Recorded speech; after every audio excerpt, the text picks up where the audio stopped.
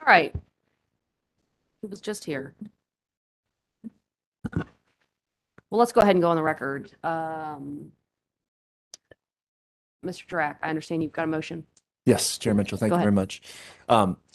As a quick update for the chair and for the commission, shortly after the hearing yesterday, the parties were able to get together and collaboratively work out a solution whereby any remaining questions on commissioner questions would be deferred until the modeling panel reappears on rebuttal.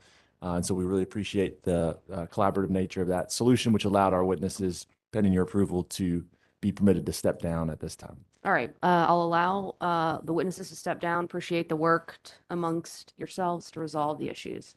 Thank you very much. At this time, would entertain motions to enter exhibits in the record. That's right.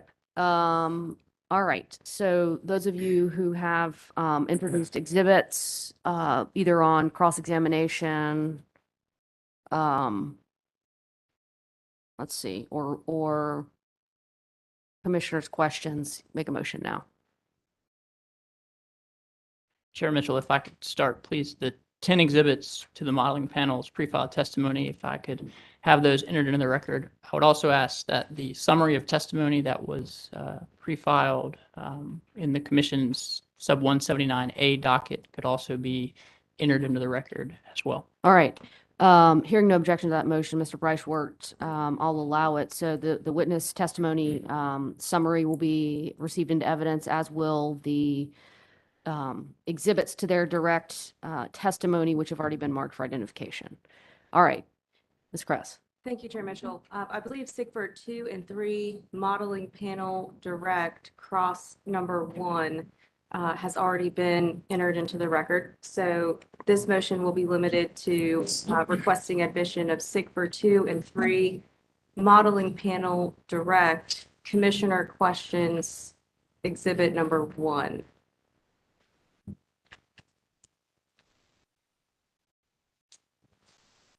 Okay. Hearing no objection to your motion, it's allowed. Thank you, Chair Mitchell. Mm-hmm.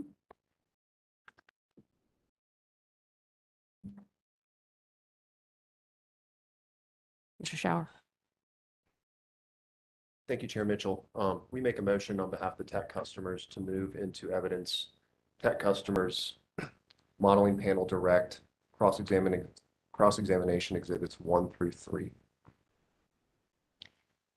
Chair Mitchell, as I stated at the end of the examination by counsel for tech customers, the companies do object to Exhibit 3, the demonstrative exhibit that was developed by Mr. Shower, which was not validated by the panel. To the extent he wants to enter that through his own witness, through testimony in the future, we would not object to that. And to the extent the commission finds it helpful, despite the fact that it wasn't supported in any way by the panel, certainly accept into evidence, but we do find it objectionable because it wasn't validated by the panel.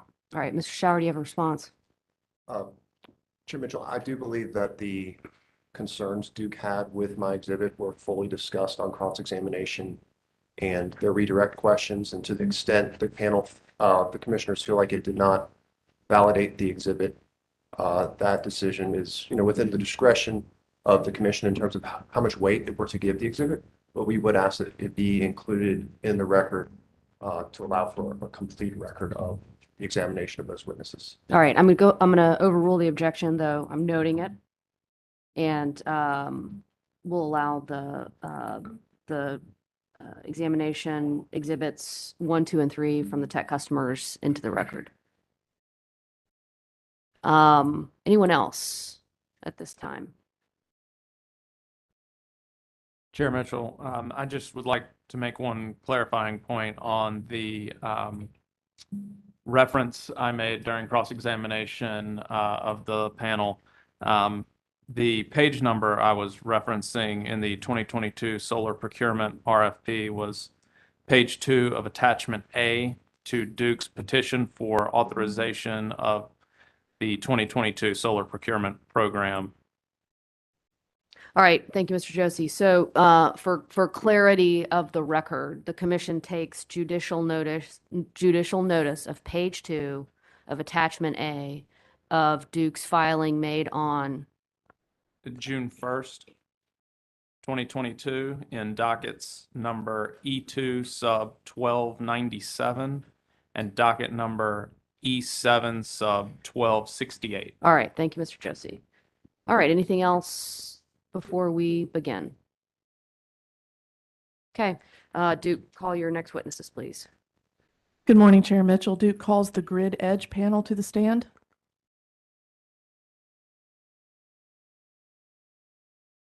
All right, good morning, gentlemen. If you would, raise right hands, left hand on the Bible. You swear testimony you're about to give shall be the truth, the whole truth, and nothing but the truth, so help you God. All right, thanks. Mr. Huber, I will start with you.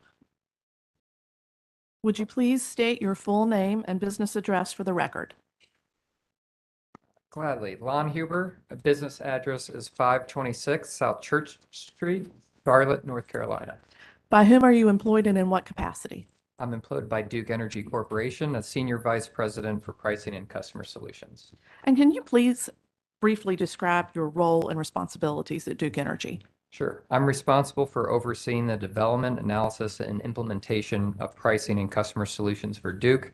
I'm also tasked with leading strategies, innovation, and development of new rate designs and product bundles in response to changing electric customer needs in all of Duke Energy's electric jurisdictions. Thank you.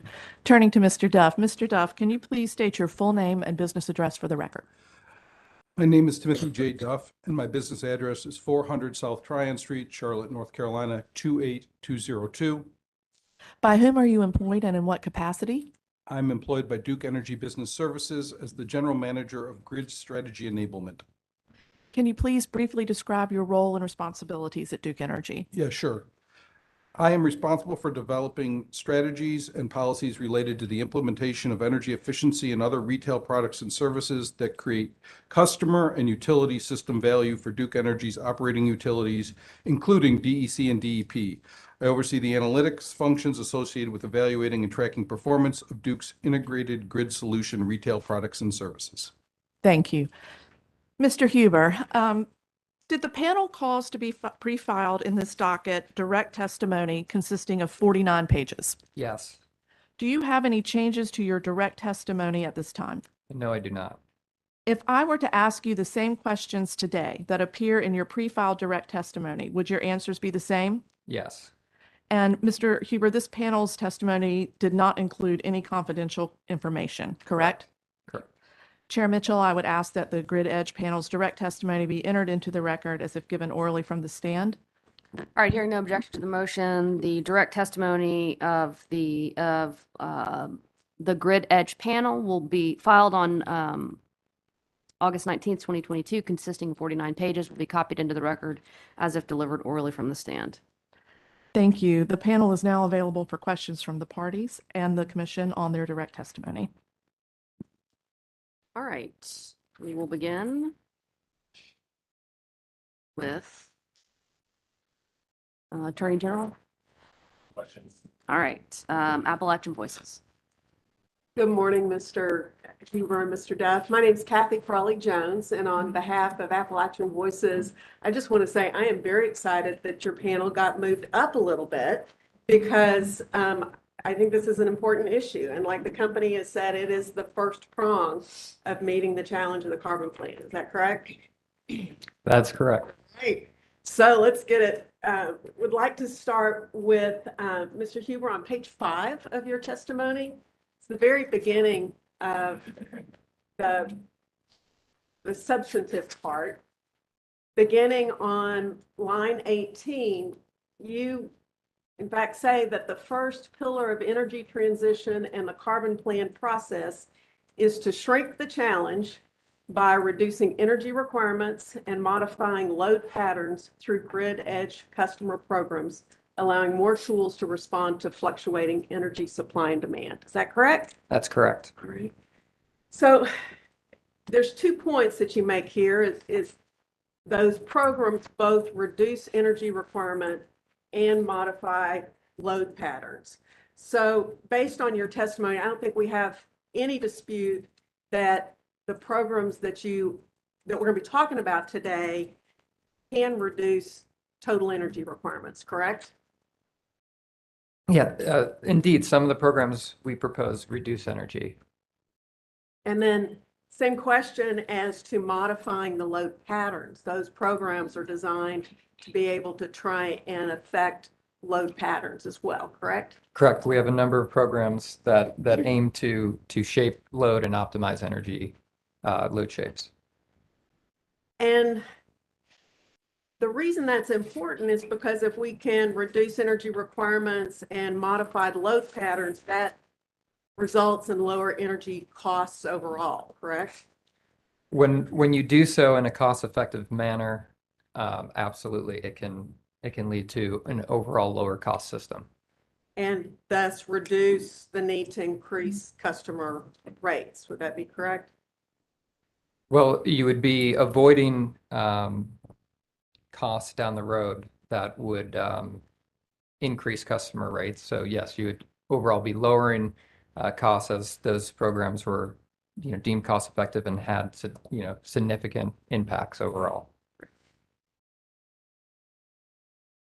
The modeling panel testimony was introduced earlier, and I'd like to read a couple of sentences there. I'm assuming since it's Duke's testimony, you will agree, but I just want to focus our conversation based upon that testimony. And this was, for the record, modeling panel direct testimony 29, starting at line 11. I'm going to read the first sentence and then just ask if you agree. Every incremental megawatt of load the companies need to serve presents the potential to have to serve that load with incremental cost or CO2 emissions. Would you agree? I'm subject to check on that. That sounds reasonable to me. So every additional megawatt that has to be served will result in either more cost or more emissions. Is the converse also true? That every megawatt of load that you can reduce presents an opportunity to reduce cost and CO2 emissions? Yeah, I think generally speaking, there's times, and I think this was hit on, where you have overgeneration of clean energy resources, where an increase of load at certain times actually does not increase carbon usage. And so it's a nice, it's a general statement. So we just have to be careful because the grid is changing. And so, the net peaks are shifting. There's going to be times when there's an overabundance of clean energy resources and you actually want load building. But in general, you could say, well, when there's load, especially when it's on peak, that can drive incremental costs. As you reduce load on peak, that could help save costs. And then I'm going to ask one more question related to the modeling panel testimony, and was on that same page, beginning at line 13, and subject to check. They said, to the extent that grid edge and customer programs can reliably and cost effectively be utilized to manage fluctuating energy supply and demand and reduce system annual and peak demand requirements to ensure reliability of the system, this is the part, the companies plan to prioritize deployment and usage of those resources, of such resources. Would you generally agree with that statement? Yes. So your testimony focuses then on how to prioritize that deployment and use of grid resources, correct? Well, yeah, my portion of the testimony hits on what we can do with rate design, maybe some regulatory innovation to keep pace with technological change and customer preferences, as well as new customer renewable programs. And then, Mr. Duff also, has testimony mostly centered around energy efficiency and programs of that nature. Yeah, that's correct. And this is a question for either of you, just for orientation.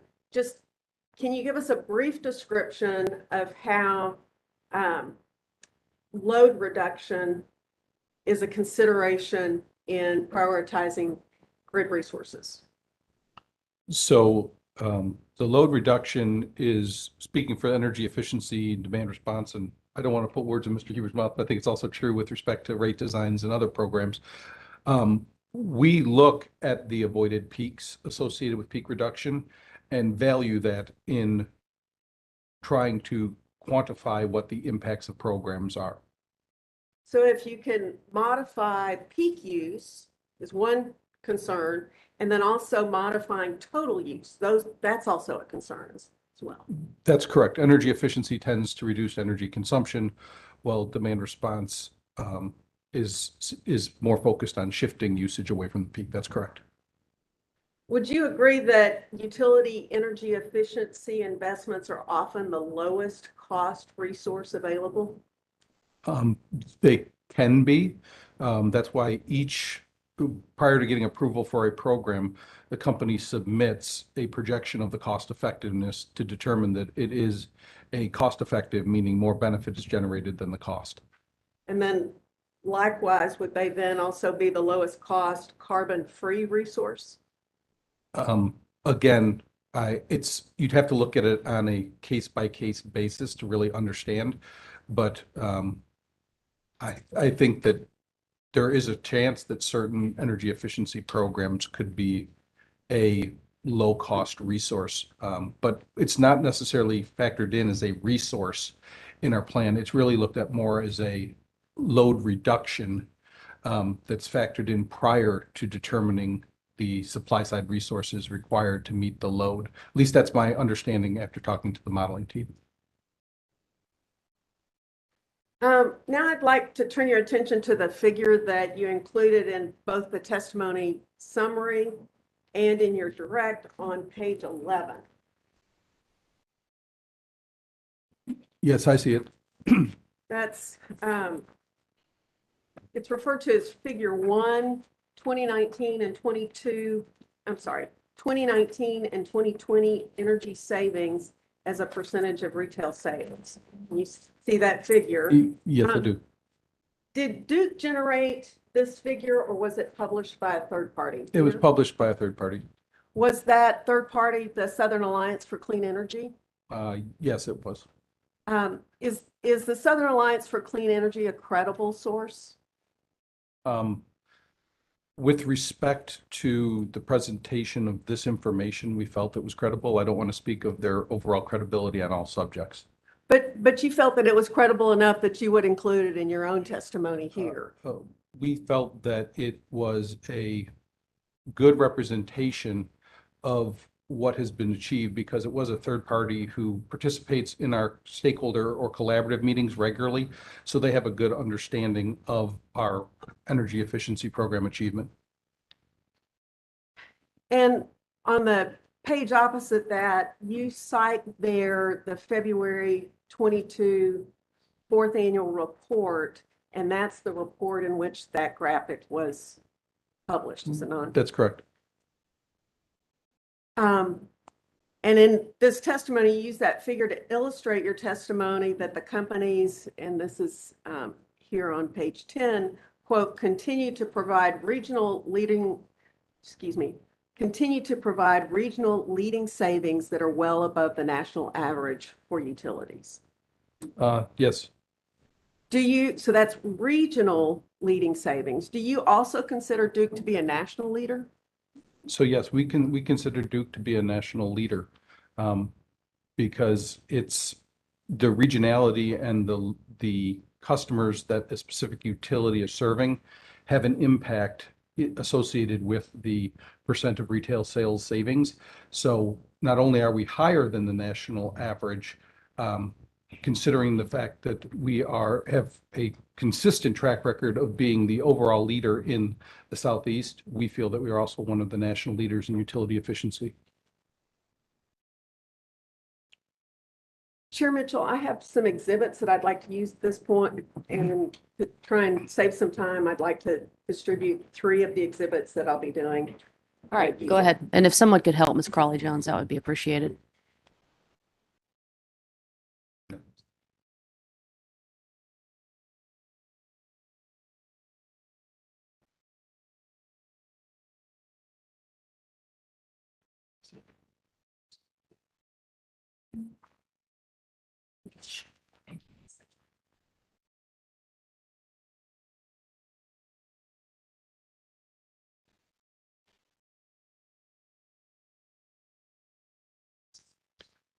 All right, Ms. Crawley Jones, let's go ahead and mark, let's mark the first one at least. All right, the first one should be the Southern Alliance for Clean Energy, February 2022, page 12.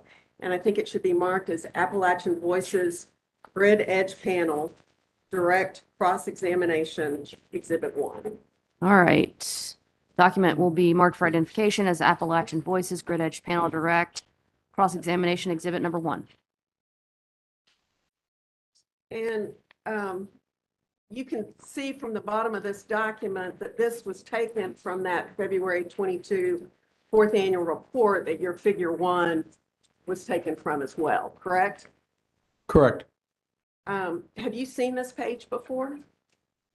Yes, And the graphic that's on this page, you also use in the carbon plan, I believe it figure G2. subject to check, yeah. Subject to check, I believe okay. so. So, do you have any reason to believe that the information on this page is not credible? With respect to the graph, no. With respect to commentary, that's a little bit more opinion. Okay. But the numbers we believe, have no reason to believe are off base.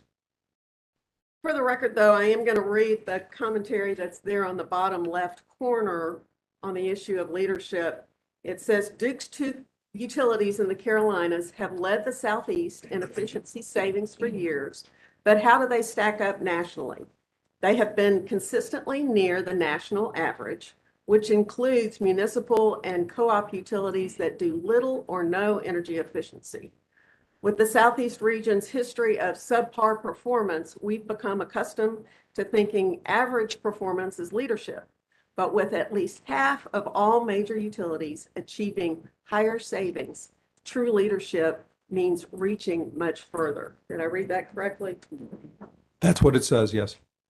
Mr. Huber, you've worked in the utility sector more than a decade and served as residential consumer office in Arizona, and you were a VP at Stratogen and an expert witness for Navigant, and you've been with Duke since 2019. Do you know who the major utilities are the report is referring to that are achieving higher savings than Duke? Well, I could guess, but remember, we want to ensure we have proper context around what metrics they're using to determine leadership. And I think Mr. Duff gets into it in his testimony, where sometimes those percentages can be very misleading because you have a completely different set of rules and a set of customers. And so typically what you see, and Mr. Duff can expand on this, is that stakeholders will pull out a few Northeastern utilities and say, well, look at, they're hitting 3% yearly savings, or maybe some Northwestern. But we have to be very careful what statistics we're using and making sure we're comparing apples to apples. Yeah, I'll just add real briefly. We actually discussed that in our carbon plan stakeholder meeting regarding some of the dangers of overly relying on the percent of retail sales as being a metric that is always a truly applicable metric.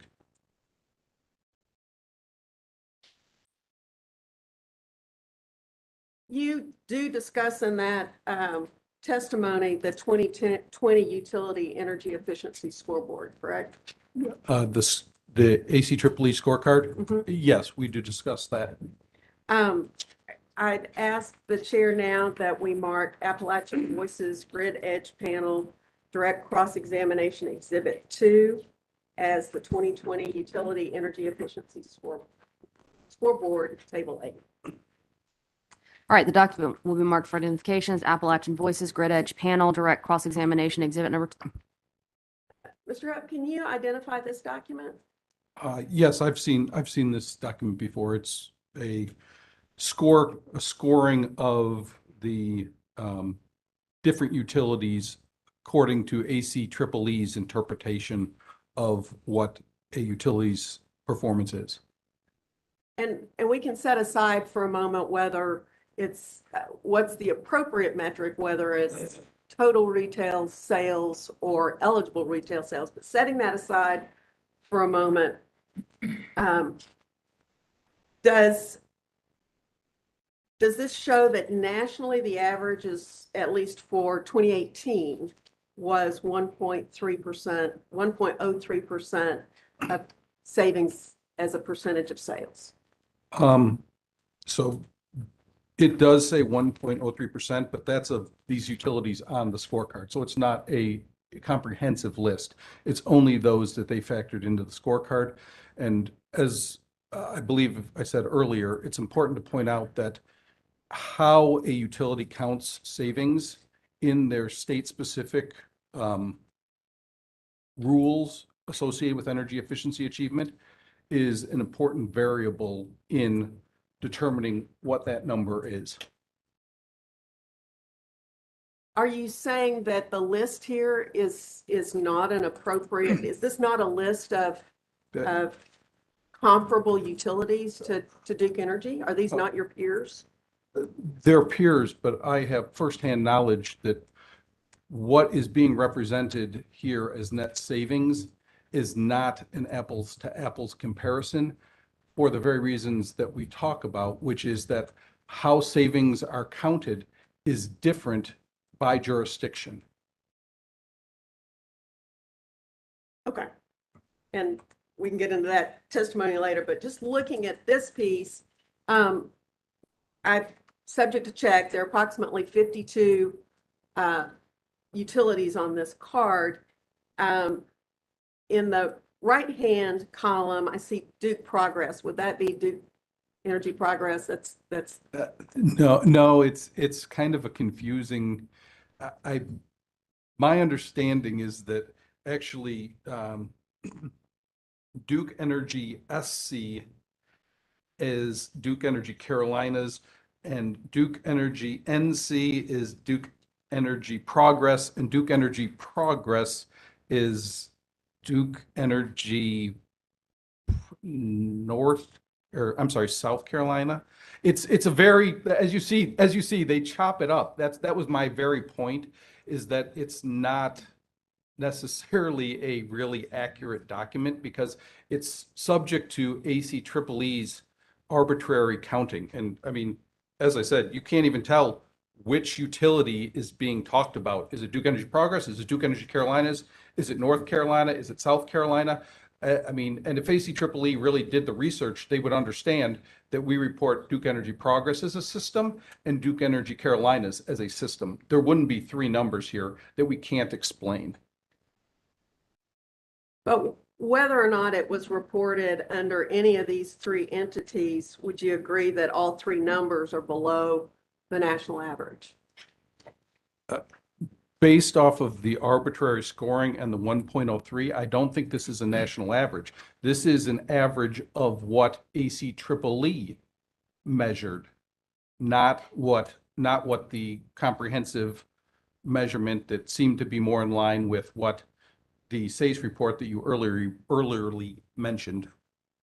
And you may have a dispute with this one, but in terms of what this document says, here, Duke is reported, whichever place they're reported, they're all reported to be under what's reported to be the national average for retail. So no, it doesn't say this is a national average. It says the average of the companies reported on the scorecard. I think that's an important difference. I'm not trying to be difficult, but to say it's a national average when it's just an average of the 50 or so that are shown on the sheet, I don't think is an accurate representation.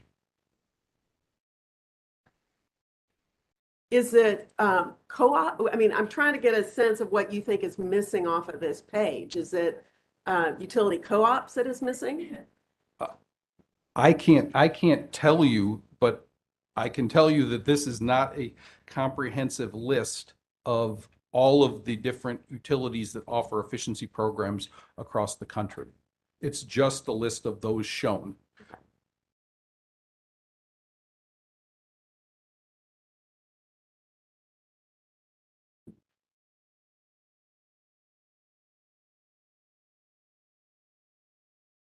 Okay, I don't think this shows what it shows and you have dispute with it, but would you agree, at least for the scorecard, that they maintain that all of the major utilities that are listed above any of the Dukes here, except for Duke, Ohio,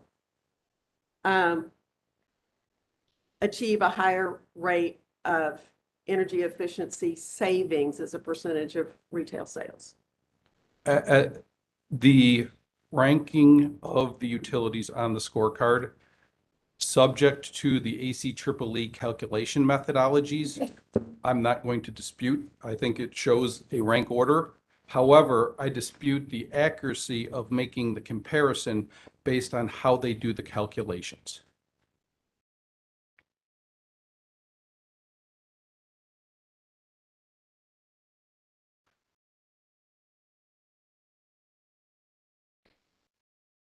Now let's turn for a minute to page 31 of your testimony, where you begin a discussion of necessary enablers to achieve carbon plan goals.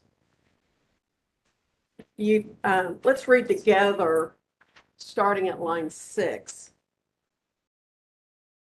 As previously discussed, when developing the long-term forecast with a minimum of 1% of eligible load through the company's EEDSM programs, the companies work to identify several potential enablers that would be necessary to achieve the long-term energy efficiency savings included in the carbon plan. Did I read that correctly? Yes, that's what it says. Would these necessary enablers, in general, would you say these are things that need to be done in the near term? We believe that they need to be done in the near term, yes. And one of the enablers that you begin to explain at the bottom of that page are expanded low-income programs, correct? Yes, that's what it says. Have low-income programs been a priority of the companies historically? Yes, we've tried to have effective EE programs that target all customers, as well as successful programs that target income qualified or low income customers, yes. Have the companies set a goal for energy efficiency savings delivered to low income customers particularly? No, we haven't set a specific goal. We set a program budget based off of projected participation in the programs that is utilized for cost recovery purposes as well as for kind of planning purposes. However, it's important to point out that we have a very broad portfolio of programs. And so while you have programs that specifically target income qualified customers or low income customers, we also have a broad path or broad set of programs that can provide meaningful cost-effective energy efficiency program that don't specifically target them. So to create a separate target on income qualified energy efficiency programs isn't necessarily always a wise thing. We can talk about that some more, but do you have up there the grid edge appendix? Yes, I do. Could you turn to figure G2, please? Do you have a page by any chance? There's tables. Page 8. Okay, thank you.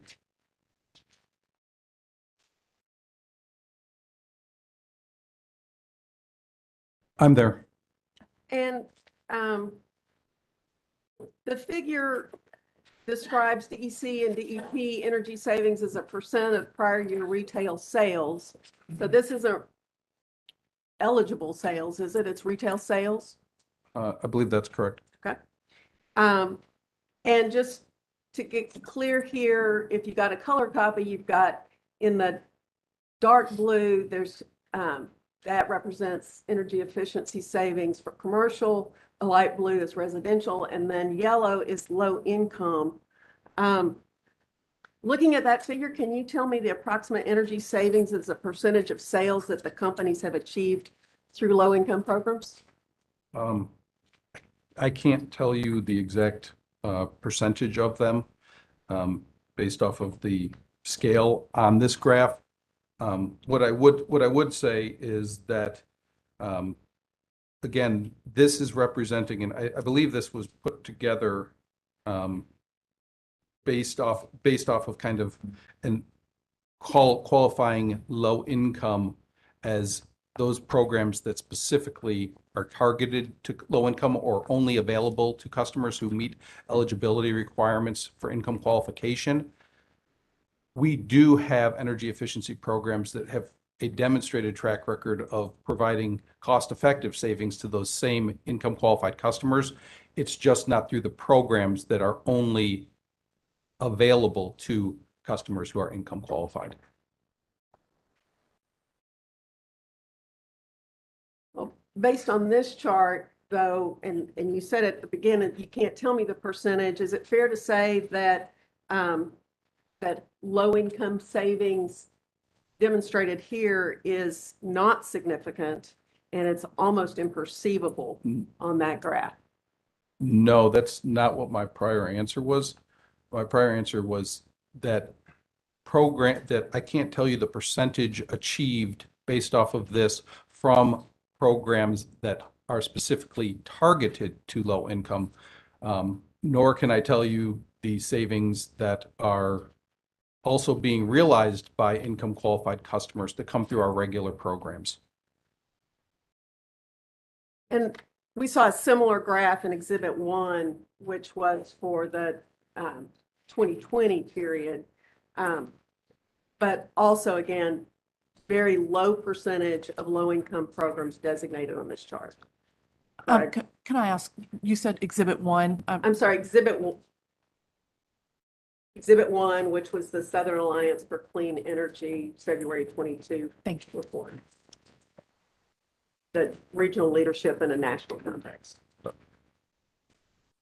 Again, the scale of those graphs is up to 1%.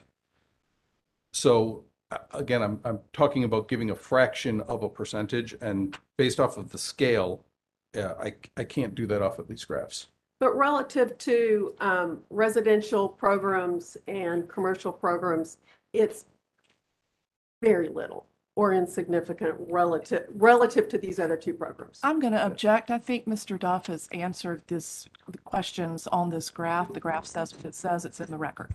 Okay, Ms. Crawley-Jones. that's fine. Okay. Move on. All right. Mr. Duff or Mr. Huber, do you know how many of the households you serve are considered low income? So I don't know the number off the top of my head. I think it would require you to give me a little bit better definition of what you mean by low income. There are a number of definitions. I know the Low Income and Affordability Collaborative spent a great deal of time looking into the definition of affordability and really couldn't come forward with a formal recommendation, but rather came forward with a recommendation that the eligibility for programs should be based off of 200% of the federal poverty guideline. So you said they didn't have a formal recommendation, but then you said it should be based on 200% of the federal poverty guideline. They did not have a formal recommendation to establish a definition of affordability. The recommendation that they had was for program eligibility that they should use 200% of the federal poverty guideline as that threshold. But the number of customers that Duke has that meet that 200% guideline is data that the companies provided and collected as part of the low income collaborative, correct? Yes, and I apologize, I don't have that number in front of me, but it was provided to the commission in I believe it was an August 12th filing of the Low Income and Affordability Collaborative final report.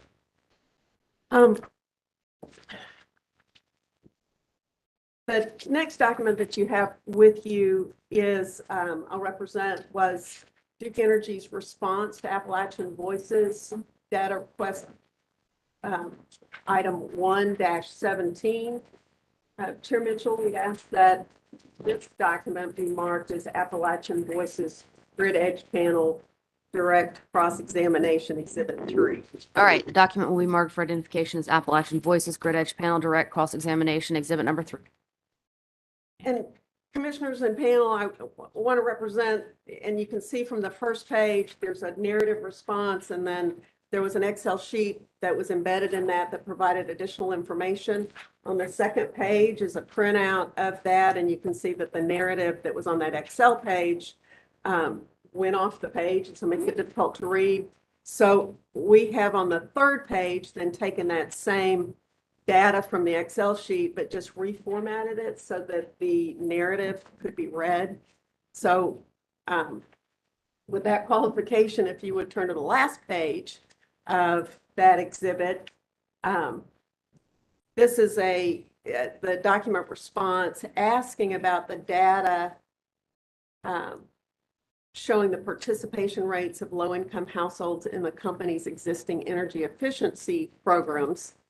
And then in the response, Duke says that this is data for the calendar year 2021 as of accounts active on July 8th, 2022. Have you seen this document before? Yes, I have seen it. Okay. So just to go through, what we show here is the low-income customers are, as you testified before, those households having an income equal to or less than 200% of the federal poverty level. Yes, that's what was used to show as low-income customers. And so that total is 980,773 customers of the 3+ million that are served are low income. At the point, as importantly said, at the point in time, because the income numbers fluctuate. Right. And the graph below that then helps us know that that's about 4%. I'm sorry. Subject to check, and you have to do math at this point because we're doing 980 of 3 million.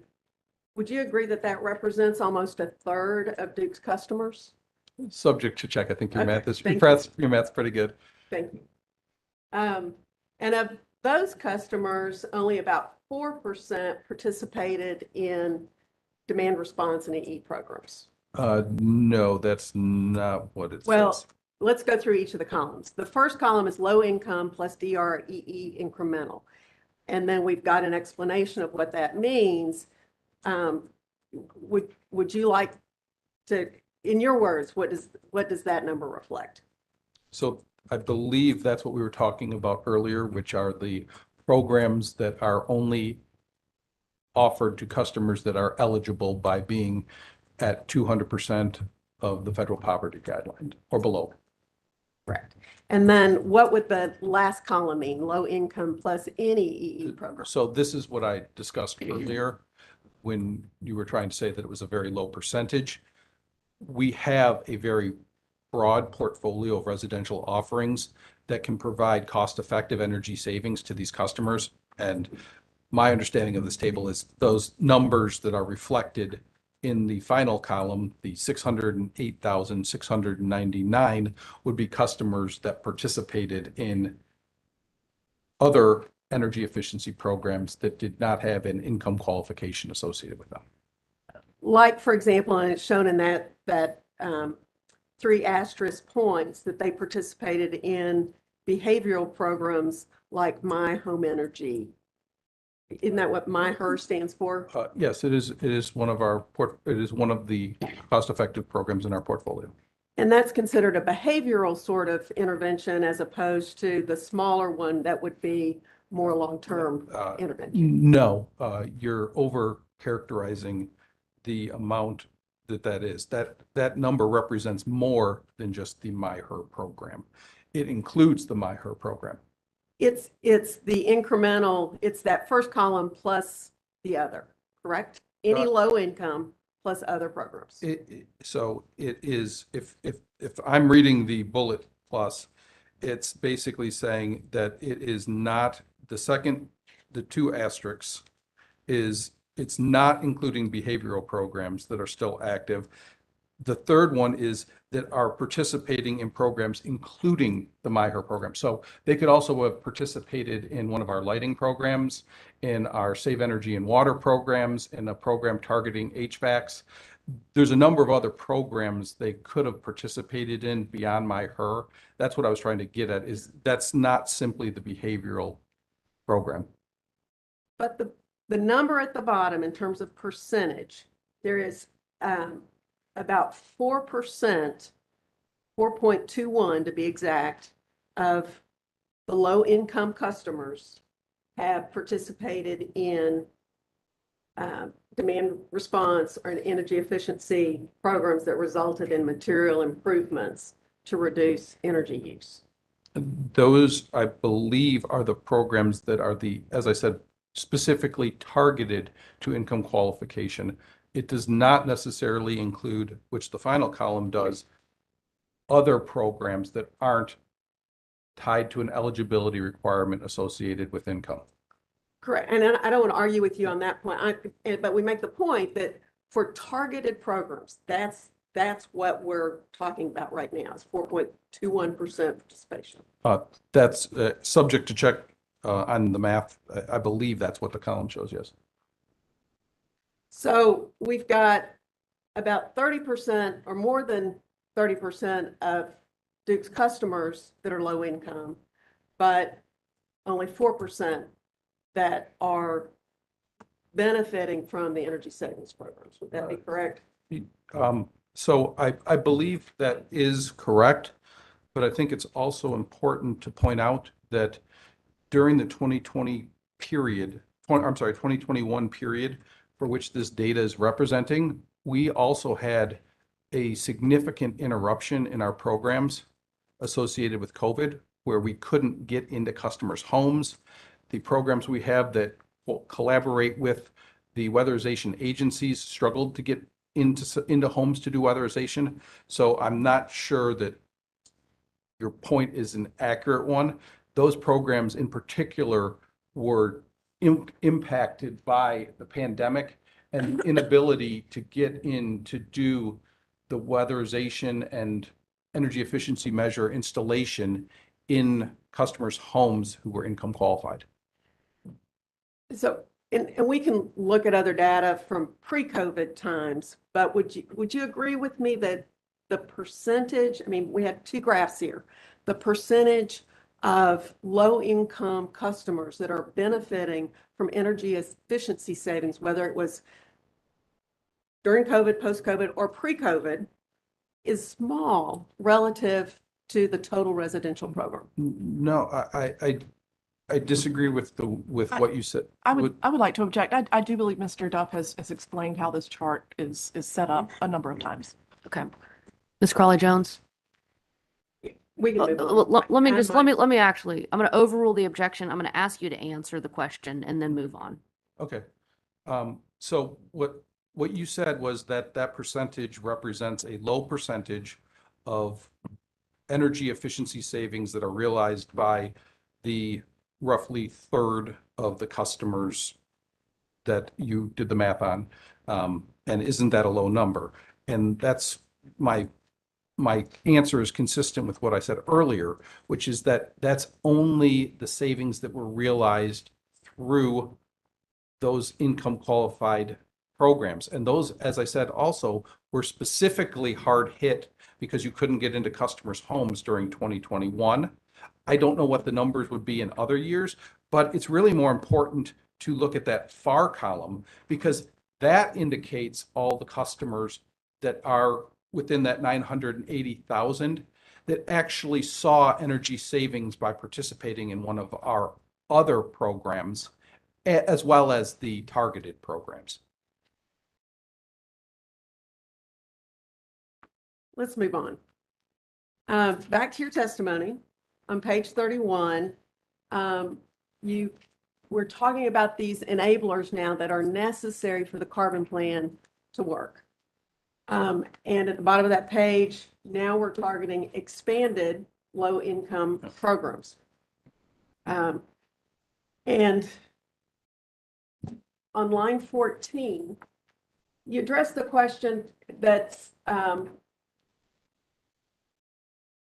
I'll start with line 10. Many interveners, including public staff, recommended that the enablers identified in the carbon plan Appendix G should be approved in a separate docket or the mechanism. But the companies do not disagree, but because of the complexity, scope, and goals of energy transition as achieved through the carbon plan, and this is where I want to focus, the companies believe there is value in the commission acknowledging and affirming in its order in this proceeding that these identified enablers should be adopted in the appropriate forum so that the company's work can begin. Correct? That's what it says, yes. And one of the ways that Duke seeks to expand low-income programs is by expanding eligibility to 300% of federal poverty guidelines. Is that correct? It was an identified enabler, yes. Okay. Was that a recommendation that was made by the Low Income and Affordability Collaborative? No, it was not. The Low Income and Affordability Collaborative was focused on trying to identify ways to improve existing programs and bring new programs forward. It's important to note that the company has actually done both in terms of bringing forward the DEP weatherization program, which was one of the formal proposals out of the Low Income and Affordability Collaborative, and it was filed in June. And it also developed a high energy usage pilot through extensive stakeholder engagement and then vetting with the collaborative that also was one of the proposals of the Low Income and Affordability Collaborative. This identified enabler was put out as something that could allow for more energy efficiency savings to be achieved in general. It's important to note that generally the income qualified energy efficiency programs are not cost effective.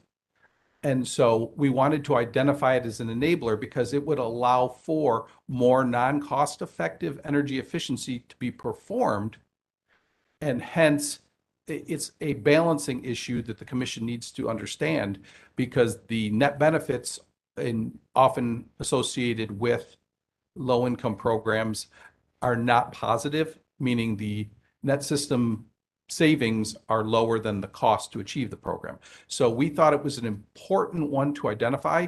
We believe increasing the number of customers that could have basically free efficiency savings done for them would create more savings and help achieve the carbon plan's goals, but also wanted to recognize that it was identified not as an improvement of the existing low-income programs, but as something that the commission could do and stakeholders could do with vetting with the company to allow for more energy efficiency to help the company meet its aggressive yet achievable assumptions that were used in the carbon plan. So my question was that a recommendation of the Low Income Collaborative? You said no. And that's what I needed. My apologies. Okay. So now, but you gave us your conversation about why you did that. Did the companies have they analyzed monthly energy use for residential customers to determine an average kilowatt hours per square foot of use? I believe that was done as part of the Low Income and Affordability Collaborative work, Sub-Team B, yes. Yeah. And was that also done by income level? I believe so, but I'm not positive on that one. Is there any data that you're aware of that you've shared in this proceeding or elsewhere to support the energy use per square foot by households above the 200% of federal guidelines, meeting the 300%, is their use is higher than the average North Carolina customer? There may be analysis, I'm not aware of it. Okay.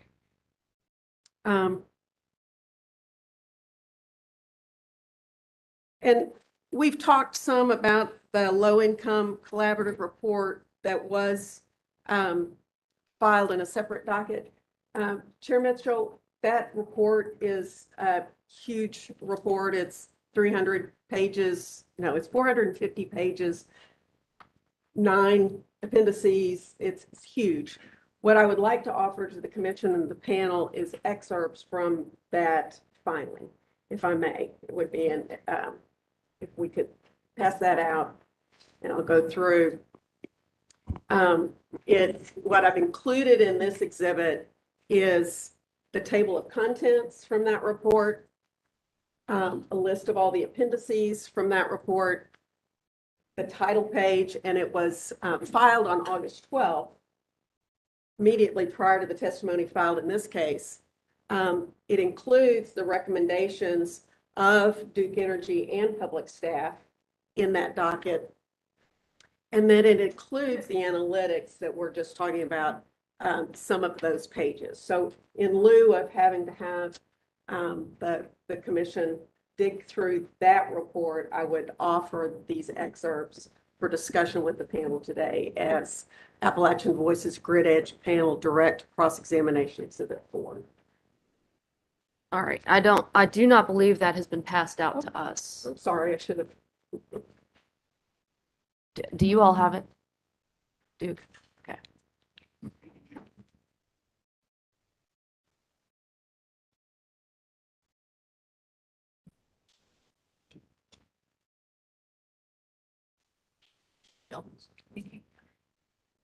All right, the document will be marked for identification as Appalachian Voices Grid Edge Panel Direct Cross-Examination Exhibit 4.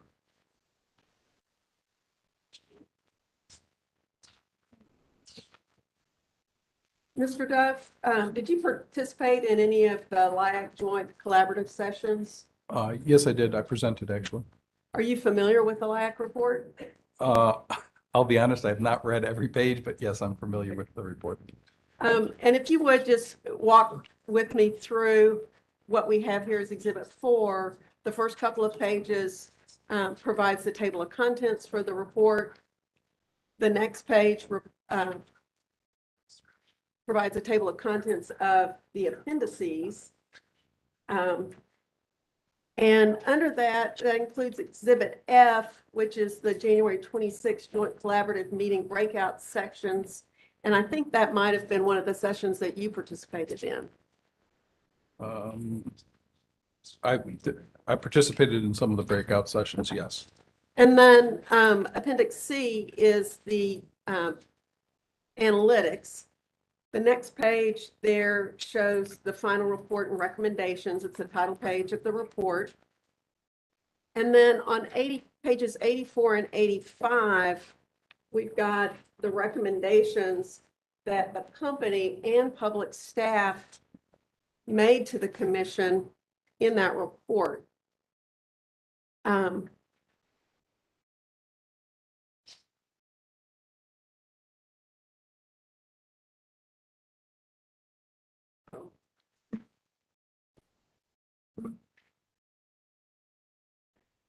You see where I am on that page?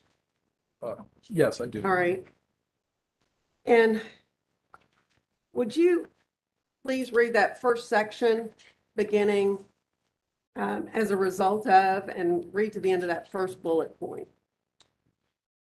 As a result of numerous discussions and work provided throughout the Affordability Collaborative, Duke Energy and the public staff support the following recommendations for the Commission's consideration. The Commission should consider FPG at or below 200% when determining eligibility for programs to address affordability. As discussed in Section 4, this recommendation aligns with the majority of income qualified programs identified in Sub-Team B's research and analytics information completed for the LIAC. And that was the company's recommendation at that point, filed on August 12th, correct? Yes. All right. And then on August 19, when your testimony is filed, then your recommendation is you go to 300% of the federal poverty guidelines. So I think you're blending different things. The Low Income and Affordability Collaborative was focused on working through the existing and potentially new programs. The carbon plan work, which started earlier in the year and was I provided my testimony supporting is really more related to what could the company do and get approval for the commission to do to allow for more energy efficiency to be achieved. And so increasing that threshold would allow for more energy efficiency to be achieved that otherwise wouldn't be cost effective for a broader swath of customers. It was not, the carbon plan recommendation was not tied to the low income and affordability collaborative. It was put forward as a identified way for the commission to consider, not necessarily approve, but for it to consider is as a means for the company to achieve more efficiency. As I said earlier, because it's not cost effective, the commission would need to weigh that and understand the potential impacts it could have on long-term customer bills, since the benefits do not exceed the costs generally for income qualified programs. Chair Mitchell, if I may, I'm going to object to this line of questioning. This is a report that's been filed in a different docket. It is pending before the commission. Interveners have not had an opportunity to comment on this report, and Ms. Crawley-Jones has not provided the entire report, I understand, because it's lengthy. The commission can certainly take judicial notice of the fact that the report has been filed in a different docket. But this is something that is open and pending before the commission in a different docket, and interveners have not had a chance to be heard on the report. So for that reason, I would object to this line of questioning. I think it is, in the testimony here, they have asked for targets that are different than have been sought in this low income collaborative that has been worked on for months. And in his testimony, we've talked about how targeting expanded low-income programs is important. And I would like to have a chance to go through these limited analytics just to show how focusing on low income within the current definition would target both energy load and energy peak, which we've talked about constantly in this proceeding as being key to the carbon plan. All right, I'm going to overrule the objection. Madam Chair, if I may, Duke Energy is willing to stipulate that the low-income affordability collaborative report that is filed and pending before this commission says what it says, if that helps us move on. Okay. I appreciate that. I would like to do two questions. Okay. Highlight two of the pieces here. All right, move ahead. So if you'll go to the first graph that's in that exhibit, average monthly usage per square foot by income for housing type. The bars in yellow are the LEAP SIP customers. First of all, do you know what that stands for? It's, oh, I don't know the. I think that's the Low Income Energy Assistance Program or Crisis Intervention Program customers. So those are folks who are most in need. Yeah. Does this graph clearly show that those folks have a higher monthly usage per square foot than any other customer served by? Yes, based off of this graph, I think your statement is correct. And then real quickly to the next one. Let's actually, keeping my promises to the commission, let's go to the one that says median total monthly bills on page 119 at the bottom. I've got it. Those customers, the LEAP SIP customers, face a significantly higher total burden, particularly in winter. Is that accurate statement based upon this graph? Without even interpreting the graph, I can say that that's what the bullet says, yes. And haven't we talked about how both for DEC and DEP, what is critical at this point in time is planning for winter peak? So I I think it's important that we plan for the overall load, but I think with respect to, based off the talking to the modeling team, I believe winter peak is the source for resource planning. Correct. So if we can lower the peaks in the winter, that will affect overall planning, correct? It could. Okay. And now if you'll go to the last chart in that section. It is peak day load shape by season and income segmentation. Doesn't this graph, especially if you look on the winter, both for DEC and DEP, that if you target those customers, that the LEAP SIP customers who are most struggling with affordability, then you also target that excessive energy use or that higher energy use in the winter. You know, I think it's a little bit of a broad interpretation you're asking me to make on looking at 4 graphs. I will agree that the LIEAP zip line is the highest bar on the DEC and DEP winter graphs, if that's what you'd like. Yeah. And the 300% of income would be that lowest bar, lowest use. So I think that's important on all these to point out.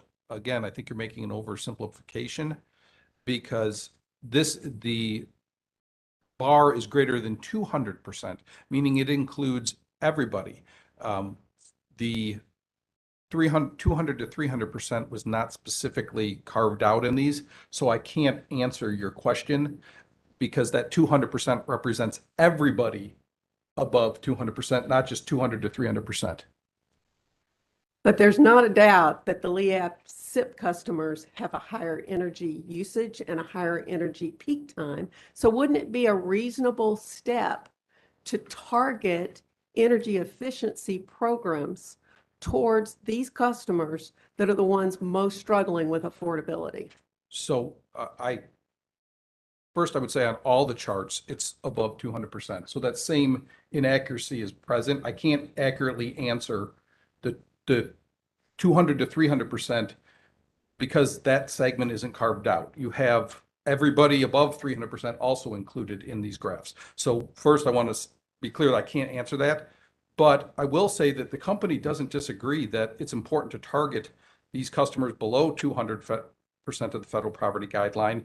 And that's why it's recently filed a new pilot and a new weatherization program for DEP that specifically target that group of customers. So we can agree that targeting these customers who most struggle to afford their bills is an efficient way to reduce load and address energy peak?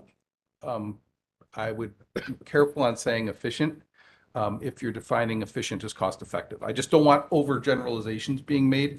It is a way to achieve energy savings and peak demand reductions to benefit the utility system, but it may or may not be cost effective. And one last question, and we may end up having to talk with another panel, is are energy efficient programs required to be cost effective under current regulatory provisions? So the commission has the latitude and has done so in the past, and the company has asked for approval of programs that are targeting low-income customers that are not cost-effective. That's where I said it's really important to work with the commission on that because they need to understand that in general, non-cost-effective programs will likely provide long-term upward pressure on bills because the benefits don't exceed the cost. And when you analyze the benefits, does that include energy benefits as well as non-energy related benefits? For the purposes of cost effectiveness, while we can report non-energy benefits, they're not factored into the cost effectiveness tests that are used to determine cost effectiveness for the purposes of program approval. All right, no further questions. Thank you. All right, Sigfer.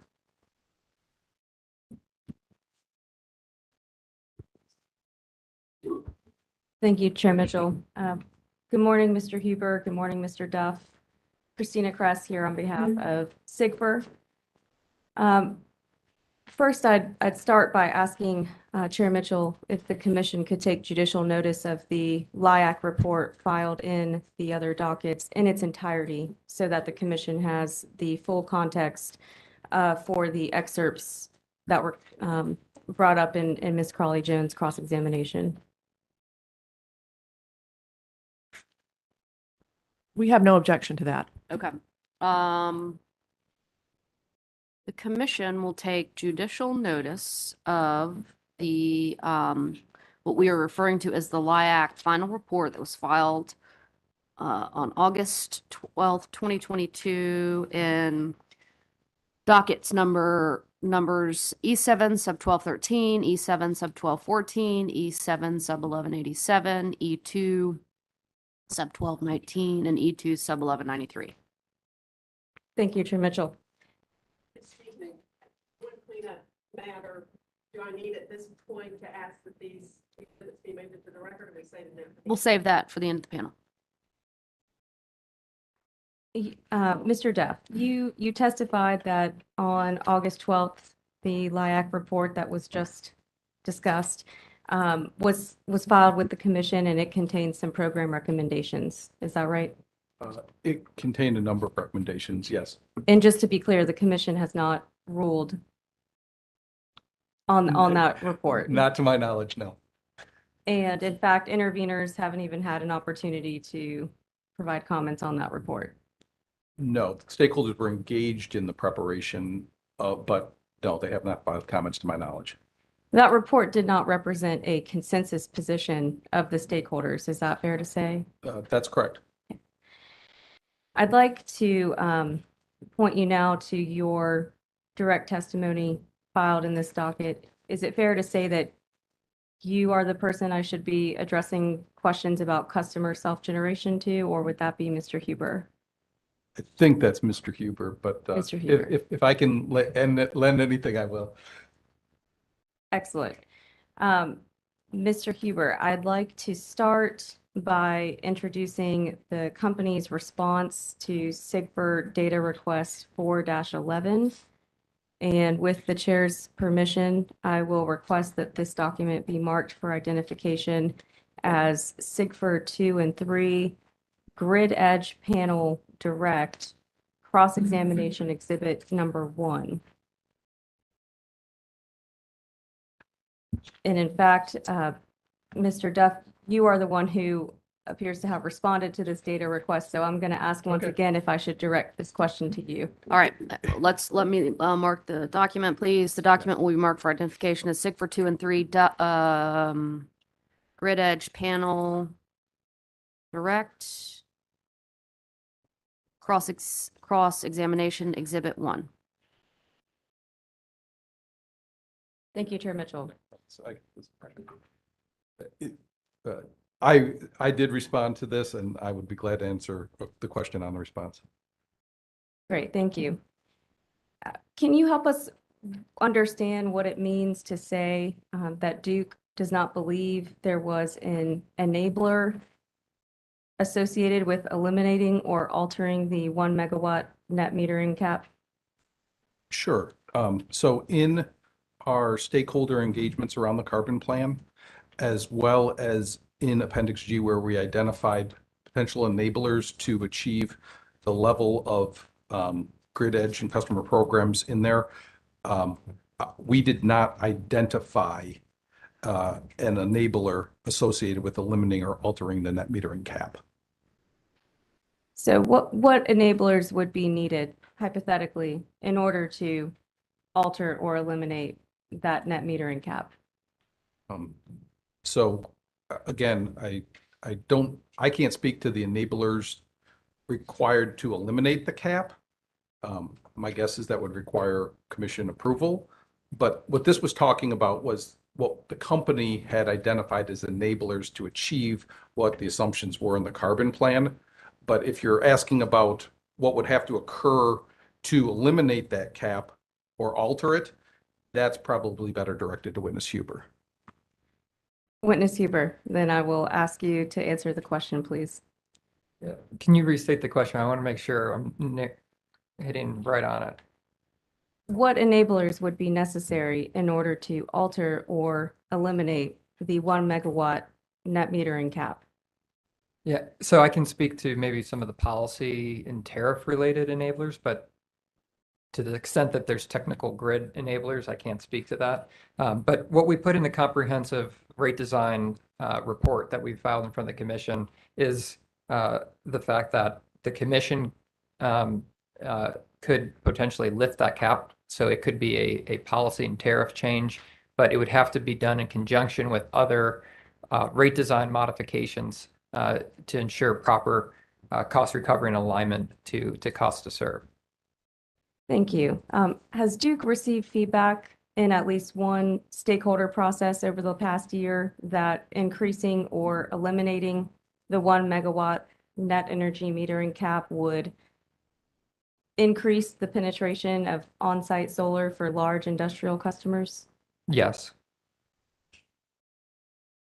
And so just to be clear, is Duke's position that regulatory approval would be necessary to alter or eliminate that cap? I'm going to object. Mr. Huber is not an attorney. That appears to be a legal question. Withdrawn. Moving on. And this line of questions is for either or both of you. Your testimony addresses the company's demand response programs generally and specifically as part of the carbon plan. Is that right? I think that's fair to say. I'd like to introduce the company's response to SIGFR data request 1-26. And with the chair's permission, I'll ask that it's marked for identification as SIGFR 2 and 3 Grid Edge Panel Direct Cross-Examination Exhibit number 2.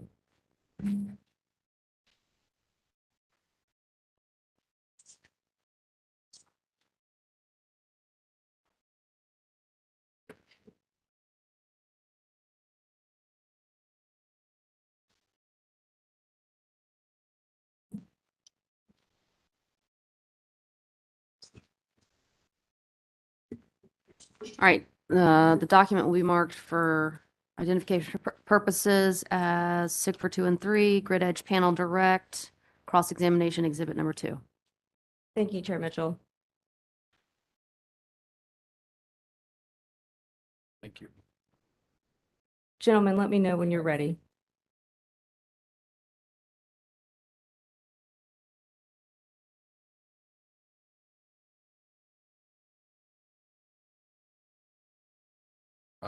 I've got it. A new emergency interruptible program was not assumed as part of the demand response suite in the carbon plan. Is that right? That's correct.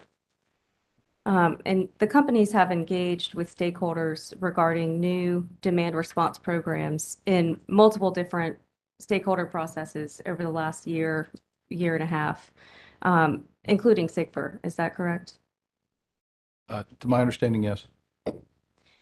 And as part of that engagement with SIGFR, did SIGFR provide feedback in at least one of those stakeholder processes that certain member companies are quite interested in emergency interruptible demand response programs?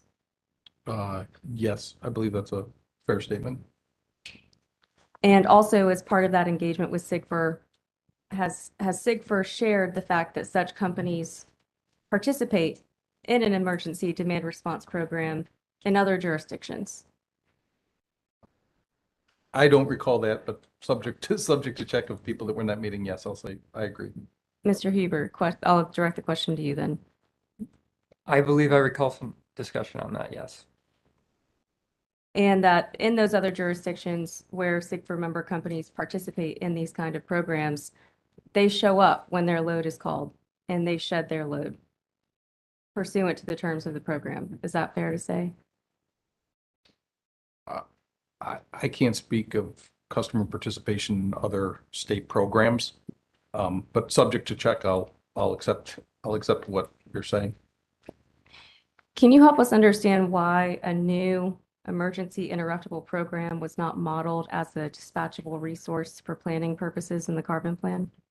So I can't speak to the exact reason the modeling team did not include it. What I can say is at the time the carbon plan was being prepared, we didn't have enough granularity on that type of a program. The company, as you said, has been working with SIGFR and other parties to develop a type of program that would be similar to the recommendations of SIGFR. It's important to note, though, that that program has to be designed around North Carolina, and our cost effectiveness screens, as well as our rates that are used to develop it. And we actually will believe that we will be presenting, well, it's on our agenda for our collaborative meeting to bring forward that program design to share with the collaborative, and then the company plans on filing it.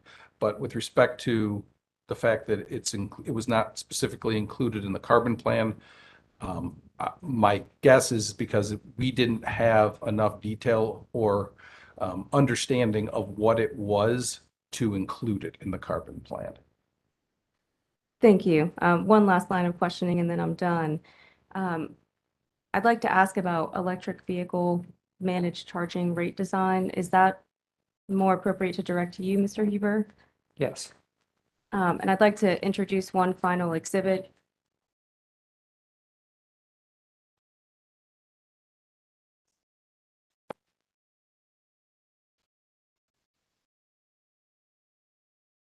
And this is the company's response to AGO data request 4-15.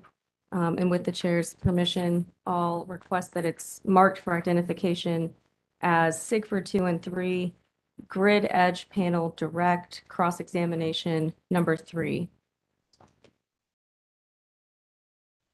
All right, the document will be marked for identification as SIGFR 2 and 3, Grid Edge Panel Direct Cross-Examination Exhibit number 3. And just anticipating a possible objection by Ms. Fentress, I just want to let you know that I did not include the embedded attachments simply because that is germane to a different subpart of this data request that will not be relevant to my line of questioning. I don't object at this time. I'm glad to learn that Ms. Fentress doesn't object. All right, go ahead. All right, thank you. Mr. Huber, according to the response to this data request, the companies did not consider managed charging programs and vehicle-to-grid capabilities as part of EV load forecast in the carbon plan. Is that right?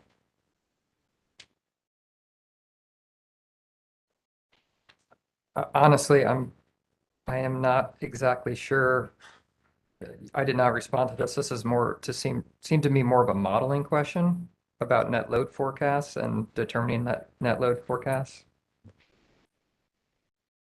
Would counsel for Duke object to postponing this line of questioning for the rebuttal examination of the modeling panel?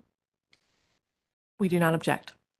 Then I will save this line of questioning. And for we that will panel. also, I'm sorry, we will also stipulate that the answer does say managed charging programs and V2G capabilities were not considered as part of the EV load forecast. But as Ms. Kress notes, Mr. Kalimba in particular was testified as to the modeling, and the question would probably, or any questions beyond that would probably be best to him. That's fine. Happy to explore right. this with them. Thank you. Nothing further for this panel. All right. Next up, we've got NC Warren. We will break for our morning break at 10:30.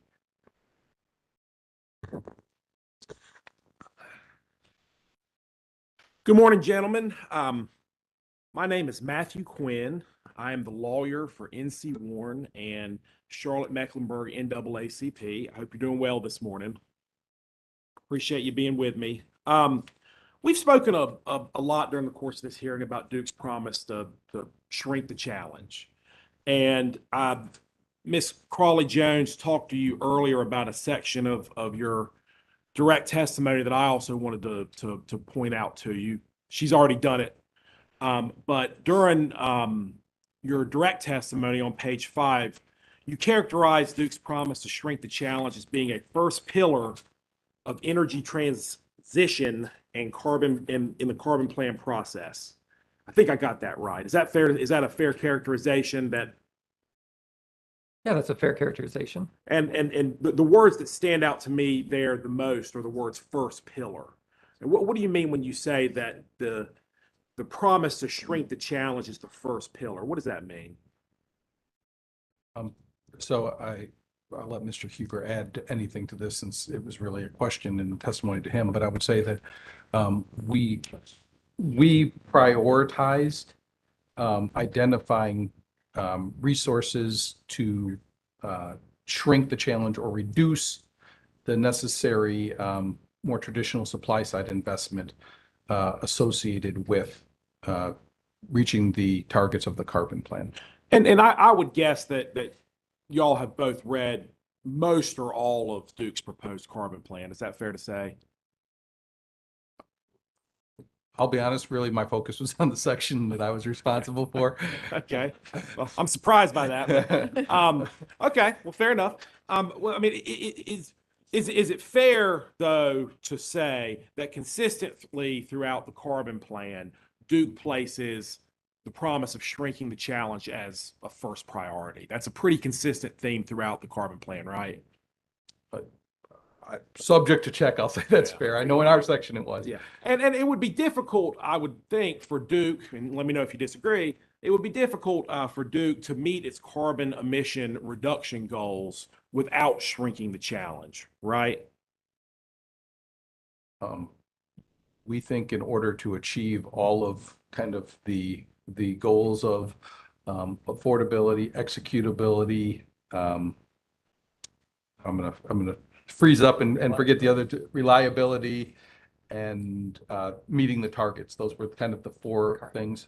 And so I think we definitely identify that shrinking the challenge through grid edge and customer programs helps us achieve those four goals and is an important requirement. Okay, very good. Now, as part of this promise to shrink the challenge, Duke has a net energy metering program, correct?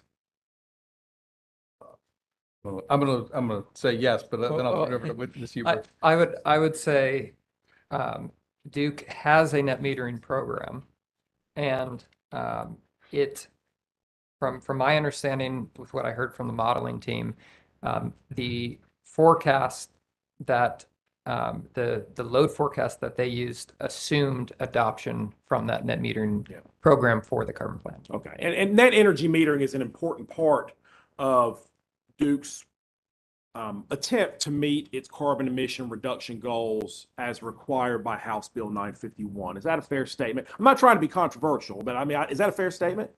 I mean, it's hard by when you say important, because it's a bit subjective. I would say it is a component.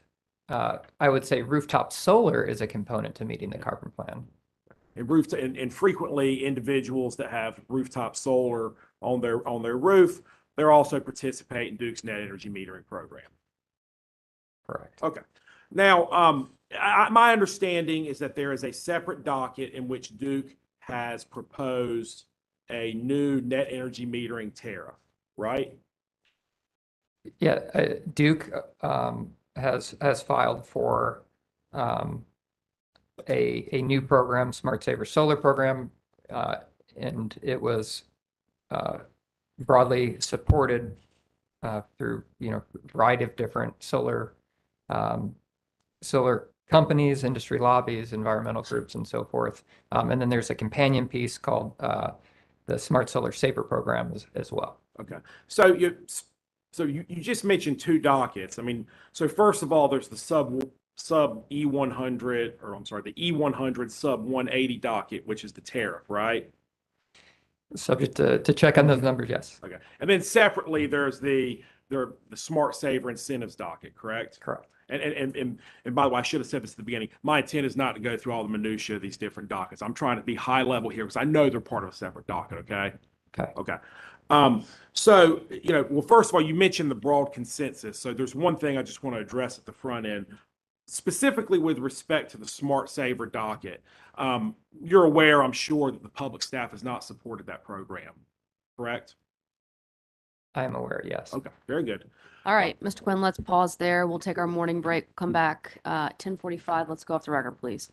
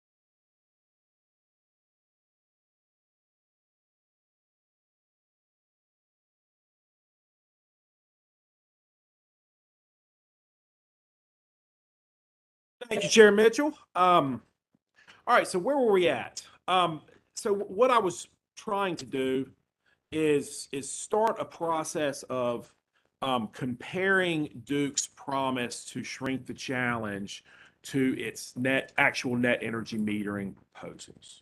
And we were talking about the two proposals that Duke has made in separate dockets. Are you with me so far? Yes. Okay, good. And so we have, in the one docket, the Smart Saver docket, there's been an incentive program that has not met support from very material participants. Is that fair to say?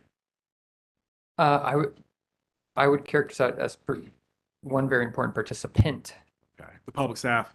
Yes. Okay, very good. And then there's the separate docket, which I would just call the tariff docket, which is E-100 sub 180, correct? Take your word for Okay. it. Yes. I'm really just giving the docket number for the record more than anything, and to show that I got it memorized. So, Yeah, no, that's impressive. not really. Okay, so in the tariff docket, Duke has proposed a number of changes to its net energy metering tariff, correct? We are proposing a number of changes. Okay. Yes. So among other changes, Duke is proposing a new minimum monthly bill upon net energy metering customers, right? That is one of the changes, correct? Okay. And this new minimum monthly bill, it's a charge that's going to apply if the tariff were to be approved. A charge which is going to apply to net energy metering customers that does not exist under the present landscape, correct? Well, it's a little bit nuanced. So as a mechanism that is a part of the tariff, yes, it's new, but as a customer that would potentially be on the tariff, they might never see that charge. So there's a little bit of a nuance there of some customers that go solar may never see that charge. Yeah, Mr. Huber, I'm a little surprised to hear that. Would you agree with me that the average savings of a net energy metering customer, even under Duke's math, is going to go down under the new tariff? Would you agree with me on that? So if you were looking on average, and again, if a customer does not respond to the price signals, which we've set critical peak pricing and time of use price signals, they do not respond to those price signals. They do not shape their system size any differently to respond to the new price signals. And so if they retain historical average PV system size, average customer, average home, average load, then I would agree with you, the compensation would be reduced. Okay. So just to try to shorten that just a little bit, Duke understands that under its new net energy metering proposal, the average savings for net energy metering customer is going to go down. Do you agree with me on that?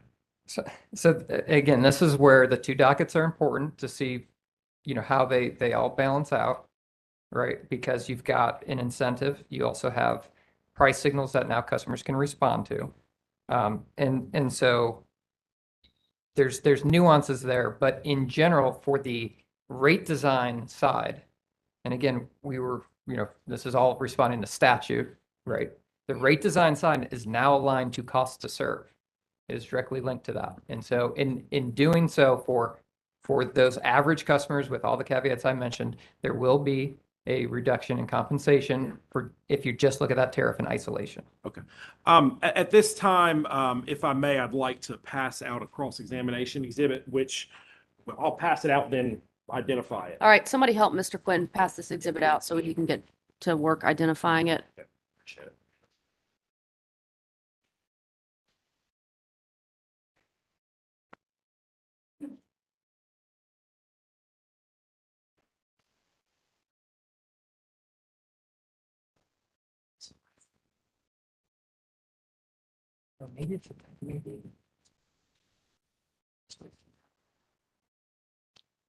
Thanks. Thank you. Share.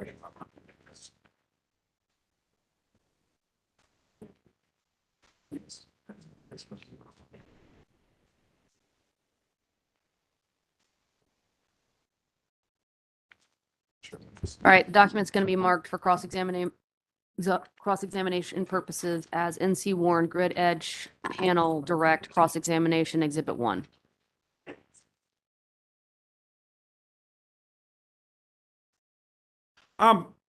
Mr. Huber, were you involved at all in Duke's responses to data requests in the net energy metering tariff docket? I'm sure I had a role on some of the discovery requests. Okay. Have you seen what I've placed in front of you? Exhibit 1 is Duke's response to NC Warren's data request number 4-4 in the net energy metering tariff docket. Does that appear to be correct, sir? That appears to be what it is, yes. Okay. And in this data request, and just for purposes of efficiency, I'm going to try to summarize it. And if I summarize it inaccurately, certainly let me wrong. But I mean, in gist, what we asked in this data request is for work papers supporting the company's revenue reduction estimates under both the current net energy metering tariff and the proposed tariff. Does that appear to be correct, Mr. Huber? Yeah, I mean, I'm going to admit I have limitations on what this is getting at, but I'm going to object. The data request does not identify who responded to it. I don't know why that is, but it is in another docket that is pending before the commission. To the extent this is helpful, we will stipulate to what we have filed in that docket. But I would object to continuing to ask Mr. Huber about a data request response that he is not necessarily familiar with. I'm going to be high level and I'm going to get off this exhibit quite quickly, but I think, and Mr. Huber might be able to correct me, I think the high level questions I'm going to ask, he's going to have familiarity with based on his deep involvement with the net energy metering. All right, I'm going to overrule the objection, recognizing, though, that Mr. Huber didn't prepare this response, so you can proceed. Very good. So, Mr. Huber, if you could look at the Excel spreadsheet, which is the second page of this exhibit. And at the top right-hand corner, you see RS current savings. Do you know what that refers to? I can only make an assumption, and my assumption is it could be a modeling of some system size on the current RS, some PV system size on the current RS, and some in the financial savings. But again, it is a guess. All right. Are you familiar with what the RS tariff is? Yes. Okay. And that is one of DEC's retail tariffs, which has an NEM component to it, correct? It's one of our standard residential rates, yes, and then there's a net metering rider that stipulates everything else. Rider is the word that I could not come up with, but that I was looking for. Okay. And you say it says RS current savings $909.17, right? Well, that's what it lists here, yes. Does that sound correct to you under the current landscape? That's the RS current savings. Does that sound about correct? Oof, that's a tough one. I'm going to object. He has indicated he didn't know the answer to the previous question about what RS stands for, and he was not the preparer of this response. If I may have the commission's indulgence, I'll ask one more question about it and I will move on. All right, ask your next question. Very good. Thank you. Mr. Huber, in the box in the top right-hand corner, if you were to assume hypothetically that what this box is saying is that under the current RS schedule, the savings for net energy metering and customers is $909.17. But under the proposed tariff, it drops down to $643.11. Does that sound correct to you based upon your deep involvement with Duke's net energy metering program? So again, it just depends on the system size that was modeled. I'm not sure if this is average or if this was an oversized system. And so I have some limitations of what I can say. And, again, I think as I stated before, if you hold all these things equal, customer doesn't respond to any of the new price signals, they keep the same system size or they oversize it, there will be a decrease in compensation if you just look at the tariff in isolation. All right, thank you. That gets to kind of the nut of what I was Right, yeah. looking at. So then let me ask you this then. So on the one hand, we have Duke's promise to shrink the challenge, right? Okay, and on the other hand, we have net energy metering. Okay, and net energy, was that a yes? Yes. Okay, and net energy metering is an important part of shrinking the challenge, correct? I know exactly where you're going, and I can speed it up if you just get to the punchline. But as I said before, PVs are rooftop solar is a component to the carbon plan. Okay. And so on the one hand, we have net energy metering, which is an important part of shrinking the challenge, and we have NEM savings going down. And on the other hand, we have a promise to shrink the challenge. Is that right? So let me just lay some context because I think it'll help speed this whole thing up.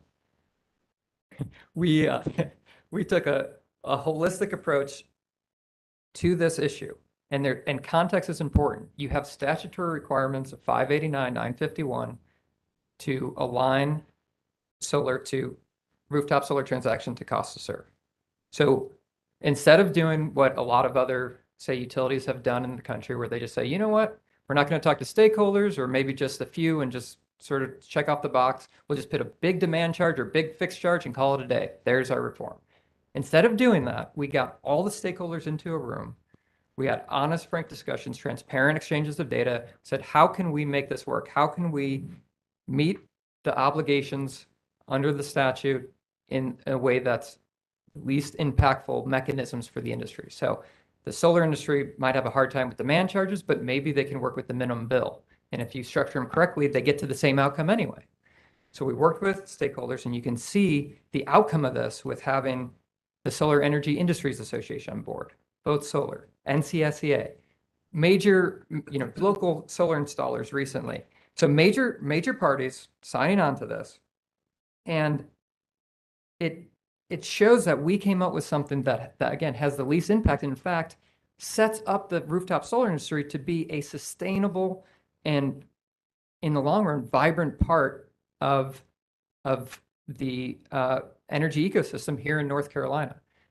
And so we can't have, shrink the challenge at no matter the cost. There's always boundaries, right? Which Mr. Duff mentioned, the core tenets of the approach on 951. So that is the context of what we did with stakeholders to put something that is pretty innovative, and I would say strikes that right balance of making sure we have a sustainable growing solar industry in the long run with the statutory challenges that were put in front of us. And I'm sure you would, and I'm sure you understand, we're never going to agree on striking the right balance and whether that was achieved. But let me just ask a more kind of basic question. You kind of hit on the consensus issue. Okay, you understand there were a lot of parties to the net energy metering tariff docket who were not part of that consensus, correct? Again, I object. This is a pending docket in another docket, and the number of parties that were involved is probably available on the commission's website. In fairness, I think the witness opened the door to that issue. All right, I'll allow the question, but let's move on. Stick to. Okay, so then let me try to just be very quickly respond to that, or not respond, to ask you a question about that, and then we'll move along. So you would agree, I'm sure, that there were a number of parties to the net energy metering tariff docket that were not part of that consensus, correct? So here's the thing. I would honestly need to look, because I would need to see who's intervened, who hasn't. I would just, again, state that the parties that signed on were significant major parties representing the entire solar industry, solar, major solar installers. Mr. Huber, I'm kind of winding down here. So let me just ask you this. If it's important, as Duke says it is, to shrink the challenge, Mr. Huber, is it a good thing or is it a bad thing to be taking an important part of the Grid Edge program, net energy metering, and reducing the savings of net energy metering customers? Okay, so let me just take a step back because that has a lot of subjectivity into it, a good thing or a bad thing. We could get into philosophy and so forth. So let me maybe take a step back and think holistically. What did we do? We are proposing, right? This is pending, proposing to get more accurate price signals to solar adopters. Your Honor, I don't think this answer is responsive to my question. Let's let him answer the question. More accurate price signals to solar adopters. Encourage new forms of technology coupling. So instead of just solar, encouraging dispatchable resources in the customer's home. That's all part of this reform. And so to me, aligning the price signals so that we do not have a subsidy in cost to serve, setting this new framework up with accurate price signals that align to the net peaks and everything like that is long-term and a good thing. It is setting the industry up for success and creating economic viability that does not burden non-participants. So all of that is positive. Customers now have, well, if approved by the commission, customers would have the opportunity to go solar, to respond to new price signals that give them additional ways to save, and then if Smart Savers approve, to then further couple new technology to the entire transactions to bring further savings.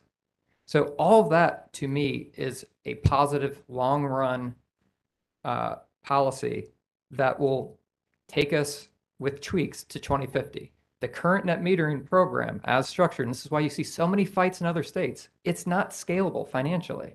That's why there's so many fights. And that's why states that have had a lot of rooftop solar have either reformed it or in the process of reforming it because it does not scale. And so if we want long-term successful policies that reduce carbon, that do not bring undue subsidization, then the net metering reforms we put forward again with broad stakeholder support are a positive thing. And, Mr. Huber, I appreciate that. But I do just want to get back to an admission I think you made earlier. I mean, under Duke's proposal, the savings of these net energy metering customers are going down, right? I'm going to object. I believe that question has been asked and answered, Yeah. and I also believe we have strayed far from docket E-100 sub 175 into docket number E-100 sub 180. Then also sustain the objection. I'm done. Thank you very much. All right, next up, we have got Mr. Rouse. Good morning. It's glad to be here, and I'm the non-lawyer on the panel, so bear with me. And good morning to the commissioners. It's great to be talking about shrinking the challenge and the great work that you guys are doing, important work that you guys are doing over there. I'd like to kind of take a holistic point of view on this, and I'm going to talk about it from the framework of the main goals of the carbon plan. Carbon reductions, affordability, reliability, and executability. So, because I think you can view what you're doing in terms of that main framework. And to me, what tells a story, and what I'd like you to do is to turn to your testimony to, I think, page 19 and 20, which are two graphs, figures 2 and 3. And if you don't mind, beg my indulgence, I live in Asheville, so we'll talk about depth as so figure 3. And for people who don't have that right in front of them, I'll tell you that that shows the usage per customer and what it's expected to do. Madam Chair, I believe that the witnesses are available for cross-examination if Okay, they want to address what just- this may show in their testimony. Trying to set the stage. All right, just get to your questions, Mr. Rouse. Could you tell me what that graph shows?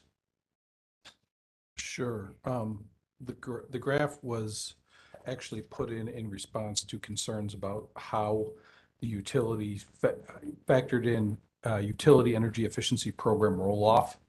But what the graph is showing is that what the load forecast is expected to do when you factor in the utility energy efficiency as well as with and without EVs. So it's showing the impact or increase that the adoption of EVs is expected to have on the load forecast. And when I say load forecast, this graph is specifically showing usage per customer. And is that usage per residential customer, or is it all customers? So it's all, you include industrial customers and commercial customers in that mix? I believe it's the latter of those two. Okay, well, let's just assume that it does. And so do you think that when you were looking at residential, commercial, and industrial as separate classes, that they would all show the same trend, more or less? Again, I think looking at the scale now, I doubt it's representing industrial customers. It's probably on the residential side. The table doesn't specify, but I do think that if your question is, do we anticipate electric vehicle adoption impacting all classes of customers? I would say yes. Okay. Now, looking just at the bottom line,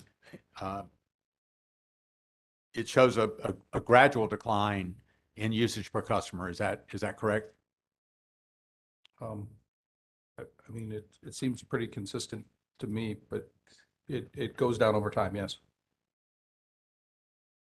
And this usage per customer, just to confirm, is after the company's energy efficiency programs?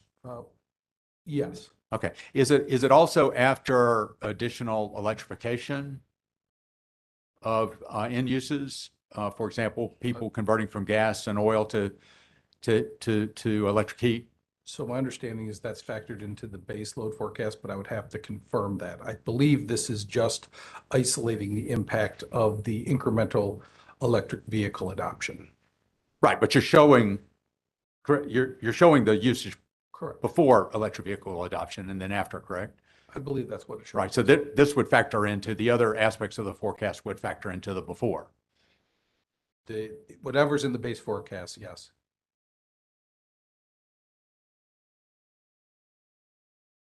So,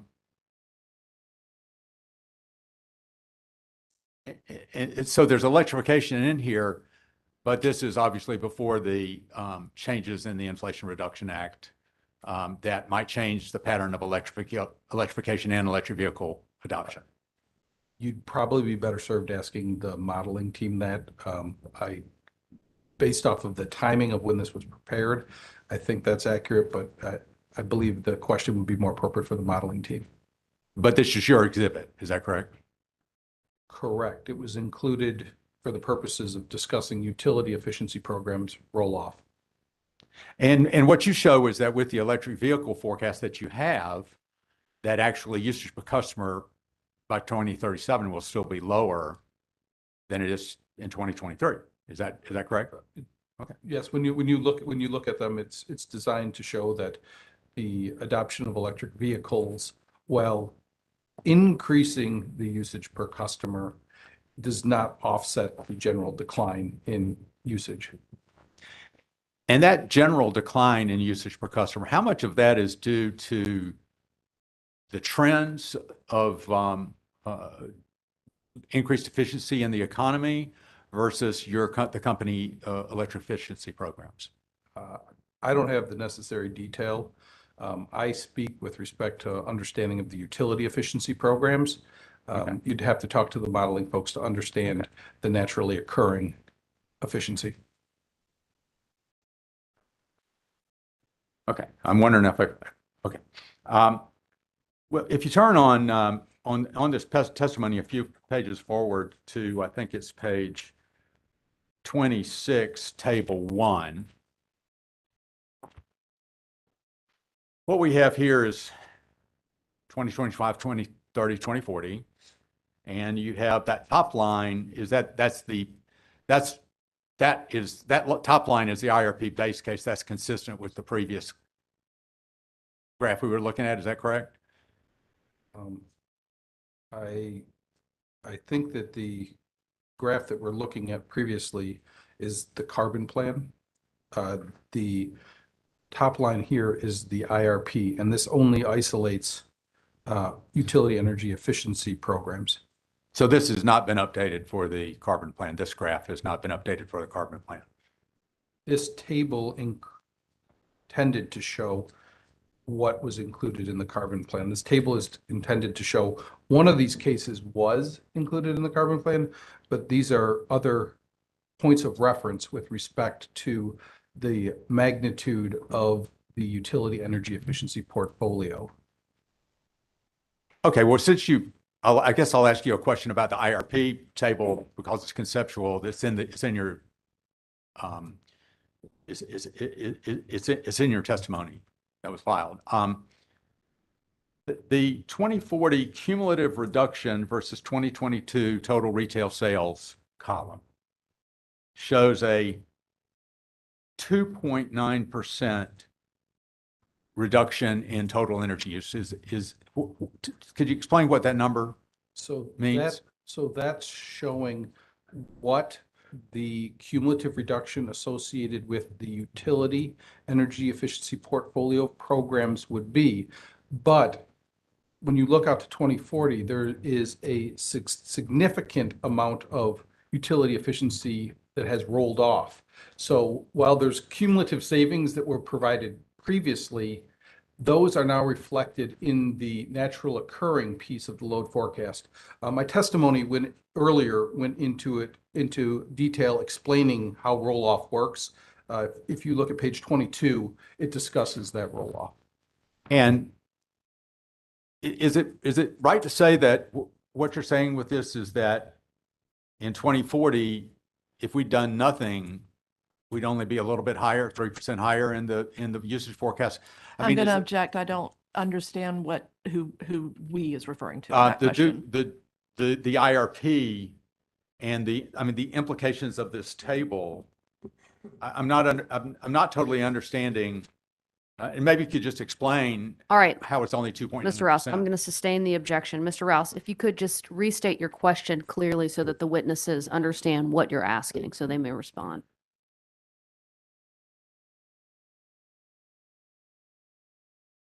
Well, let me say it another way. In 2030, that same column is 4.6%. And then in 2040, it's 2.9%. That's what the table says, Okay. yes. Why does it go down? Because of utility EE roll-off and how it's treated in the load forecast.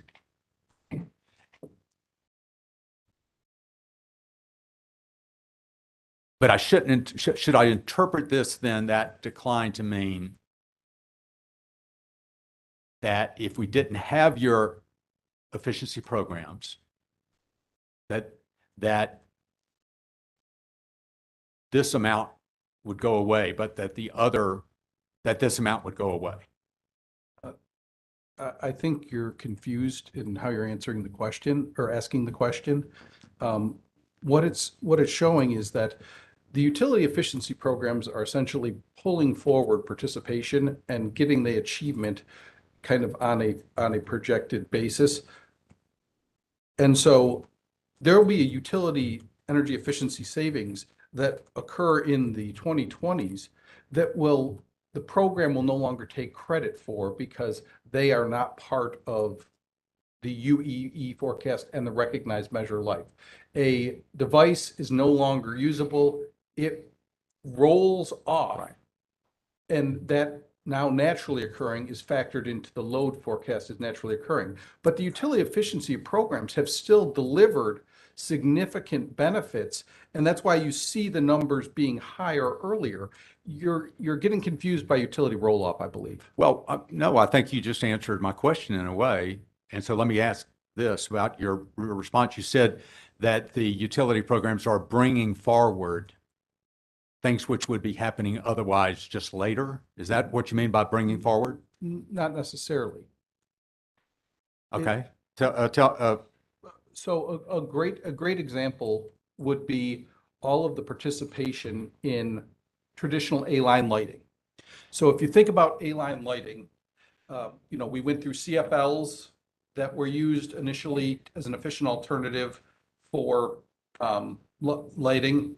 We then transitioned to LEDs. They all provided savings. Since, in large part because utility programs have been getting such high adoption of customers taking part of LEDs, the market has transformed. So in the A-line segment of the lighting market, today, we no longer provide incentives because the A-lines have taken on kind of the default standard. However, that doesn't diminish the savings that were achieved from those programs earlier. And so that's I think the fundamental problem with what you're saying is you're not understanding that we are delivering value. It's just how it's being reflected in the forecast. Okay, and so what you're saying is that you mentioned market transformation, that these programs help to make market transformation happen. Is that what you're saying? They definitely are a contributing factor to market transformation. And that's a benefit, obviously, to shrinking the challenge. Yes. Okay. So would you agree that from, and I'm going to move on a little bit to the whole affordability question, that when we looked at on page 20, I think it's the graph figure 3, the decline in usage per customer with and without EV impacts, that's good news, that represents an improvement in affordability. So I think you're overstating what this table shows. This table is designed to show what the impact on usage per customer electric vehicles, the incremental electric vehicle adoption has had. So I don't think this specifically deals with affordability in any sense of the imagination. But would you agree that if somebody's electric bill, electric usage is lower, that they're going to have a more affordable bill? No, it's a yes or no question. I disagree with that statement. There are multiple variables that factor into a customer's bill. And one of them is the amount of kilowatt hours that they use. That's correct. And if that's lower, then their bill will be lower. No, not necessarily. I believe Mr. Duff answered that question previously. Okay, well, I'll move on.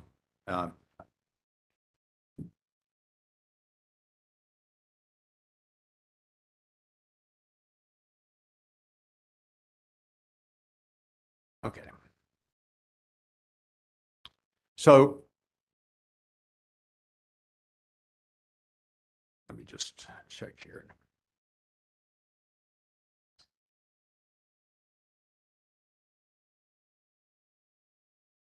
Would you say that your programs are designed to reduce usage per customer?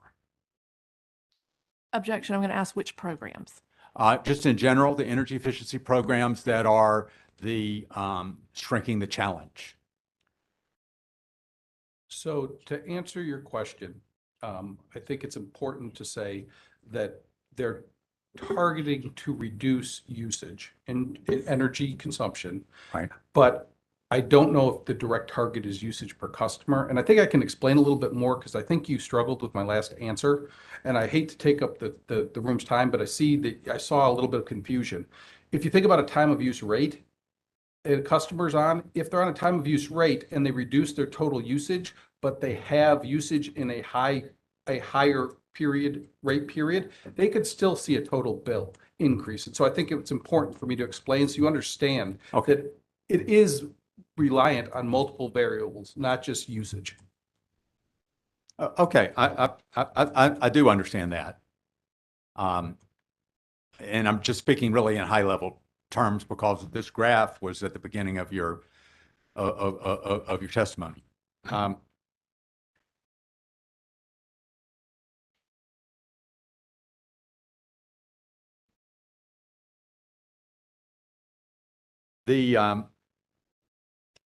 I've got a few more questions here.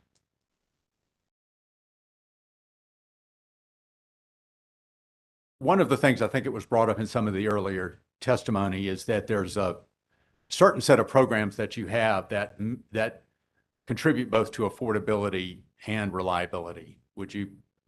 And I think the App Voices discussion brought that out.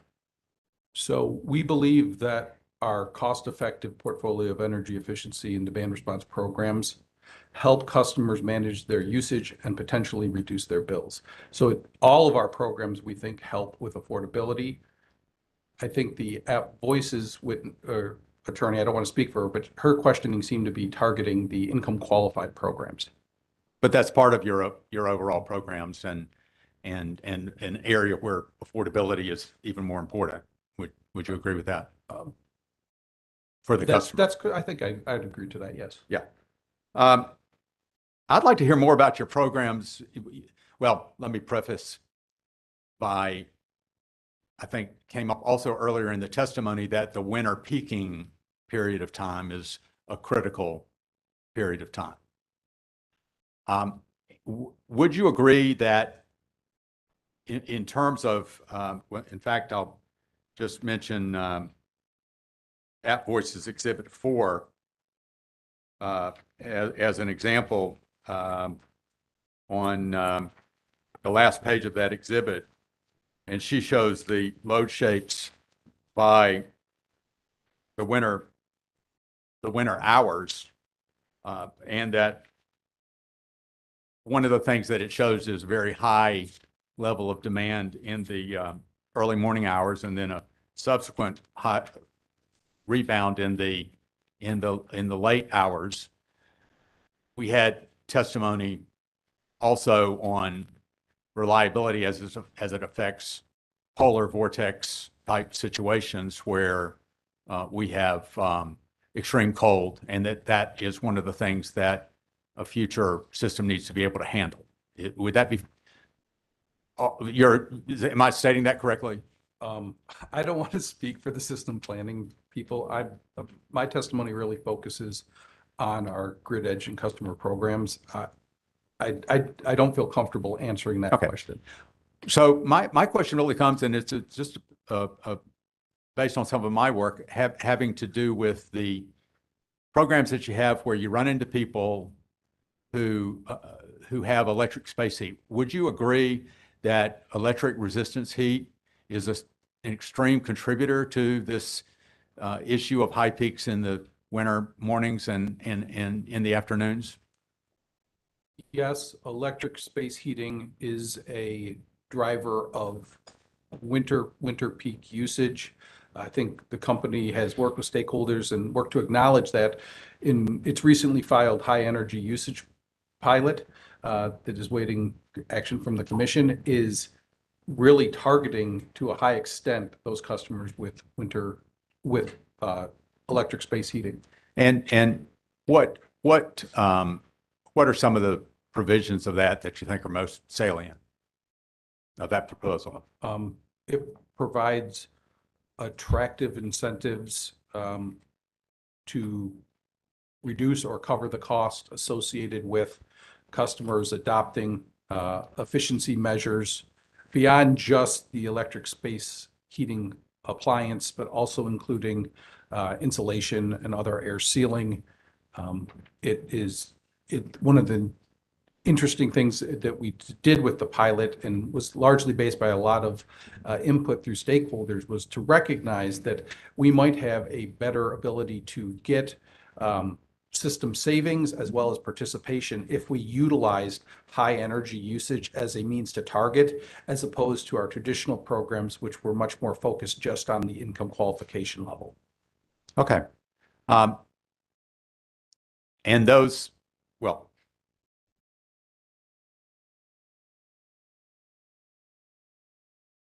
and as I understand it, correct me if I'm wrong, one of the parts of that application is to expand that program from DEC to DEP. Is that correct?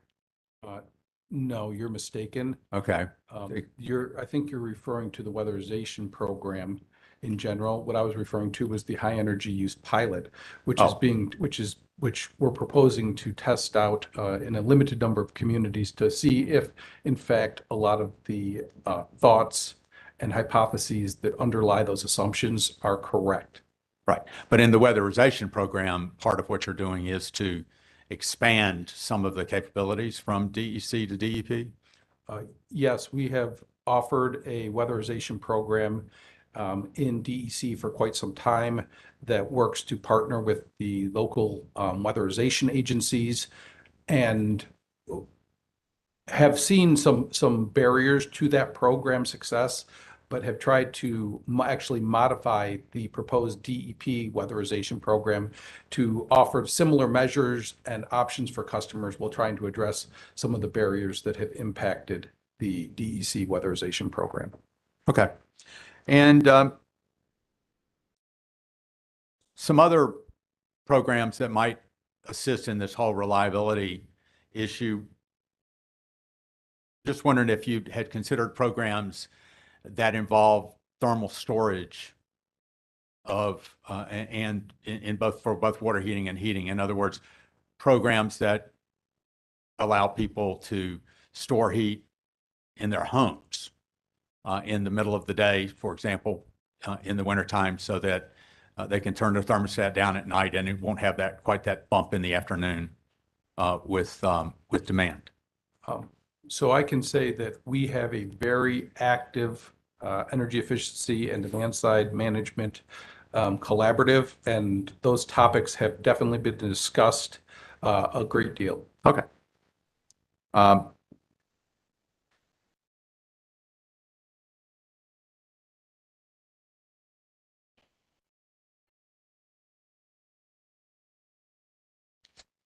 And I think actually this SIGFR council and you discussed some of the other options, including interruptible loads and that sort of thing that are reliability issues. So I'll just skip over those. Now in the carbon plan, we've heard a lot of testimony from in this hearing. We've heard a lot of testimony about the cost of various supply side alternatives. Nuclear has a cost, solar has a cost. It all goes into a number. This is testimony.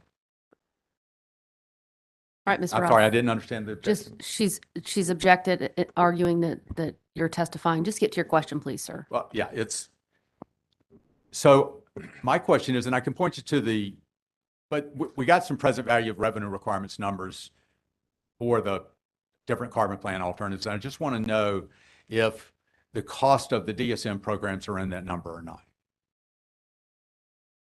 So I did not prepare the revenue requirement numbers that I believe you're talking about, the modeling team. The modeling, yeah, the modeling forecast. So I cannot speak specifically to what was included in those. I think they were PVRRs as I was listening yesterday, but I can't tell you how those were calculated because I wasn't involved in the calculation. Okay. Do you have a number that is your cost, the cost of this front? I mean, do you have a number that's available? I don't recall seeing it in any of the exhibits. It might be there, not interested in seeing it. So the cost associated with the grid edge and customer programs area is going to cover a number of different areas, but we do have estimated cost. For example, on the energy efficiency component, it was modeled assuming an assumed cost that was based off of a market potential study and then escalated. But I can't tell you how that was factored in because there's a multitude of different components, including something like a rate design, which is not specifically having that, like it's not comparable to an asset. Sure. Have you prepared cost estimates for sensitivities that involved higher ambition in your energy efficiency programs as part of the carbon plan, either as an alternative or a scenario? My understanding is that, and we did provide a sensitivity associated with a 1% of total load sensitivity. I don't know what level of detail was actually utilized from that. Again, I didn't perform the modeling, but our group did provide a 1% of total eligible load sensitivity to the modeling group. But you don't know, I mean, do you know what that cost was for that 1%? Not off the top of my head, no. I will just say, if you look at our current programs, and we're not talking about potential futures, but the current ones produce net benefits, right? So I want to be clear, and I know you're focusing on cost, but there are net benefits with our programs. Right. To the system, yeah. And one of the things you say in your testimony, and I need to, oh, there we go. I think it's on page 18. Has to do with the company's modeling of energy efficiency programs. And I think it starts on page 17 and it goes on for a while. Let's see.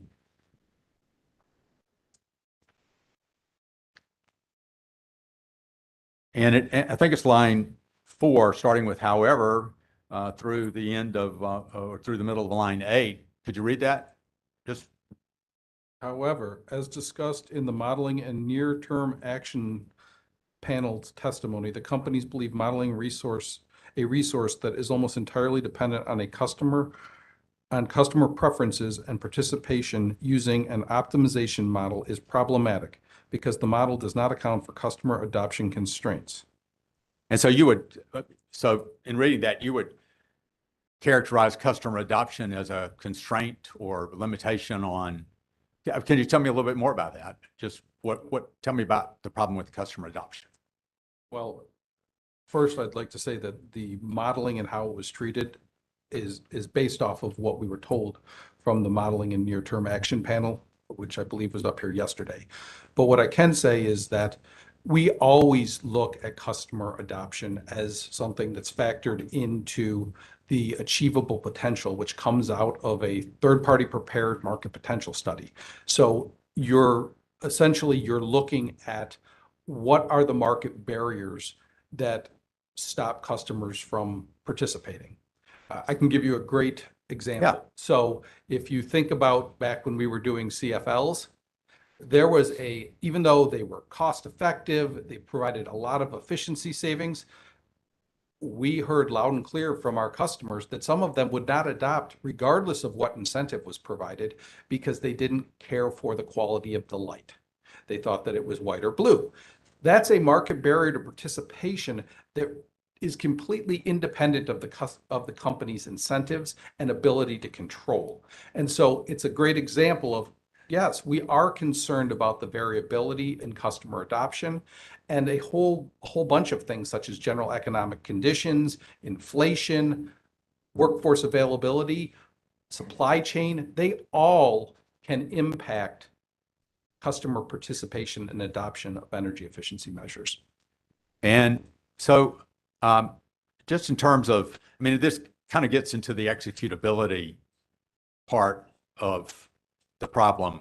Would you agree that it's hard to execute because it's hard to get customers on board?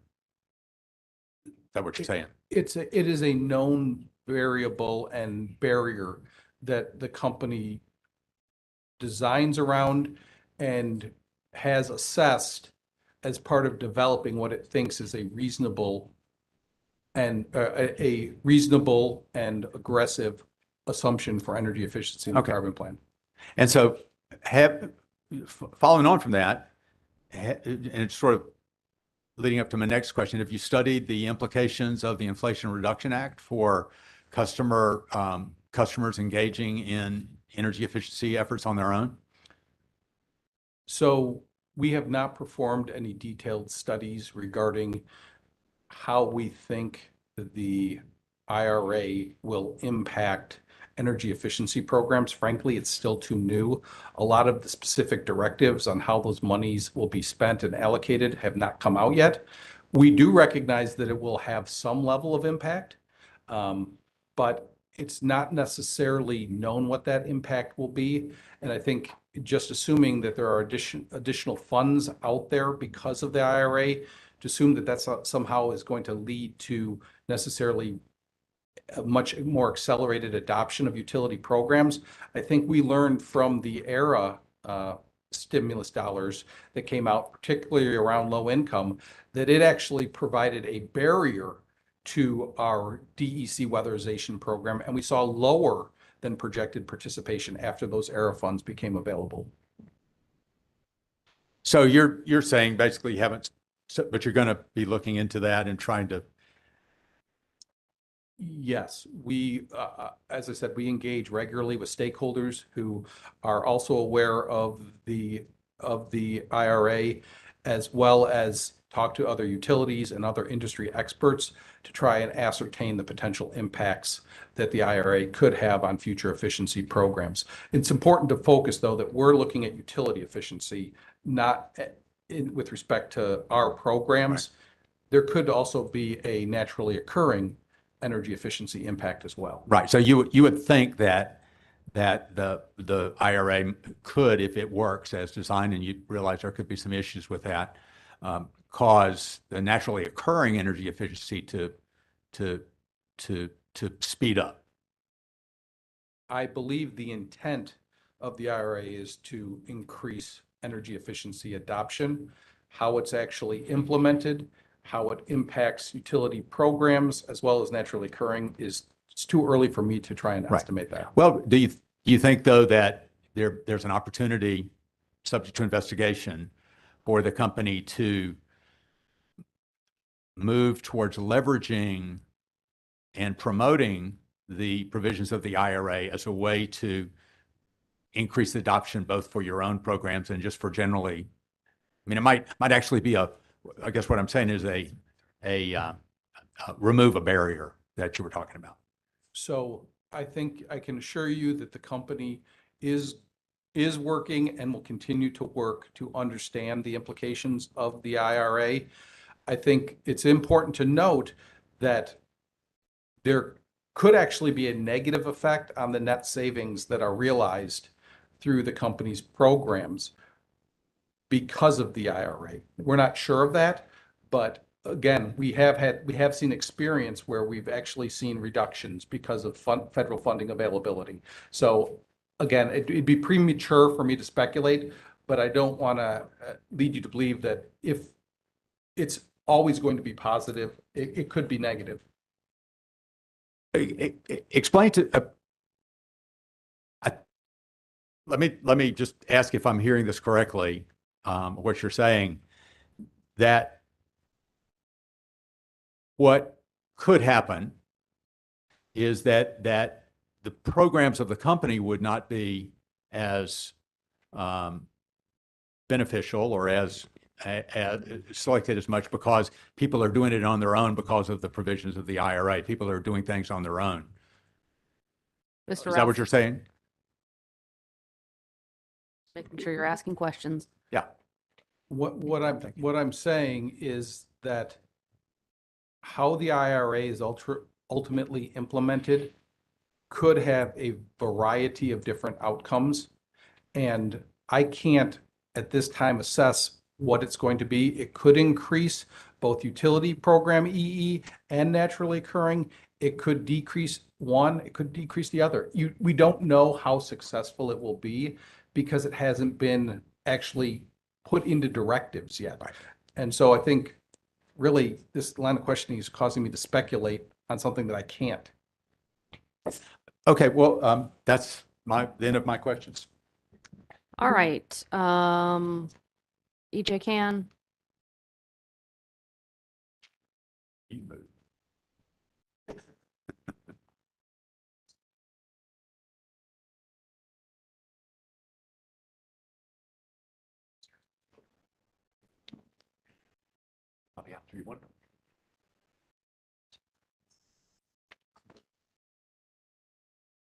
Morning.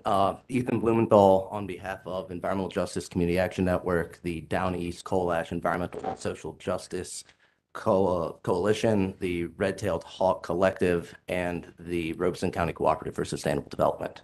Thank you both for being here today. Sorry, a bit of a mouthful there. Well, that's I have a number of questions for you all. It wasn't immediately apparent to me sometimes who was answering or addressing each part of the testimony. So if you could direct me to who's best to answer that, I'd appreciate it.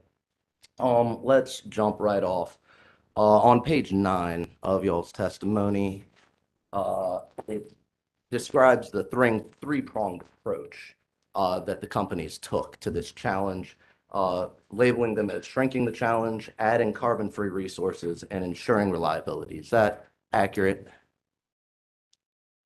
Yes. Yeah, and y'all identify grid edge programs specifically as shrinking the challenge, correct? Correct.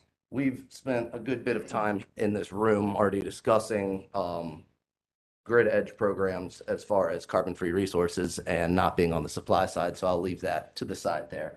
As to reliability, did the companies analyze the grid edge program's ability to contribute to reliability concerns on Duke's system? Yep. I mean, so so the company did, and through a variety of different ways. So, and I'm not the expert with them. That's the modeling team, but I can try to give you a high level from my understanding. You have load modifying resources, so that gets taken out from the load forecast.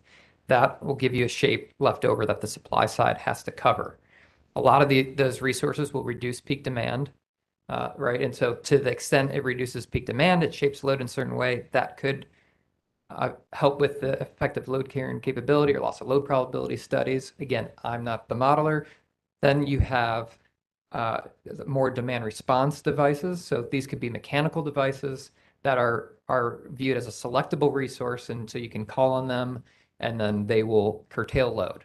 And so those are sort of two major categories. And then you would have, I would say, rate design, which can fit into that bucket of load modifying. But rate designs, time of use rates, critical peak pricing, peak time rebates, that type of thing. So all those are factored in, and it leaves the modeling team with a load shape typically, and then some resources that they can select to help them make sure that the system is reliable. Thank you. And I do realize that, of course, we have other panels addressing all sorts of parts of these, touch on a lot of this. I appreciate that.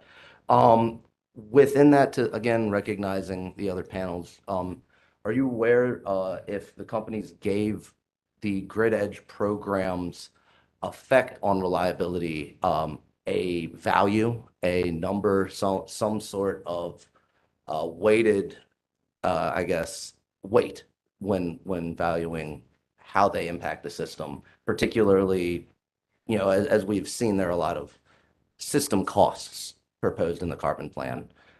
How are the grid edge programs viewed within that? So typically we have our cost effectiveness, modeling that we do, to get the net savings and different valuations. That will look at how one particular measure lines up to coincident peak. And then it can tell us a value of that.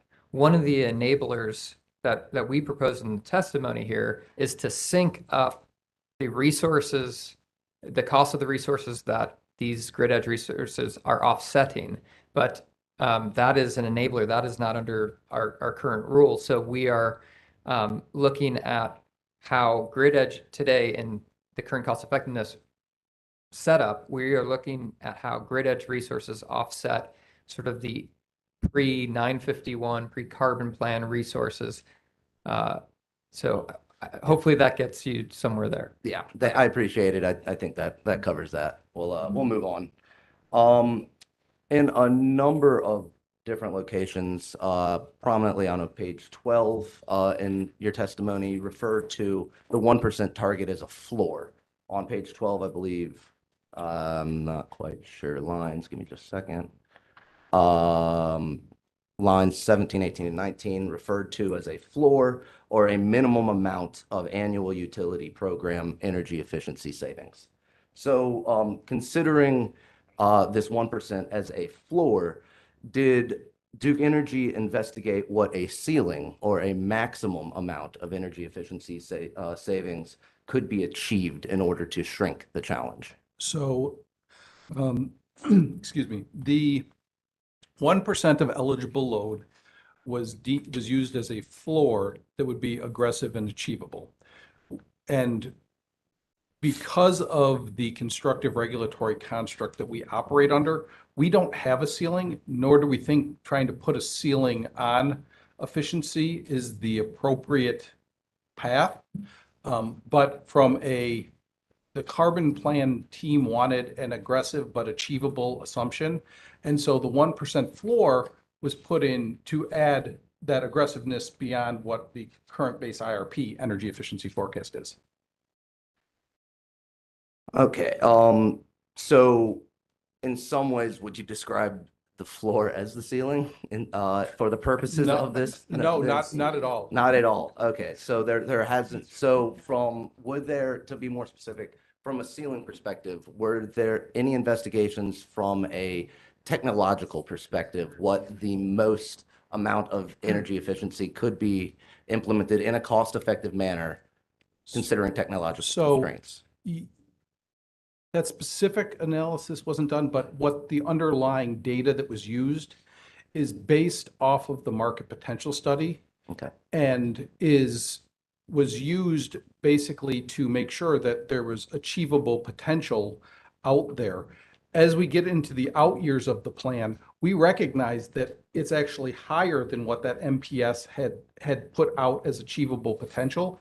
However, we've identified enablers that could help us get to that higher level, which is again why we call it achievable and aggressive.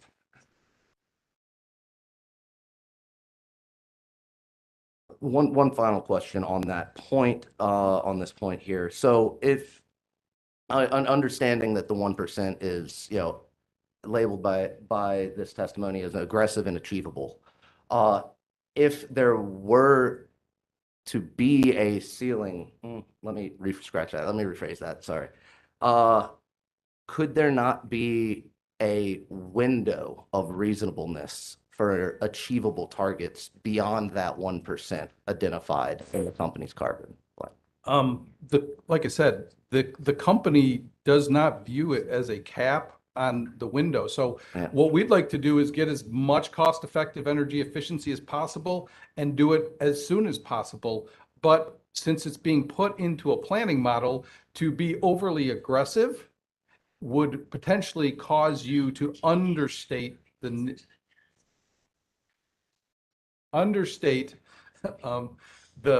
needs of the system. I appreciate that. I would I'll phrase it a slightly different way.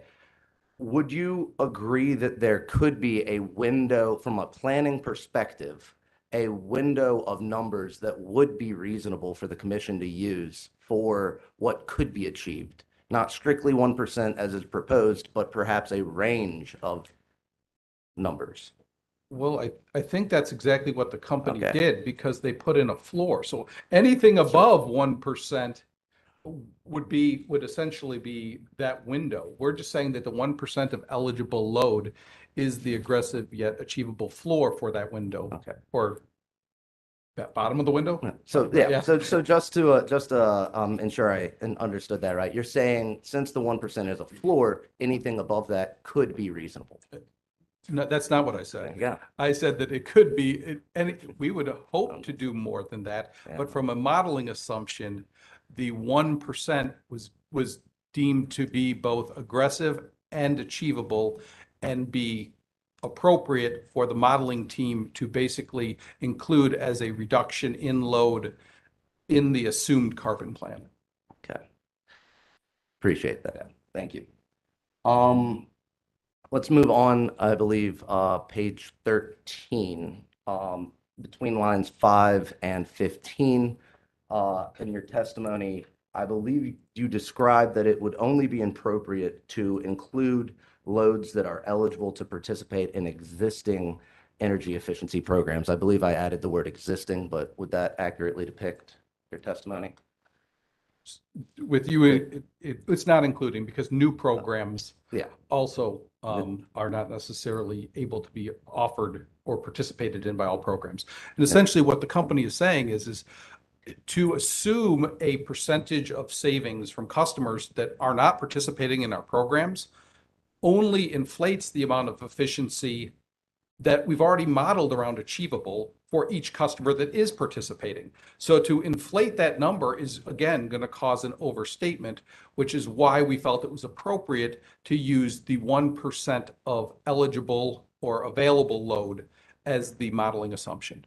Okay, I appreciate that. Moving on to page 20 to 21, and in reference again to what we were just discussing, there at the bottom of 20 on to 21, it discusses that the energy saving impacts resulting from new customer participation in utility-sponsored energy efficiency programs are shown in the utility program energy efficiency forecast.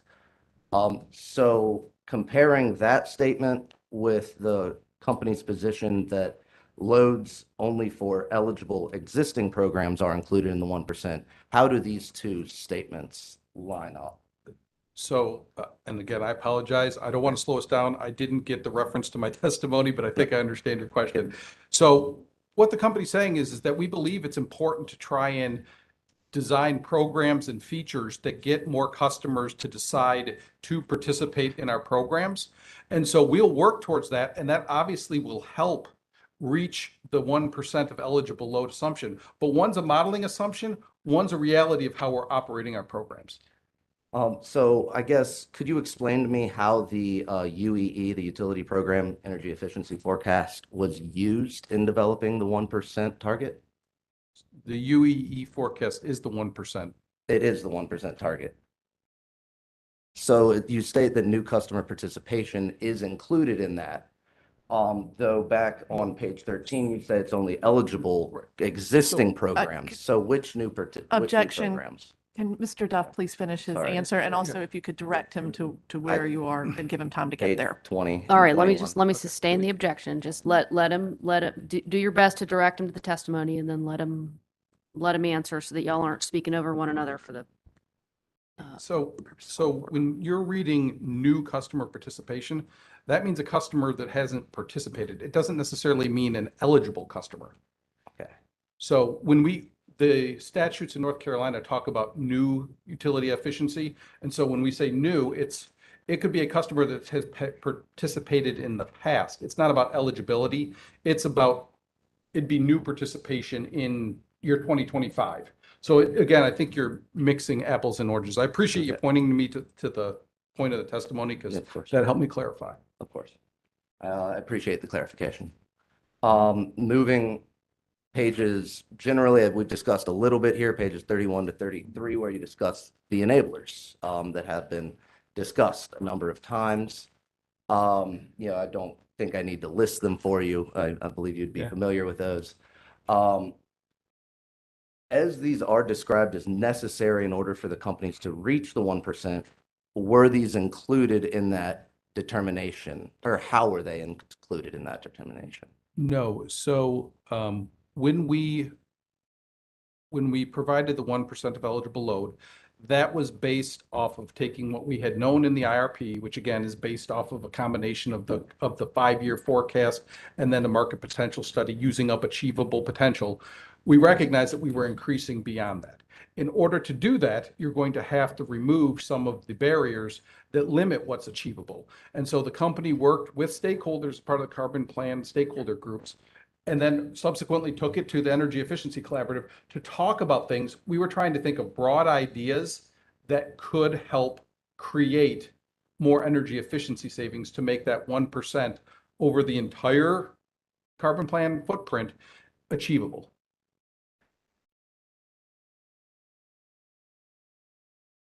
I appreciate it. I think that answers that line of questioning. Thank you. Let's move on to on page 40 of the testimony, where your testimony describes two significant potential pathways to expand the pool for savings. One of those being offering a portfolio of energy efficiency programs to wholesale customers, also expanding the amount of non-residential customers there. With those two, I was wondering, what role do low-income programs play in, quote, expanding the pool for savings? So those low-income customers are currently eligible to participate Okay. if they meet the income qualification. Right now, we don't offer our retail programs to wholesale customers, and it wasn't a formal enabler that was identified, but it was something that was discussed as kind of a broad idea that could increase the amount of efficiency and associated carbon reductions that would come from the utility programs. And then obviously, as I got into earlier, developing new programs, modifying the process, and being cognizant of non-residential customer needs to try and attract them to participate. Obviously, if we're increasing the load that's eligible to participate, that should increase the opportunity for savings. Specifically, just within the opportunities to expand, and I get the difference between existing and eligible customers. One of the enablers you describe is expanding the definition of income qualified.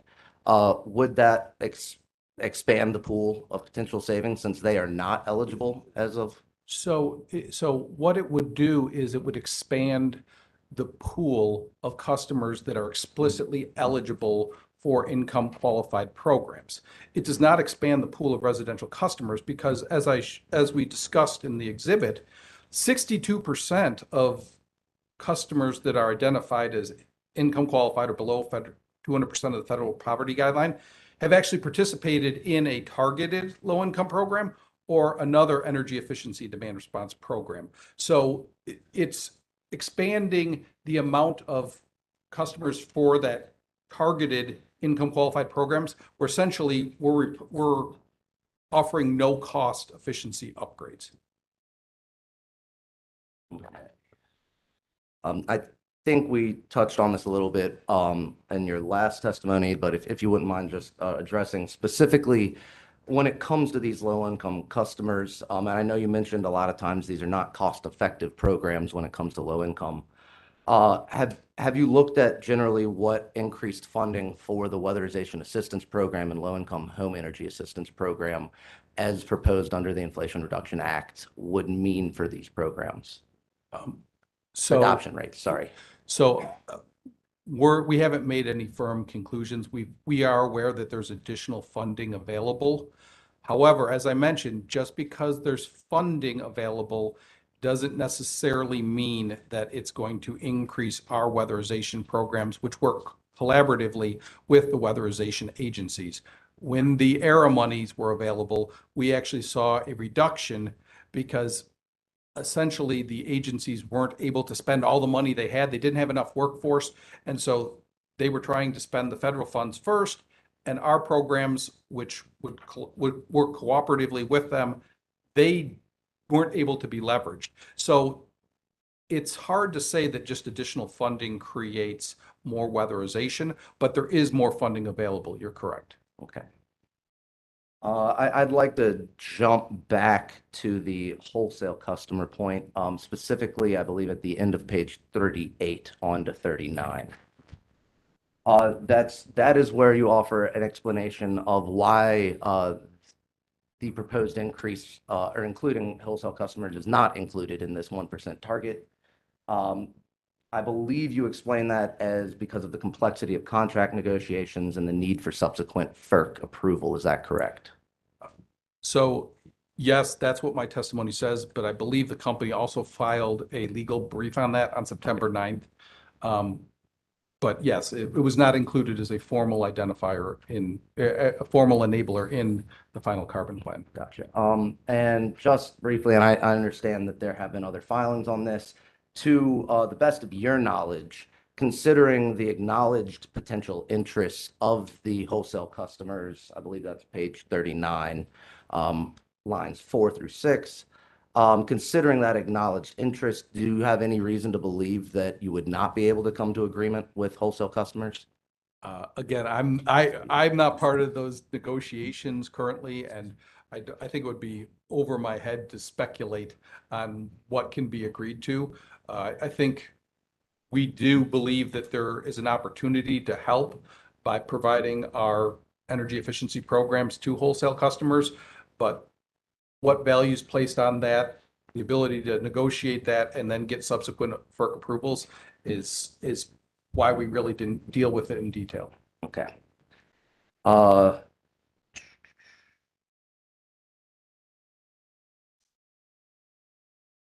Again, I think we've touched a little bit, but back with the Inflation Reduction Act, I assume there haven't been any accounting for incentive for publicly owned utilities to invest in renewables and energy efficiency programs. That would be beyond what I would know regarding what what public utilities are doing. I tend to focus on Duke programs. Of course, of course. But to the extent that from a carbon plan compliance perspective, a wholesale customer chooses to invest in renewable energy on their own. Objection. Mr. Duff has already testified that he is not involved in the wholesale discussions. He's given an explanation in his testimony and has indicated that that's about as far as he can go from a knowledge standpoint with respect to any discussions with wholesale customers. I'm only strictly asking from a cost perspective, from a compliance of the carbon plan, not what any of these wholesale customers may or may not actually, in fact, be doing. And I don't believe, sorry, Go ahead. I don't believe that Mr. Duff would be the witness to answer any kind of cost questions with respect to wholesale customers. That is not in any way his area of expertise. All right, I'm gonna overrule the objection. I'm gonna allow you to ask your question. If you can't answer the question, we'll defer the question to the person you believe is better suited to answer the question. Thank you. So from a cost carbon plan compliance perspective, if a wholesale customer chooses to invest in renewable energy from their own volition, would that be a low cost option for Duke Energy to achieve compliance with the carbon plan? I can't answer that question. I can't speak for what another customer's cost would be. Specifically from Duke Energy's costs of complying with the carbon plan. Objection, asked and answered. I believe I was asking about Duke Energy's costs and not another utility's costs on that. I believe you were discussing the wholesale cost. I was saying if a wholesale customer chose to make that investment, what would the cost to Duke Energy be? Cost impacts to Duke Energy system. All right. Restate the question as you've just, I'm going to overrule the objection one more time. If you restate the question, Yeah. answer it if you can, and then let's move on. Yeah, of course. So if a wholesale customer chooses to voluntarily invest in renewable energy systems or energy efficiency systems, from a perspective to Duke Energy's cost of compliance, strictly Duke Energy's cost of compliance with the carbon plan's mandates, how would that investment affect Duke Energy's cost of compliance? Right. I should have just said this earlier. I don't know. Okay. And I apologize, Chair Mitchell. I'm going to say, I think the modeling team could talk about the impact of wholesale, but I really don't know who the appropriate witness is. Yes. Thank you. Yeah, we'll move right on.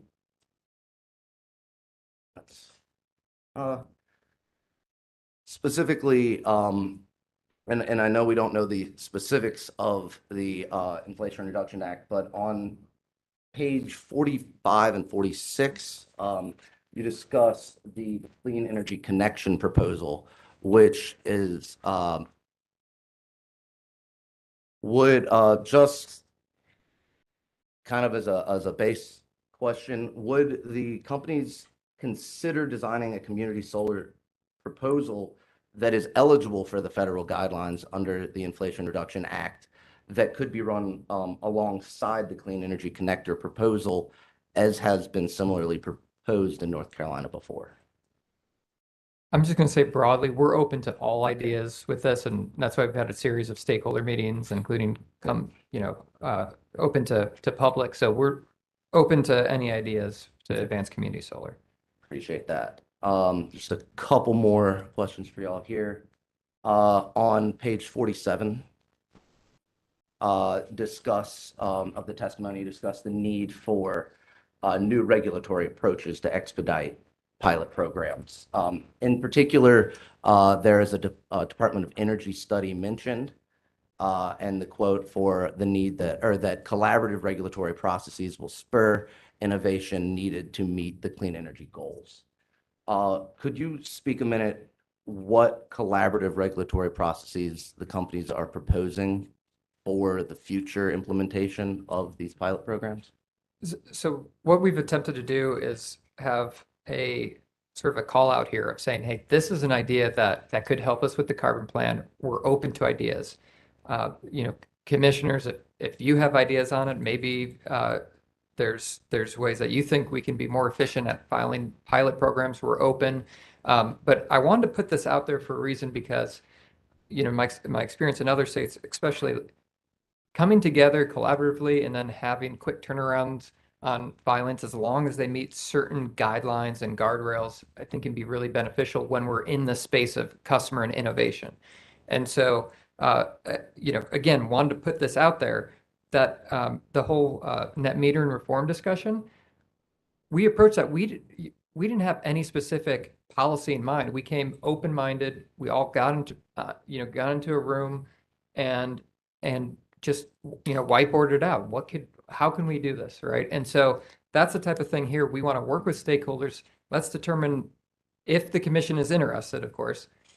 If the commission shows interest, we'll get with stakeholders and we'll figure out how to set this up with the right guardrails and parameters so that we can have a positive regulatory structure around filings related to customer programs. So, think new rate designs or bundling rate designs with new technology and rapidly learn what customers like, be able to pivot quickly.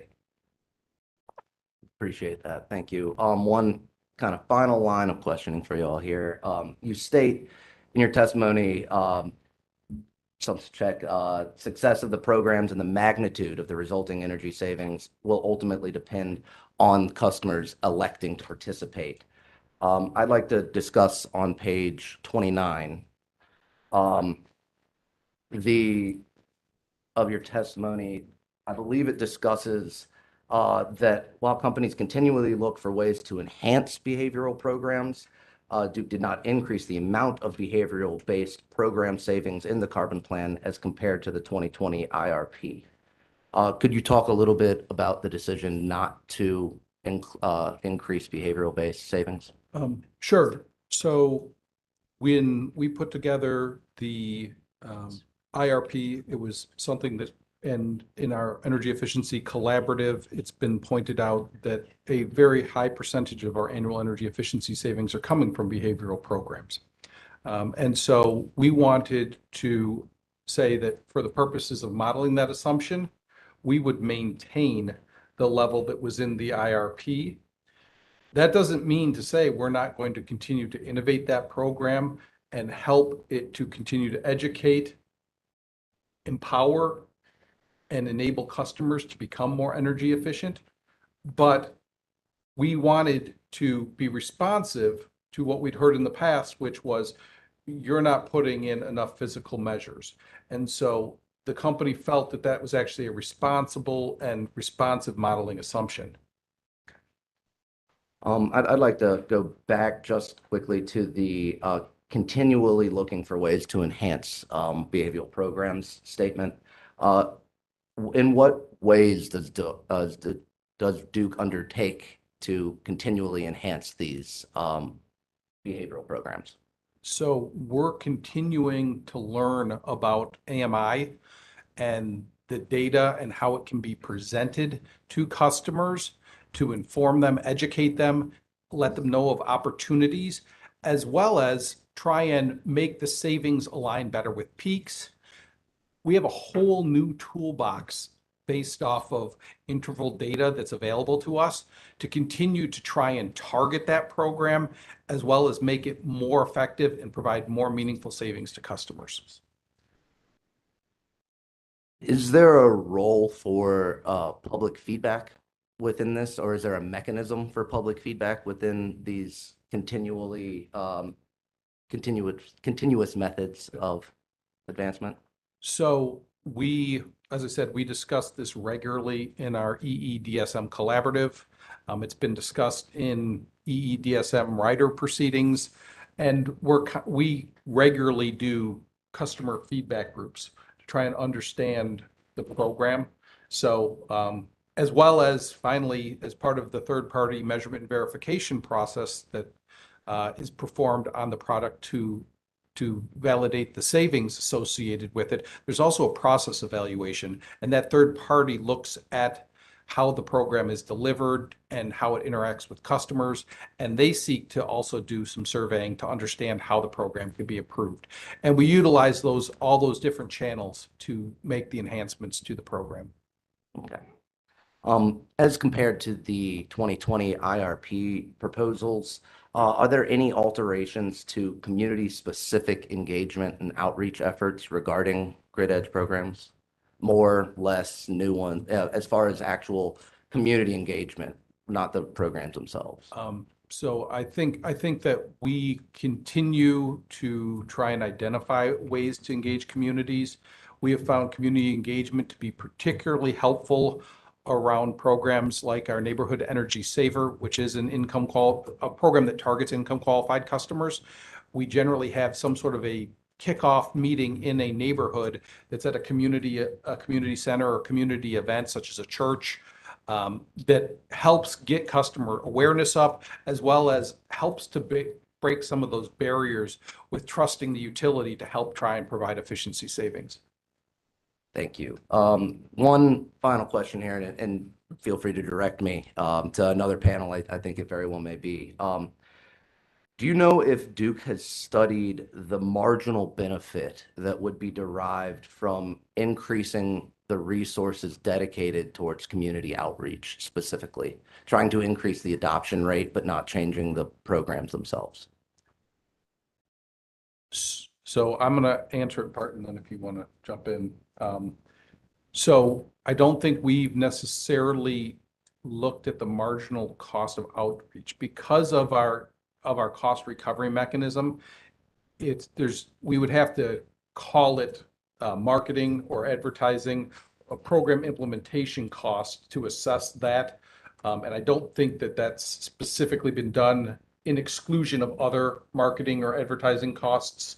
But I think it's something that would be a good topic for discussion at future collaborative meetings. Appreciate it. Thank you for your time.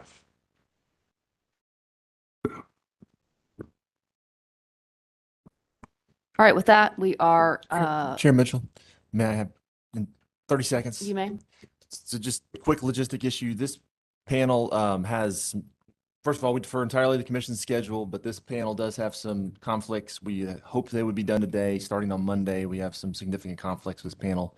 If there's anything at all we can assist or do to keep this moving in a timely fashion, somewhat consistent with estimated times, we'd really appreciate it, including, and I'd also just acknowledge the fact that they will be appearing again on rebuttal. So questions that don't get covered at this time can also be addressed on rebuttal. All right. Let's do this. We're going to break for lunch. Instead of taking an hour, we'll take 45 minutes. So we'll be back at 1. We are ending at 3 today, 3:53 to 3:15. So when we get back in the hearing room, let's be as efficient as we can. And we are off the record.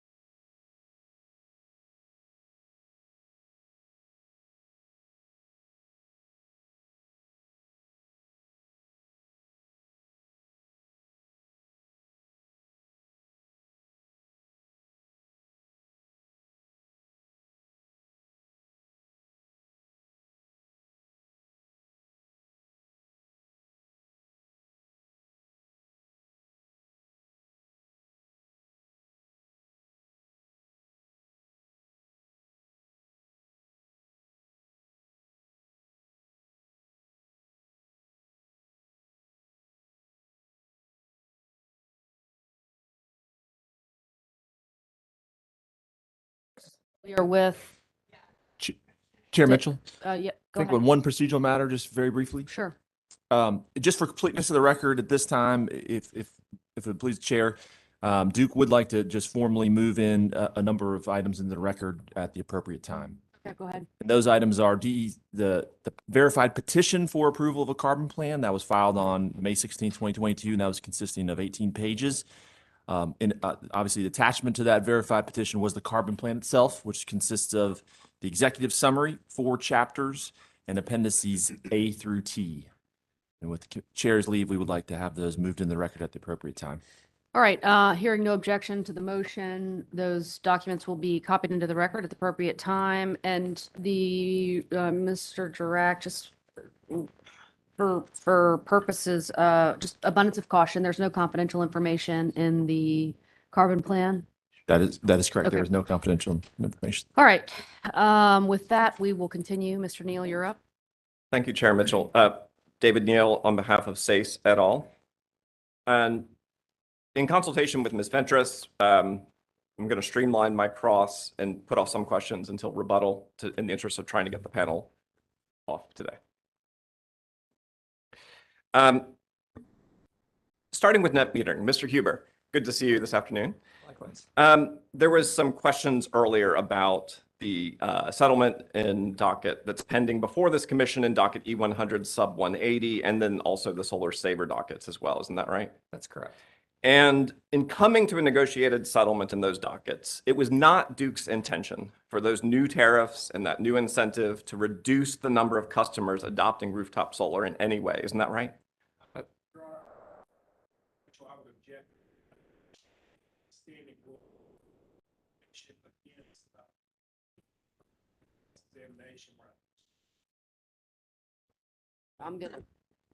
I'm gonna overrule the objection, Mr. Neal. I'll let you continue.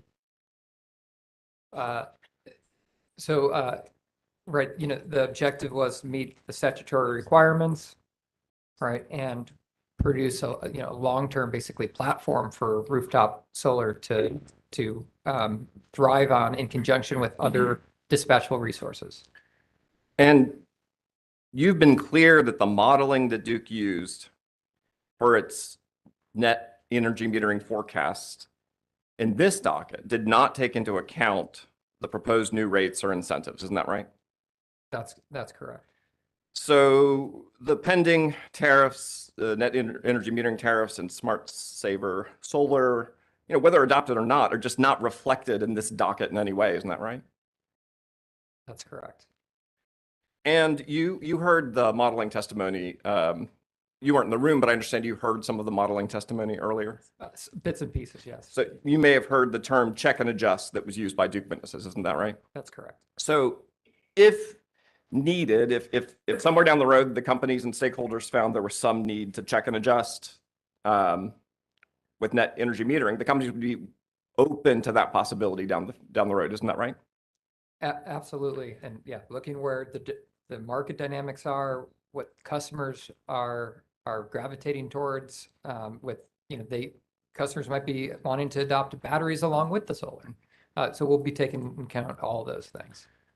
Now, turning our attention I think it's page 34, lines 5 through 12, you testified about the need to update the DSM-EE mechanism, and that it's your intention to propose an update that would be based on levelized marginal supply side resource costs from the most recently approved carbon plan production cost model. Is that about right?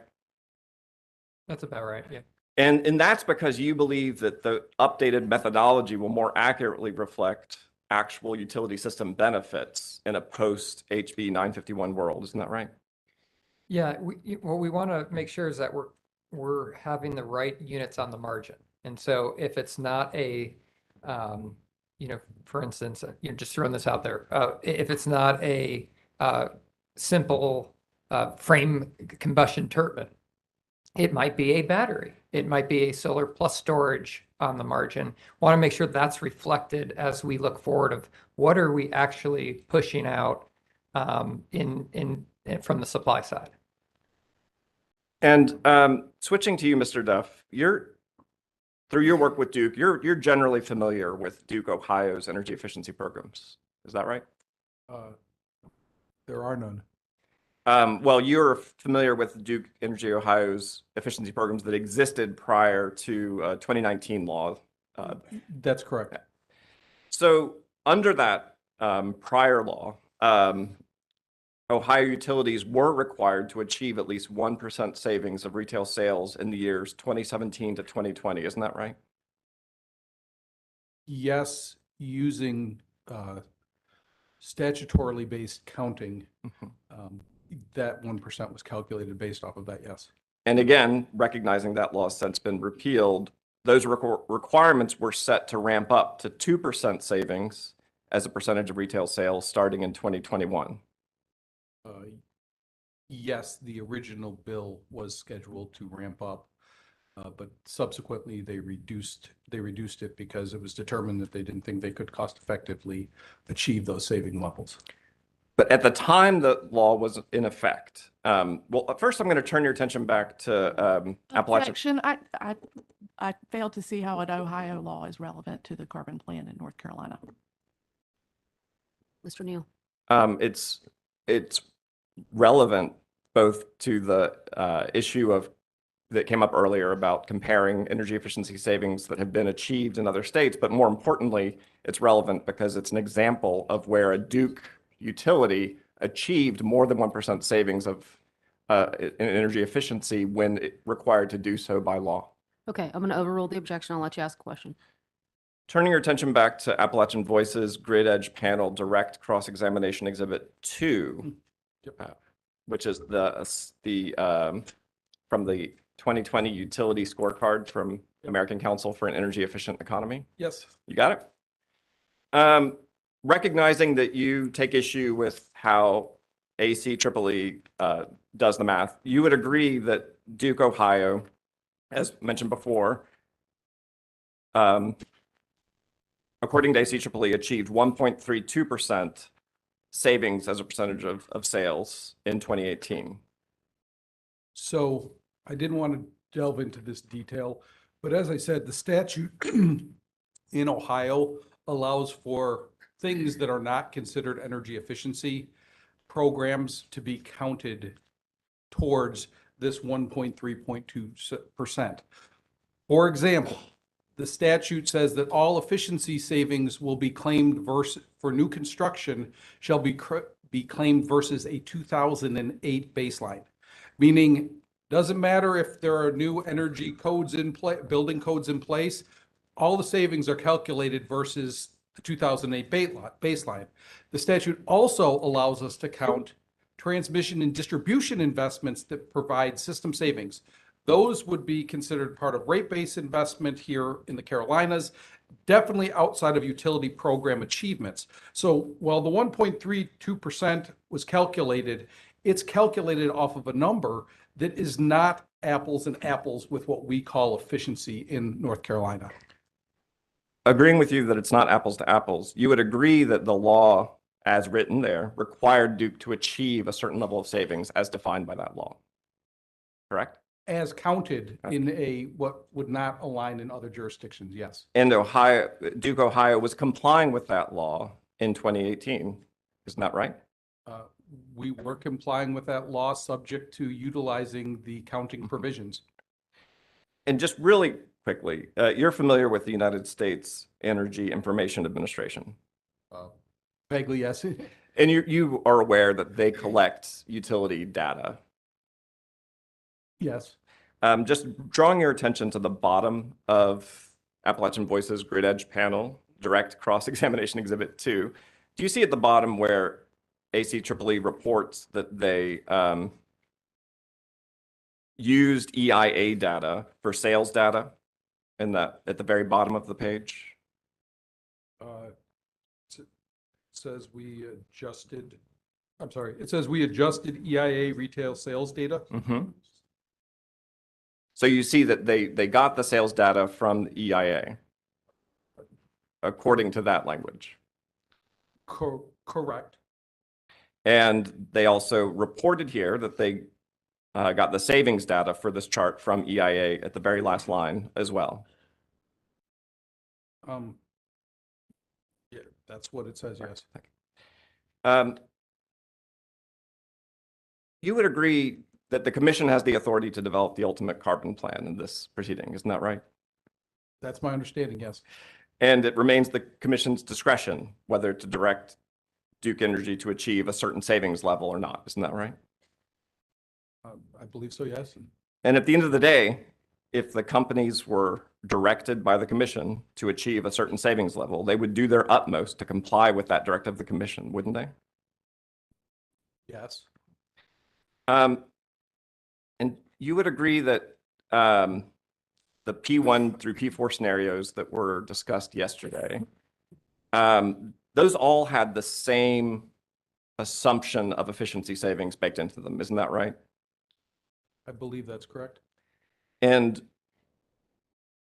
you wouldn't object, would you, in the future to including additional savings projections in carbon plan portfolios going forward, would you? I think that, as witness Snyder testified yesterday, we're interested in the check and adjust approach, which means monitoring how the programs are performing and updating our forecast. With respect to what scenarios are included, that's beyond my scope of expertise. But you agree there might be some utility for the commission to see a range of savings forecasts as they're reviewing potential portfolios for planning purposes. I don't want to speculate what the commission wants to see.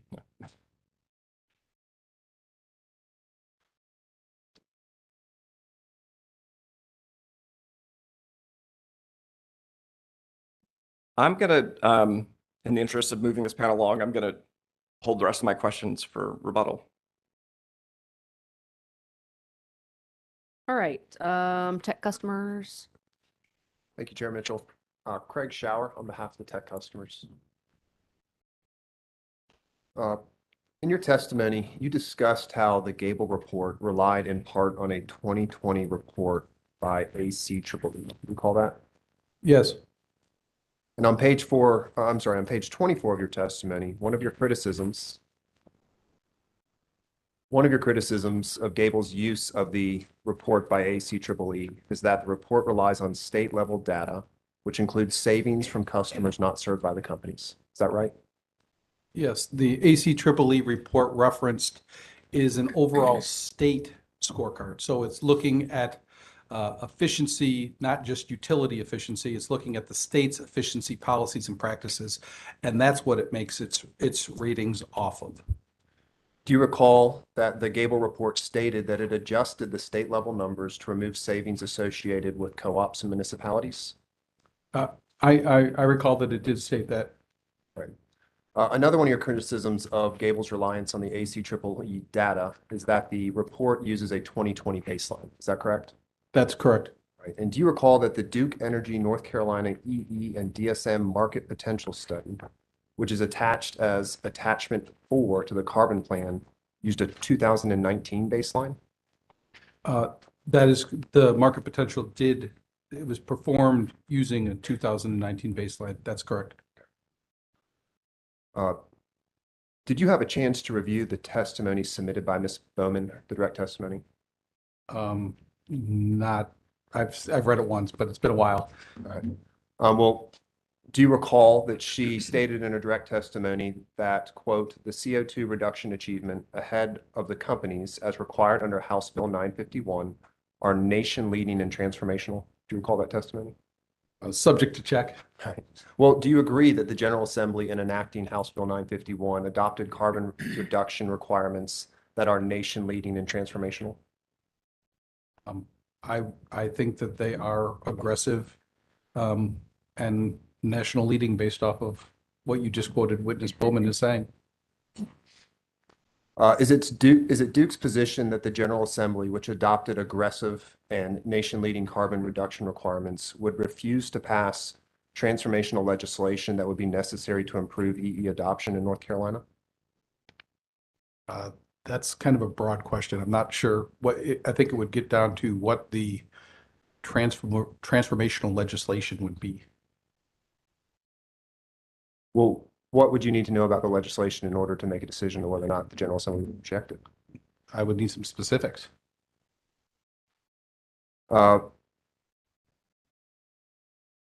Yet, in your criticism of the ACEEE report, you said that it was unreasonable to assume legislative policy changes would be enacted, correct? The critique was that the numbers quoted by the report were the numbers assuming these broad policy changes were to occur in North Carolina. And that's where we struggled with the fact that it was applicable across all fields, not just utilities, and felt it was an overgeneralization on what savings could be achieved by the Duke utilities. Was it your position that the General Assembly would refuse to adopt those broad policy changes that are recommended by the ACEEE report? So my position is that the General Assembly would need to consider all of them in full context. I believe one of the mechanisms that was brought up was C-PACE financing.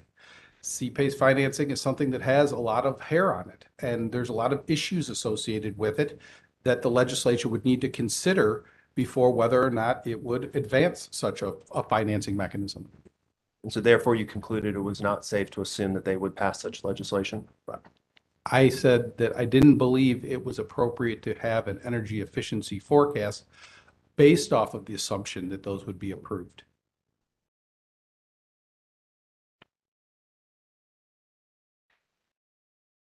All right, no further questions.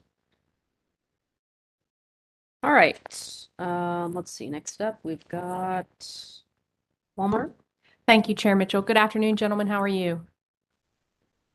Doing well, thanks. I am focusing on pages 43 to 46 of your direct testimony, and I assume that these questions are probably best directed to you, Mr. Huber, but if I'm wrong about that, please defer to your colleague.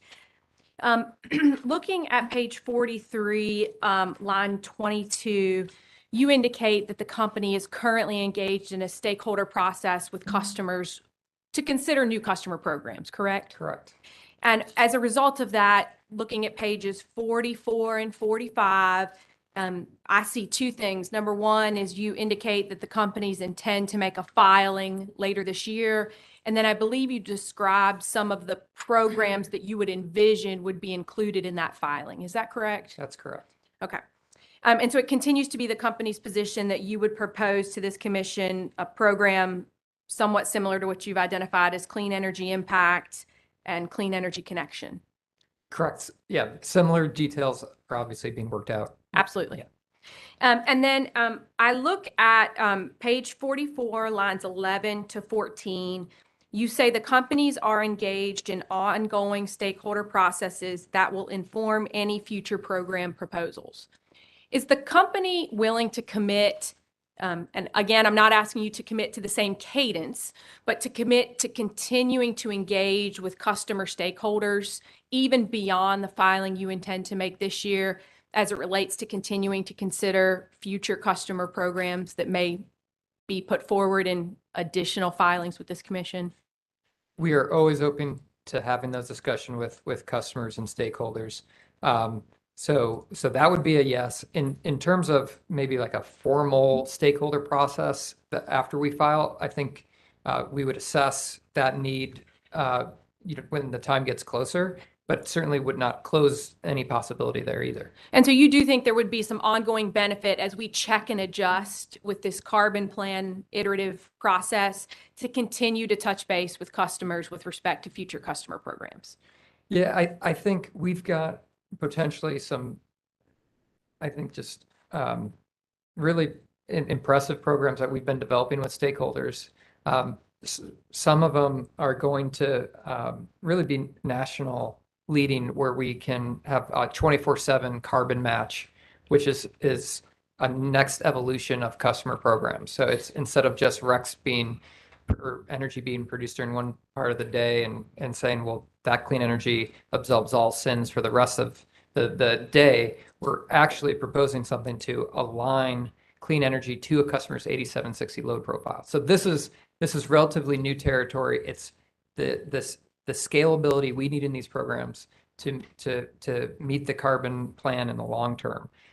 Since they are new, there's going to be some adjustments we're going to need to make. I guarantee it, in certain directions, little tweaks to the program, to sign up processes. So that's why we're always going to be open to having those engagements to make sure that the programs are as streamlined as possible and making the maximum amount of impact for the intention. Thank you. I have questions on one other topic. Some of the programs you are considering will involve an ability of a customer to obtain RECs from the company's renewable generation sources. Isn't that correct? That's correct. To the extent there are RECs generated by company sources, and you may not be the right witness, and I'm presuming you are not, so I'm asking for you to tell me who you think would be the right witness to tell me what the company intends to do with the RECs that it either does not retire as part of a voluntary RPS program or are not selected by customers on a voluntary basis. I would object. That does seem to call for some speculation on the part of Mr. Huber. And Well, I just think my question was, I don't think you're the right witness. Can you tell me who would be the witness? And so if he doesn't know, I'm happy Yeah. for him to say, I don't know. I don't know. It's a perfectly fine answer. Thank you. Those are all the questions that I have. Okay. Public staff? Thank you. Hi, my name's Ann Keyworth. I'm an attorney with the public staff. Thank you both for being here today. And just to get it on the record, as Mr. Neal did, I have conferred with counsel for Duke, and we've agreed that I may pursue certain lines of questionings in rebuttal instead of here for the sake of time. Mr. Huber, in your direct testimony at page 6, beginning at line 1, you state that the company's modeling assumed an annual reduction of 1% of eligible load from its EE programs. Is that correct? That's correct.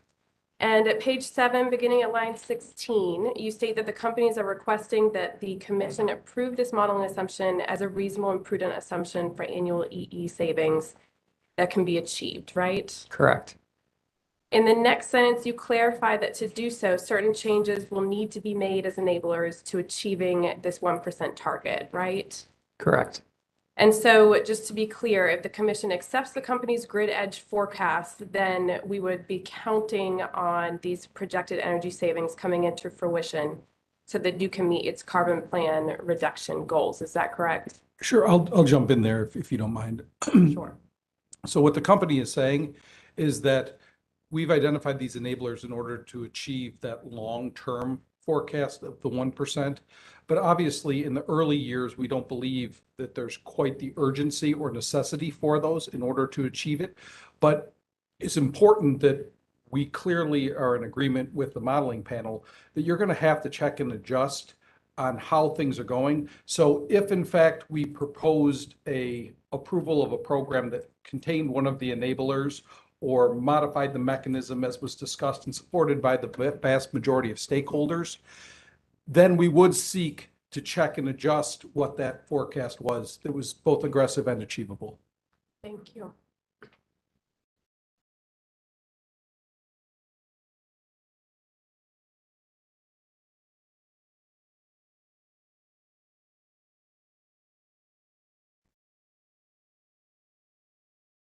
Mr. Duff, in your words here on page 13, the commission's adoption of these enablers would merely potentially allow the companies to achieve more EE reduction than what was included in the 2020 IRP. Is that correct? We believe they would potentially allow us to achieve the energy efficiency. Thank you. And by incorporating this 1% assumption into its modeling without first incorporating these enablers into the DSMEE portfolio within the rider proceeding, doesn't the company's proposed carbon plan in essence presume that the commission will in fact approve each of these 3 proposed enablers? No, it does not presume that. The assumption is, again, used for modeling what the load shape would be. As I said before, we're going to have to monitor the progress of proposing and gaining commission approval for the enablers. But given, as I pointed out, the real stretch in maintaining that 1% of eligible load over the long term occurs after 2030, that we felt it was an appropriate forecast that you could check and adjust. Thank you. My co-counsel is going to hand out an exhibit. This exhibit contains multiple excerpts from different filings made by the companies in prior proceedings. I have complete copies of, sorry. Thanks. I have complete copies of each of the referenced docket or filings in there, so I'm happy to give those to you if you'd like to see the complete filing for additional context. And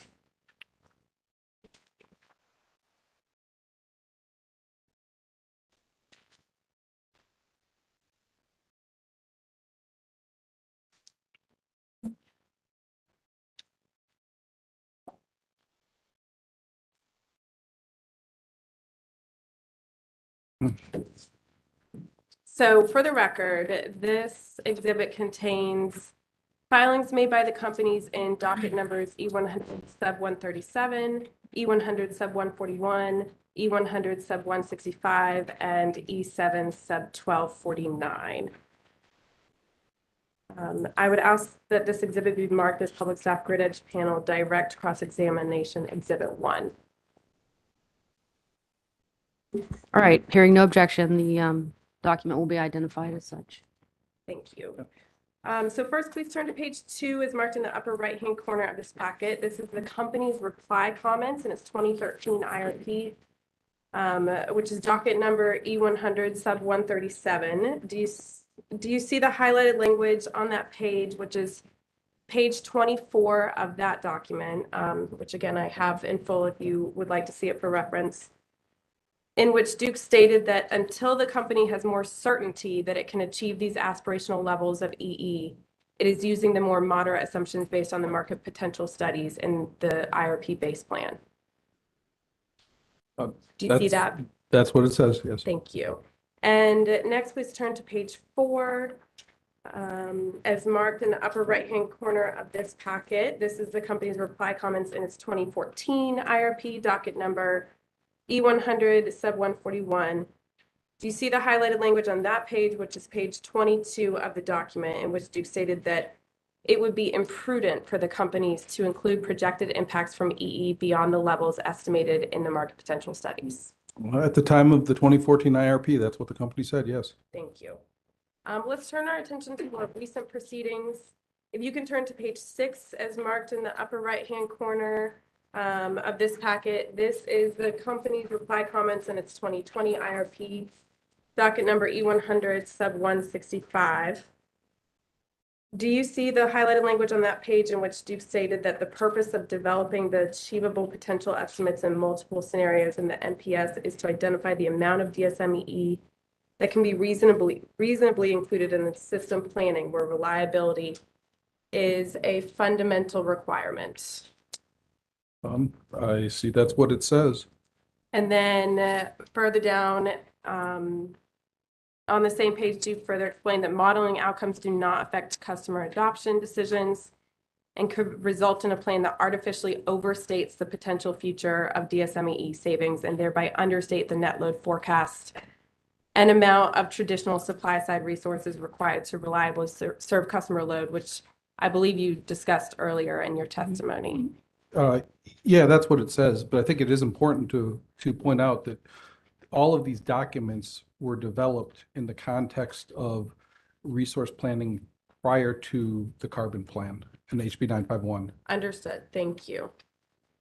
Finally, please turn to page 8 as marked in the upper right-hand corner. This is the company witness Robert Evans' rebuttal testimony, which was filed just last year in DEC's 2021 DSMEE rider docket number E7 sub 1249. And you see the highlighted language in that page beginning at line 22, which states that the company, as part of its recovery mechanism, has a significant incentive to achieve the 1% of level of savings over this period referencing the next 6 years. This 1% target, however, is an aspirational goal. It is not, nor should it be considered anything more than this. Yes, I see it, but I want to make sure that we're on the same page, because this is part of the cost recovery mechanism, which is 1% of total load, not of eligible load, which was the carbon plan modeling assumption.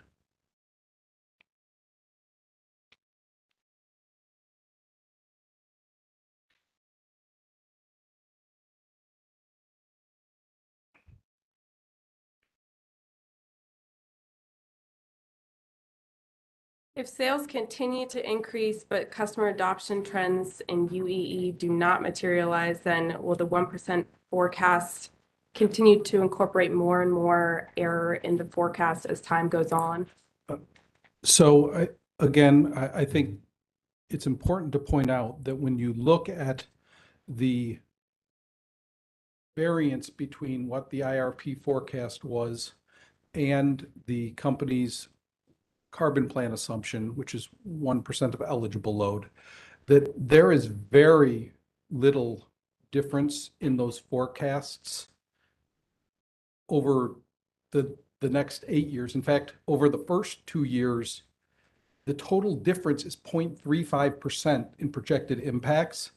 So the company believes that, again, in the context of operating under a carbon plan, that identifying and using a more aggressive assumption where the aggressiveness is really backloaded, it gives us the necessary time to try and get the enablers necessary to achieve those higher levels, but B, really check and adjust so there are no reliability concerns if the forecasts are not met, particularly since it's such a small difference in the near term.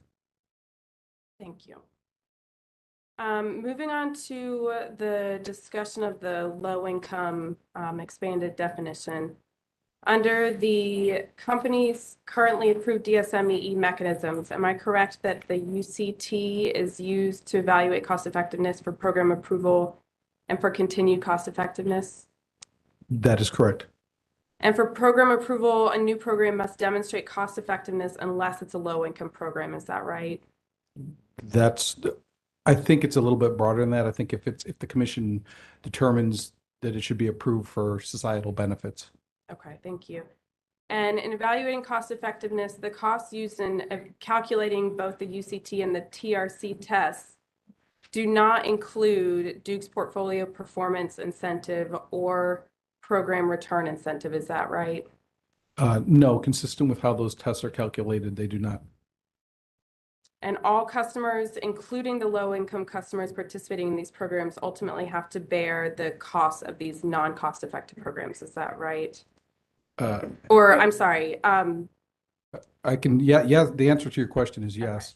All customers that pay the energy efficiency rider would pay the residential component, which could include the costs of non-cost effective residential programs. Okay, thank you.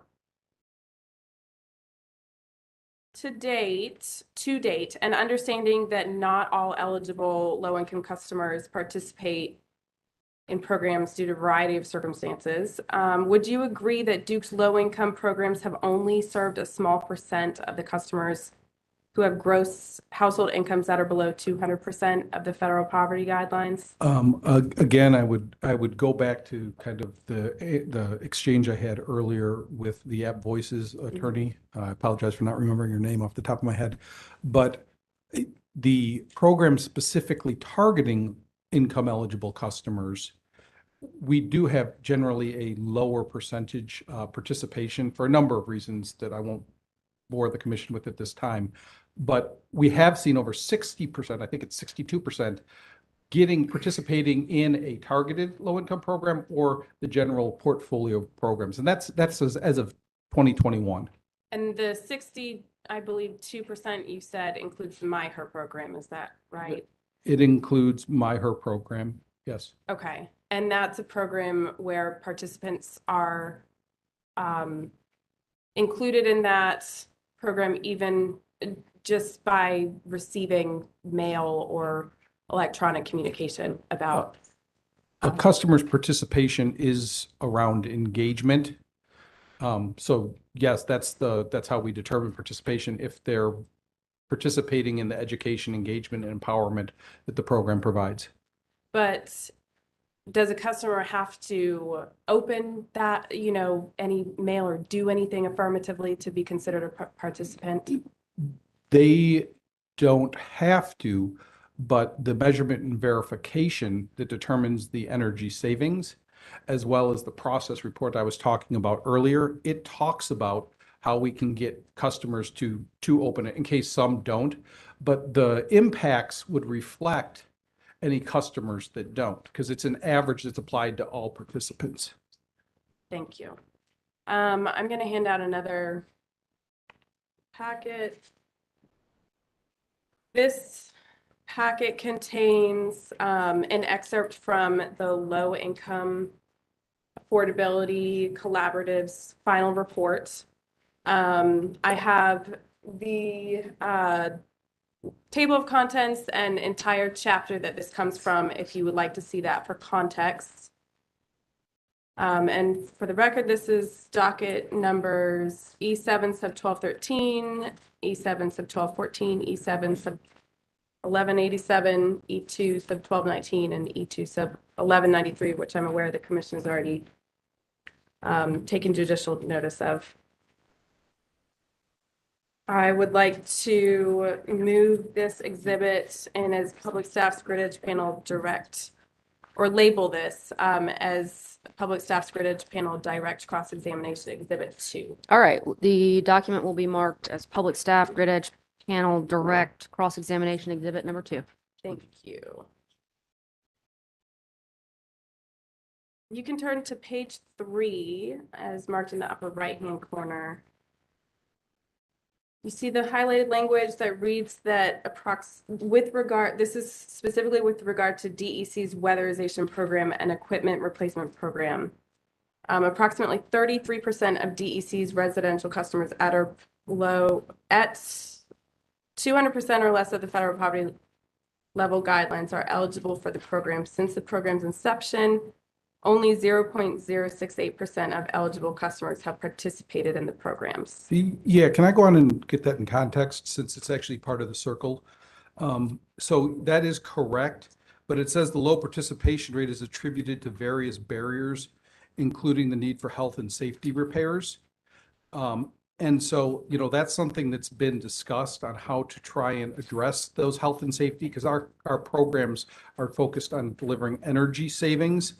And I think it's important to note that even when we were talking internally about that potential enabler for 300%, you may not have those health and safety barriers at a higher level of income qualification. It's something we need to investigate, but it is an important differentiation that participation is in many cases, even though they're eligible and identified to participants, we have to turn them away for health and safety reasons. When was this program adopted? I believe in its current form in 2015. We've had a weatherization program, but it's been tweaked over time in different portfolios. Thank you. The following page, let's see, page 4 of this exhibit. Do you see the highlighted language? Yes. Thank you. The states approximately 33% of the company's North Carolina customers, we've talked about this, are eligible for, approximately 33% of the company's North Carolina customers are eligible for the NES, which is the Neighborhood Energy Savers Program. Since the program's inception, 7.8% and 10% of eligible DEC and DEP customers respectively have participated in the program. The average investment per participant in 2020 was $299 and $329 for the companies respectively. Do you see that? I see it, yes. And the customer data utilized in the LIAC final report originated with Duke, is that right? Yes, it was put together in coordination. I do think it's important you look at the footnote down below on how participation was determined. Because if when we're talking about the Neighborhood Energy Saver Program, That program actually targets it targets areas, geographies where 50%, at least 50% of the households are identified as having incomes. So I want to make sure that when you're referencing a baseline, that it's appropriately reflected. Thank you. Should Duke do more to increase engagement from customers who are at or below 200% of the federal poverty guidelines before expanding the pool and increasing the number of customers who can participate in non-cost effective programs? The company has never contended that it shouldn't do more and it's not doing more. As I mentioned, we've recently filed the DEP weatherization program and a high energy use program, and continue to have ongoing conversation with stakeholders in our EEDSM collaborative on how to improve the performance of our existing programs, as well as develop new programs that also might better serve that segment of our population. What percent of customers at or below 200% of the federal poverty level would you consider to be a measure of success in terms of participation in a low-income program? I'm not really an expert to say that because each program is different. And so you may design a program to hit a certain targeted range. And that's why, for example, the high energy use program is so interesting, because instead of having to work just with income and providing a lot of the deep weatherization measures, we're actually utilizing a couple of targeting methodologies for these customers. A, they have to be income qualified, but B, they have to have an energy use that's above 18,000 kilowatt hours a year. So what it's doing is it's helping us identify those customers that would have the highest benefit from savings. Another thing that we did in the pilot is we identified communities where there are dollars available from other funding sources to supplement in those health and safety needs, which have been such a barrier for the weatherization programs that go through the low-income agencies. So to give you a specific number is going to be a challenge. Our goal is to reach as many as we can, but there are a number of barriers, including kind of competing interests sometimes with the weatherization agencies. Thank you. Just a few final questions. Would you agree, Mr. Duff, I'll direct this to you, that it'll be important to update the modeling for each biennial carbon plan update to account for new customer adoption trends and new laws and equipment standards governing DSMEE, as well as customer adoption trends in EVs and customer-sited solar? My apologies for almost interrupting you. Right. I thought you were done. No, yes, that's one of the strong beliefs that we have is important and is the benefit of the way we're doing this as almost of a resource plan, replacing IRPs, is that you're constantly updating it because there are things that occur that may not have been contemplated. High inflation, higher than you've seen in 40 years, impacts customers' abilities to make investments. Supply chain shortages, workforce issues. Workforce issues are a huge barrier that we haven't experienced before in terms of just having the trade allies necessary to do things. So yes, we're going to follow those trends closely and make sure that those market trends, as well as new technologies and customer adoption rates, are appropriately reflected in the check and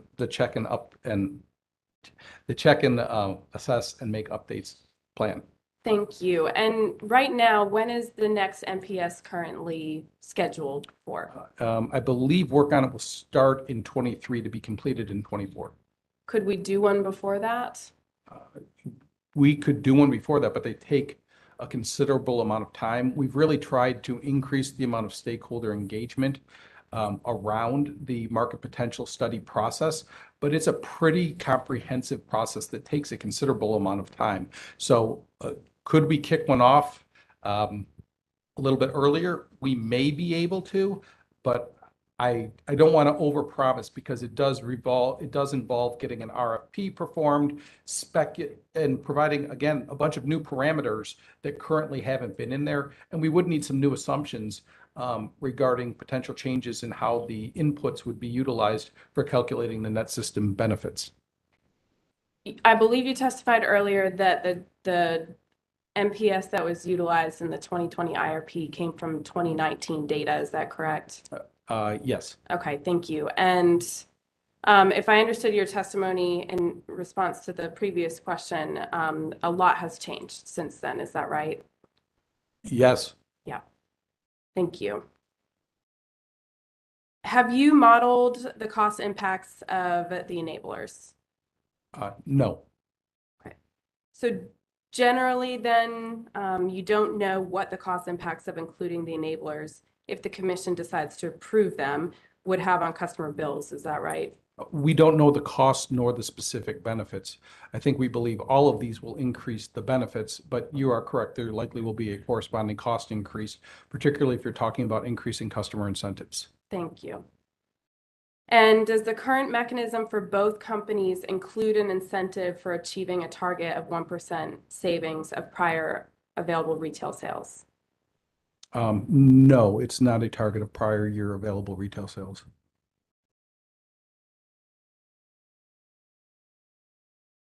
The incentive target is based off of total. There's a penalty that's based off of eligible retail sales. Okay. All right. That concludes my questions. Thank you. All right, redirect. No redirect. All right, questions from commissioners. Commissioner Hughes.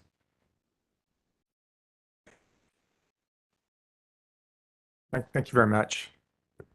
I just love watching you guys say you're okay. So I'm going to start with how are you this afternoon? Hey. Still okay. All right. So there was a lot of questions and discussion earlier in the day about the 1% and about there was some talk about the roll-off and everything. I think I understand this, but I just like to make sure I absolutely understand it as far as accounting goes. The 1% planning target is synonymous with what you all consider to be a utility-funded program that's sort of active in the cost recovery mechanism. So if you did something and it's, you know, it provided savings, but it's no longer considered to be sort of an active program. Do I have that right? That's sort of synonymous. So there's a big link between the cost recovery mechanism, what's in the cost recovery mechanism at a certain time, what's utility funded, and that 1%. Yes, the cost recovery mechanism would reflect both the reconciliation of how we did towards that 1% of eligible load, as well as a projection of costs associated with achieving that 1% of eligible load. Okay, good. That's what I thought. There's also been some discussion about the IRA, and we realize everyone's at a disadvantage given the timing for that and these proceedings. But there was a lot of discussion about the IRA, and in general, I think how much money it's coming in. You know, once in generation has been used to describe it. One of the interveners asked you about a leveraging, your role of leveraging. I want to sort of just expand that question a little bit. Can you envision, now that we have this potential big plug of resources outside of utility funded programs, can you envision Duke playing a role in supporting EE programs that would go toward meeting the overall carbon plan goal, but that wouldn't be utility funded? In other words, could you be, we've used enabler a lot, could you be enabler for one of your customers to go and take advantage of one of the programs that may have nothing to do with your existing funded program? So, I mean, when I say that, it could be bill inserts or sharing data, something that could have a meaningful impact on EE adoption that wouldn't be a utility funded program. So I think the company is definitely interested in helping its customers be aware of potential IRA funds that could be available. We're actually going to have to be very cognizant of it because we need to make sure that we're not over incentivizing. You don't want a situation where there's money available from the IRA and then Duke's also paying an incentive. So not only is it not only covering the cost, it's actually giving them additional money. And so we're going to be very closely monitoring it, but it's definitely, and I think a great example of what you were talking about would be to have the My Energy report essentially serve as a way to look at a customer, and with some of the enhancements we're talking about doing, where we can target what pieces of their usage could be inefficient, we'll be able to potentially make them aware of different options that are out there, both from a company program standpoint as well from as IRA money. But to be clear, we definitely plan on making sure that customers are leveraging the incentives, whether they be utility incentives or federal dollars that are available to them. Okay, so as a state and as a commission, we don't have to rely on just looking at the utility funded programs to try to achieve the carbon goal. So what I would say is I think that's a broader modeling question.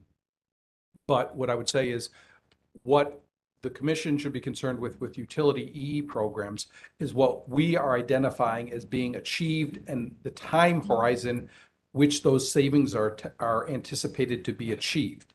And so to the extent that the commission has authority to approve those programs, any enablers that will facilitate more participation in those programs or new programs, that in my mind is where their focus would be.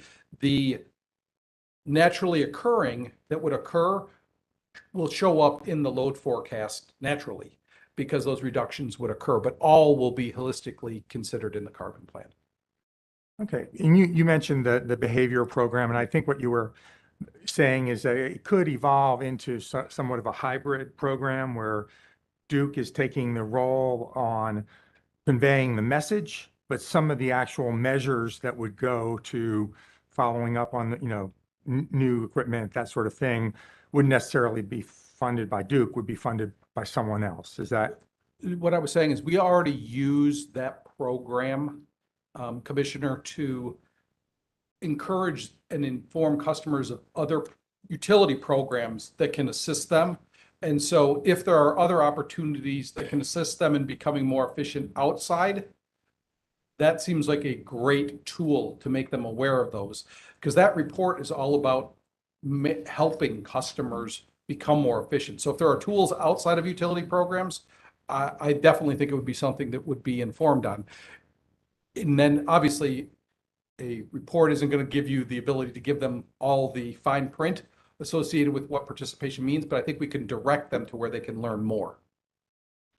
Okay, so that would probably fit into the category of leveraging. Yeah. So with all this leveraging that may occur, and we hope that could occur with the IRA funding, particularly with the behavioral program, do you see any need to look at the cost recovery mechanism for something that would evolve more into a kind of a hybrid program than what you have now? So, Commissioner, I don't think that's necessary, because the program today, as I said, it encourages participation in other programs to help customers become more efficient. And the measurement and verification, which is done by a third party and then reviewed by a third party, the public staff, it actually removes the savings that are associated with other programs. So we have the ability to understand what that program is actually motivating. And so I think that it's not necessary to have a hybrid approach, because we believe that it's part of the overall power of that tool is to help them become efficient through other programs, utility or not. So thank you for that. The EMV, when they look at other programs, do you know now, I can't recall, do they also look at focus on evaluating the impact of other utility funded programs, so you're not kind of double counting? I know that's a big part of it. Do they also look at kind of removing the impact of these other kind of projects that don't come from utility funded? I agree, we don't know how they're going to be funded, but the IRA has a lot of money to do things that look like some of your programs. Have the EMVs done anything to kind of figure out if someone is participating in a program outside of a utility program? Well, so what I would say is right now I'm not aware of a ton of other programs out there with respect to efficiency that we would be making them aware of. But what I would say is that we, through our EM&V, try and isolate those where we know it's coming from another program, we try and isolate those impacts and remove them from what's being counted as the program's impact. Okay, so that will just be done in kind of, I guess, a more robust or more intense way if there's a lot more money coming parallel to your programs. Yes, I think that we will continue to look and understand what's driving the efficiency that's being realized by participating customers. Okay, thanks. I think those are my questions. I have a few staff questions that I want to run through, and I think some of them have been answered. And given the spirit of the whole day, the ones that I think can be rebuttal, I'll just save. But so as described on page 10 of your direct testimony, Grid Edge is more than just DSM-EE. It also includes, you list customer self-generation, voltage management, other distributed energy resources. As of now, is Duke planning or is going to seek cost recovery for all the Grid Edge programs in the DSM-EE riders, including those programs that have not traditionally been considered DSM-EE? No, the company is only planning on seeking cost recovery associated with programs that are specifically approved as EEDSM programs by the commission in our approved annual cost recovery mechanisms. Okay, thank you. Some of these questions have been answered.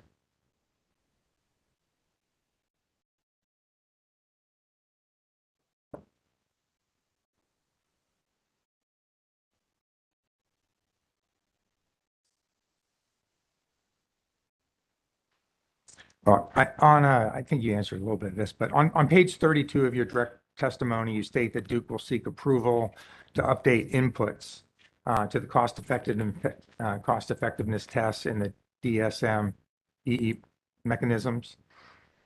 Are the current inputs that are calculated using the commission-approved avoided cost rates? Is that what they're based off of the commission-approved avoided cost rates for avoided capacity? Yes. Okay. And on page 33, you state that the new inputs would be likely derived from the avoided capacity benefits and avoided energy benefits from the carbon plan. Is that? Yes. Could you just talk a little bit on how those benefits would be calculated? So with respect to the details of the calculation, I think we've recognized that that's going to take engagement with the public staff and others potentially to refine the mechanism to explicitly describe that calculation. But I think as Witness Huber talked about earlier, essentially what we're trying to do is make sure that the avoided costs that are being considered by EE and DSM are reflective of carbon-free resources that are now being utilized. So it's really more an updating to improve the accuracy of the associated avoidance or net benefits, if you will, from the investment in DSM.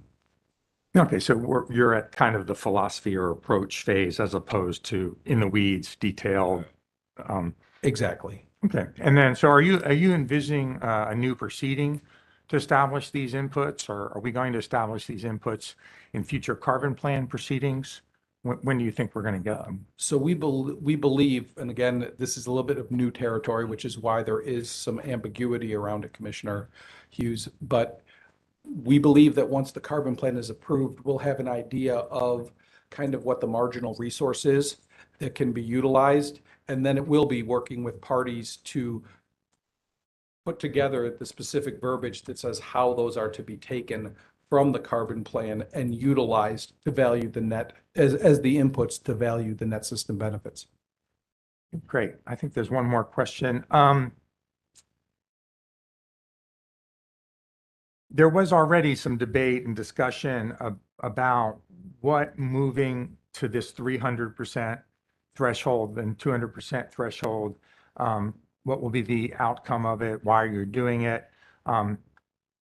I heard from your answers that it was almost a way of addressing maybe a weakness of the mechanism, or not a weakness, but a way of tweaking the current cost recovery mechanism to get more participants and more savings, and not necessarily targeted just to hit the goal of low-income recipients. Does that question make sense? I think I understand what you're saying. So the goal of 300% really had nothing to do with the actual cost recovery mechanism. It really would have to do with the company proposing a program that now, rather than an income qualification of 200%, had 300% of the federal poverty guideline. And again, the commission would have the ability to approve or disapprove that, because what you're doing is increasing the pool of customers that would be eligible for that program. And hence, given the history of those programs being non-cost effective, they would be knowingly improving the amount of savings that would be coming likely in a non-cost effective manner. But it's really a program-specific eligibility requirement. But it would allow more efficiency to be achieved. And as we talked about a lot in those graphs, a lot of the customers on the lower income spectrum have a higher energy use. And so we believe it's an opportunity to get more energy savings and carbon reductions than under the current framework that identifies only those customers below 200% of the federal poverty guideline. It was not done as a proposal to improve low-income programs. It was done as a way to say, this is how we can get more efficiency over the long term to get to that 1% of available load each and every year. Okay, I think your answer at the end was answering the question that I was not making clear. Okay. So I appreciate that. I'm sorry if I misinterpreted. No, thank you very much. That's all my questions. Commissioner Gladfelter. Mr. Huber, this may be for you, but if not, I'll take the answer from either one of you. In Appendix E of the carbon plan, you don't need it. I'm going to ask you about something that's there, but you're not going to need to refer to it for the purpose of the question. In Appendix E of the carbon plan, which is the chapter on grid edge programs, there is a table in which the two companies set out the number of customers that are currently taking the net metering tariff and the projected behind the meter generation currently 2022 for both companies. And then there is a follow-on table that projects the company's best estimates of what the number of customers and the total energy generated from behind the meter technologies will be in 2030 for each of the two companies. And I've got that, and I understand from my reading of the Appendix E, and then confirmed by your dialogue with Mr. Neal and earlier with Mr. Quinn, that those 2030 projections do not make any assumptions about whether the pending revisions to the NEM tariff or the Smart Saver incentive are going to be approved or not. They don't assume that those will be approved. So my question is this: if you were asked to do so, could you rerun the 2030 projections on numbers of customers and total behind the meter expected energy generation on the assumption that those one or both of those programs were approved? Could you do that? If you were asked, I'm not asking you to do so. I'm asking you, if you were asked to do so, could you do it? I think we could put something together. I would question the accuracy because there's a lot of moving pieces in that, and I don't want to give you a false sense of accuracy between those different scenarios. So a variety of different moving pieces. We have also the additional settlement that was put in place with the local solar installers that provides some runway scenarios if certain things aren't approved from the Smart Saver side. So there's a variety of different pathways plus IRA on top of that. So if it was very constricted, there's we could do some modeling, but I would just caution of not thinking that is actually how things are going to actually end up given all the different dynamics in the market. That's an excellent answer because you anticipated some follow-on questions, and so I don't need to ask them. You were able to do the 2030 projections that are in Appendix E now because you have a history under the current structure, right? That- And so you've identified for me what are the considerations that might constrain your ability to model that on the assumptions that one or more or some components of the existing proposals are not approved, correct? That's correct. Got The it. existing So net the- metering modeling. Right. So the period. follow-on question is, if you were to be asked to do that, how long would it take you? So I would have to talk to the modeling team. Got but It'll be a mix of my team and the modeling team to try to figure out which of the different pathways, and then the energy efficiency team as well. So it would take, again, I don't want to speak for the modeling team, but my guess, knowing the workload and everything, probably I would say 3 weeks, 3 to 4 weeks. Fair answer. Thank you. Okay, Mr. Duff, I've got a customer question for you. It's and as I say, it's the kind of question a customer might ask. It's coming from me, but it's the kind of question I think a customer might ask. So I'm reading your pre-filed testimony, and I read that your job responsibilities involve, as you say, evaluating and tracking the performance of Duke Energy's integrated grid solution retail products and services. And integrated grid solution is capitalized. And so when I read that, I went to the company's website. I went to the company's website and I tried to find, oh, this is interesting. I can look at the suite of programs and I can sort of see what is the collection of products and services that the company has on offer to me as a customer. I couldn't find anything anywhere. What did I do wrong? You did nothing wrong. The Integrated Grid Solutions is an internal organization name. And so there's a suite of products that is under the organization and my responsibilities. And essentially what that was, a very long-winded, wordy way of saying, was my team does the EM&V for a lot of the customer products and services, including that are within the Integrated Grid Solutions organization, including EEDSM. We have also done some for some of the TOU rates, and we have had a third party under contract to do some EM&V related to the EV phase 1 pilots. So all those things kind of fall in. So I apologize for the confusion. No, it's not a confusion. I understand you. And I guess, but it then led me to think, as a customer, if I wanted to see a comprehensive sort of menu of what might be open to me or available to me, or that I might be eligible for, or I might try to ask whether I'm eligible for, where would I find it? I would hope you would be able to find it on the web. I can't. How? I believe if you go to the residential page, there's this, I know there's a section on energy efficiency about how to save money. I think there's also a section on EVs, but I agree with you. In terms of the overall suite of products that's under my organization, finding that all together would likely be an exceedingly hard challenge. Thank you. That's the answer I needed. Thank you. Thanks. All right, Commissioner Duffley. Following up on that, I know we've had past discussion about the number of clicks to get to different things. So I would stress to the company, maybe look at that and work on that issue. If you could turn to Appalachian Voices Exhibit number 2.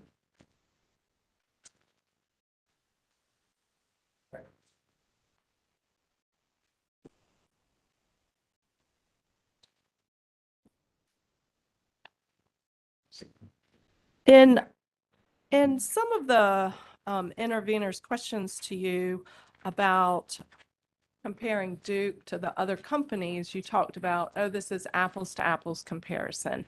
And you gave one example with Duke Energy Ohio, stating that they were using a 2008 baseline. Can you give other examples from this chart? Sure. So I think first importantly, you need to look at things like what states they're from. So some states have programs that allow codes and standard advancement to count as utility efficiency. I believe Minnesota is one of those, so that XL Minnesota.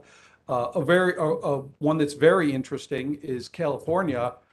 Recently, due to diminishing potential in their DSM-EE goals, has allowed fuel switching to now count as EE save and DSM savings. So what is being counted really does play an important role to make sure that you're really comparing. But I think fundamentally, it's also important to look that when you're looking at a percentage of sales, the regionality makes a ton of difference. And we tried to point this out in my testimony and with carbon plant stakeholders. The amount of usage that a customer has makes a big difference. If a customer installs 2 efficient LED bulbs, and I'm just using LED bulbs because they're kind of standard and across states. Let's say it saves 100 kilowatt hours a year. That's high, but for math purposes, we'll use 100 kilowatt hours. If that customer's total monthly average usage is 600 kilowatt hours, like in some of the New England states, the percentage savings that are going to be versus those retail sales will be much greater than in the Carolinas, where we're at above 12,000 kilowatt hours a month. So 1,200 rather, sorry. I was thinking for a year. But essentially, it's important that baseline matters, and as well as what financial incentive customers have. If you're talking about some of the, and we again pointed this out, in New England and in some states in the West Coast, you have rates that are almost 2.5 times what Duke's rates are in the Carolinas. And we think that's a great thing from our customers' perspective, but it makes participating in efficiency programs all that much more attractive. Okay, thank you. And now if you could turn to Appalachian Voices Exhibit 3.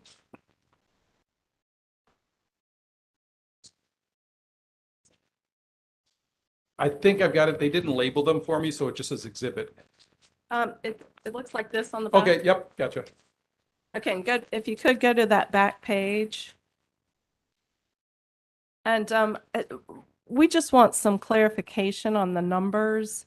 So on the bottom row, you have total customers of 3 million, then your low income, then you talk about the participation in programs that are specific to low income, or only offered to the low income. And then you have a total participation.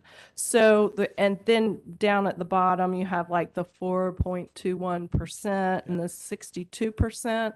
So the clarification is, how many of the 608 customers come from the 980? Meaning, is the 62% low-income customers as well as non-low-income customers?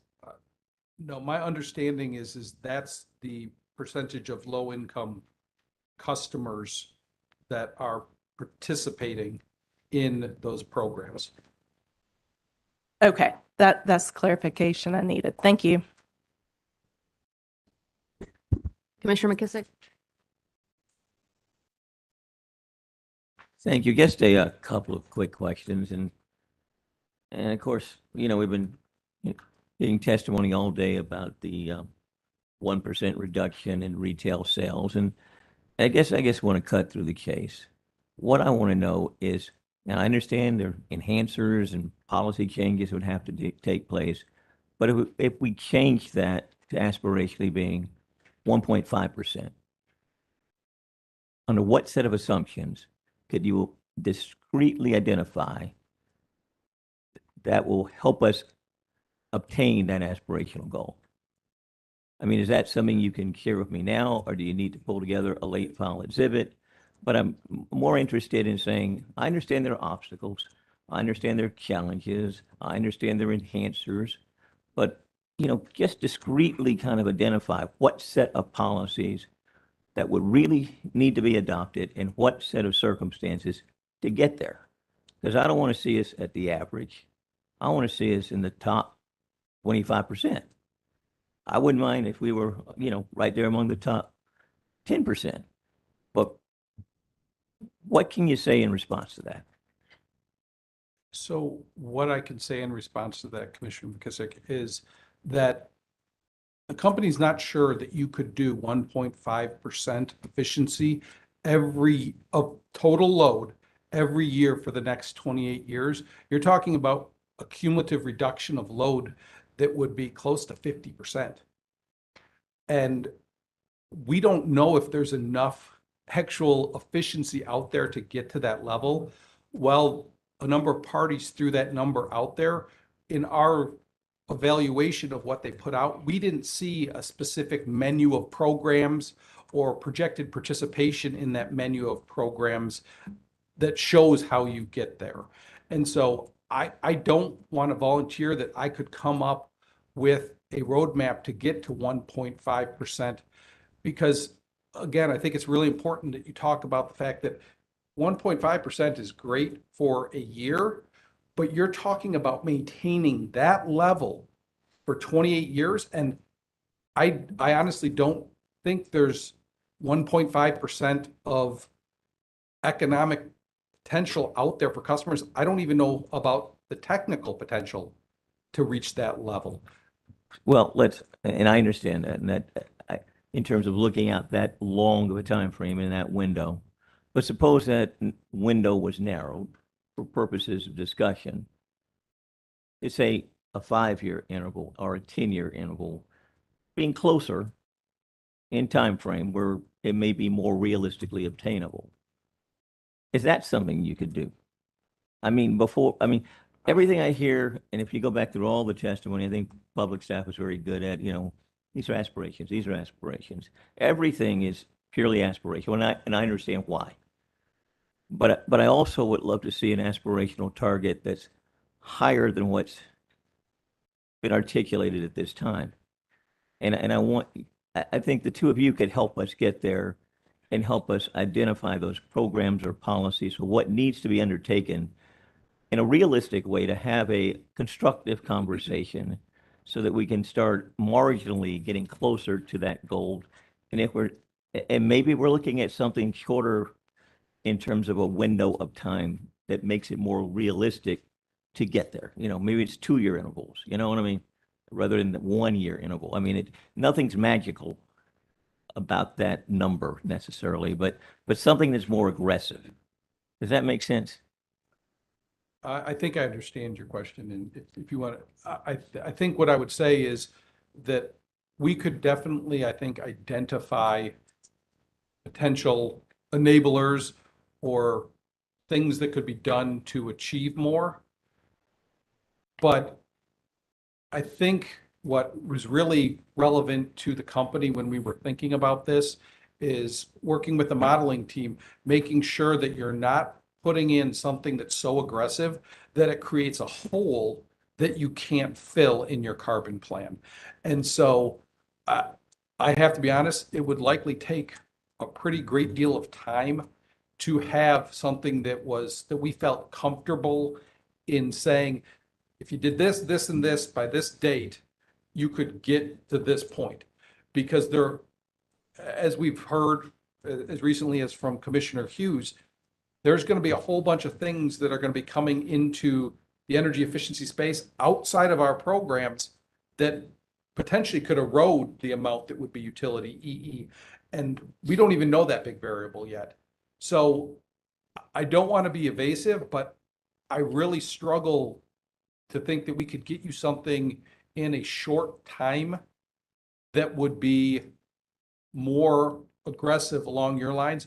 We actually think that what we've put in is aggressive and is regionally leading, and we've sustained that regional leadership for quite some time. And that regional portion is really important because that does factor into customers' rates. There's a lot more rate parity in the Southeast. There's a lot more usage parity in the Southeast. So we feel like even these reports have lauded us as being a leader.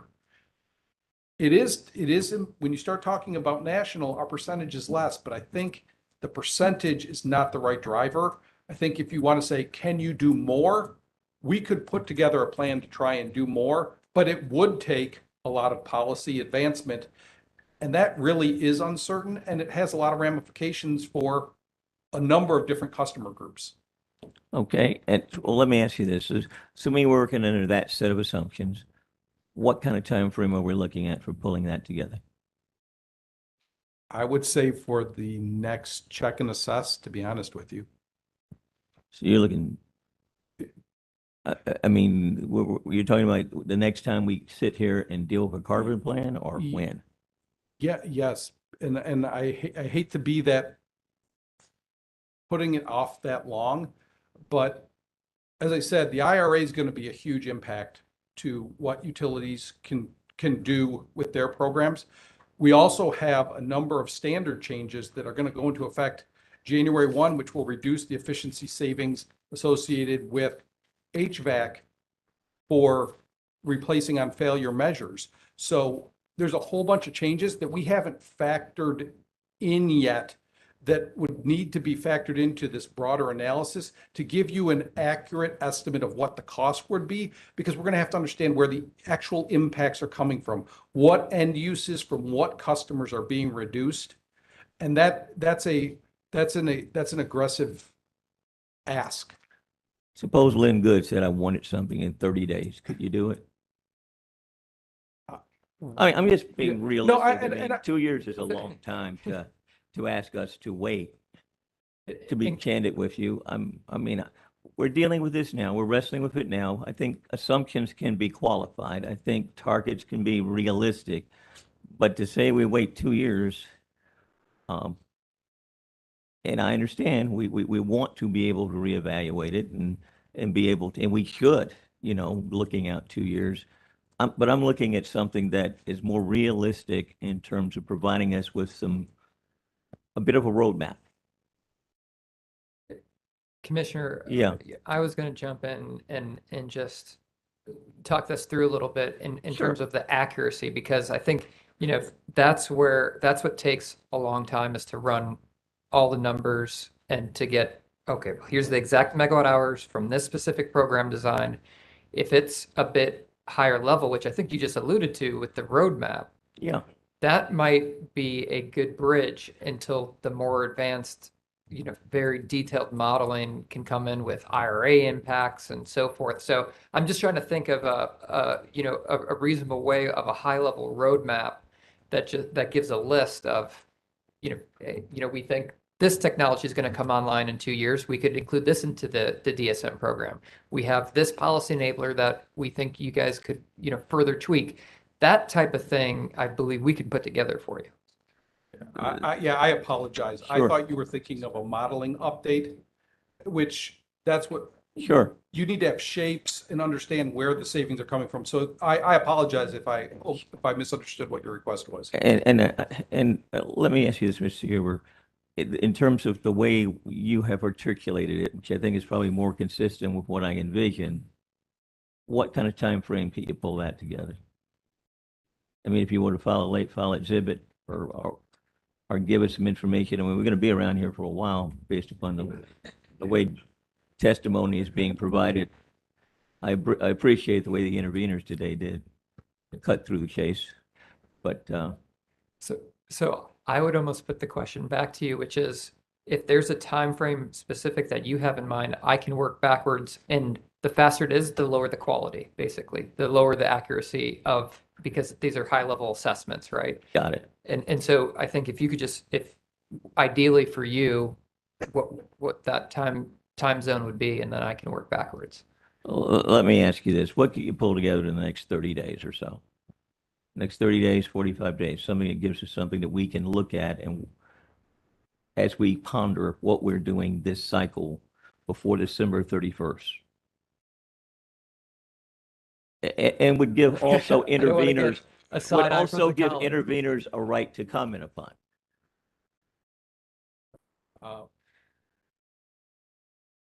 It would be 30 days would be fairly rudimentary.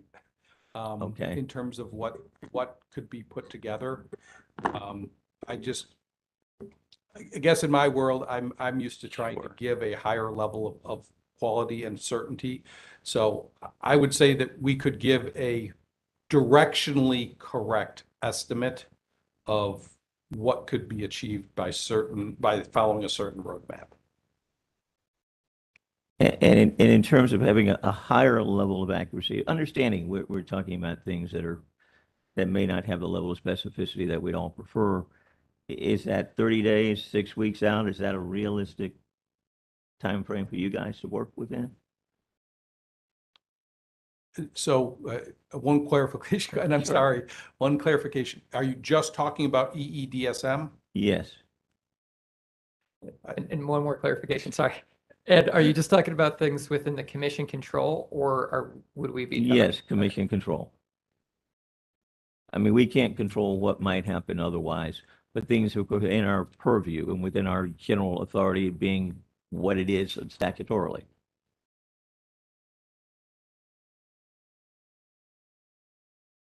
I think we can give you a roadmap with a lot of caveats in it within 30 days.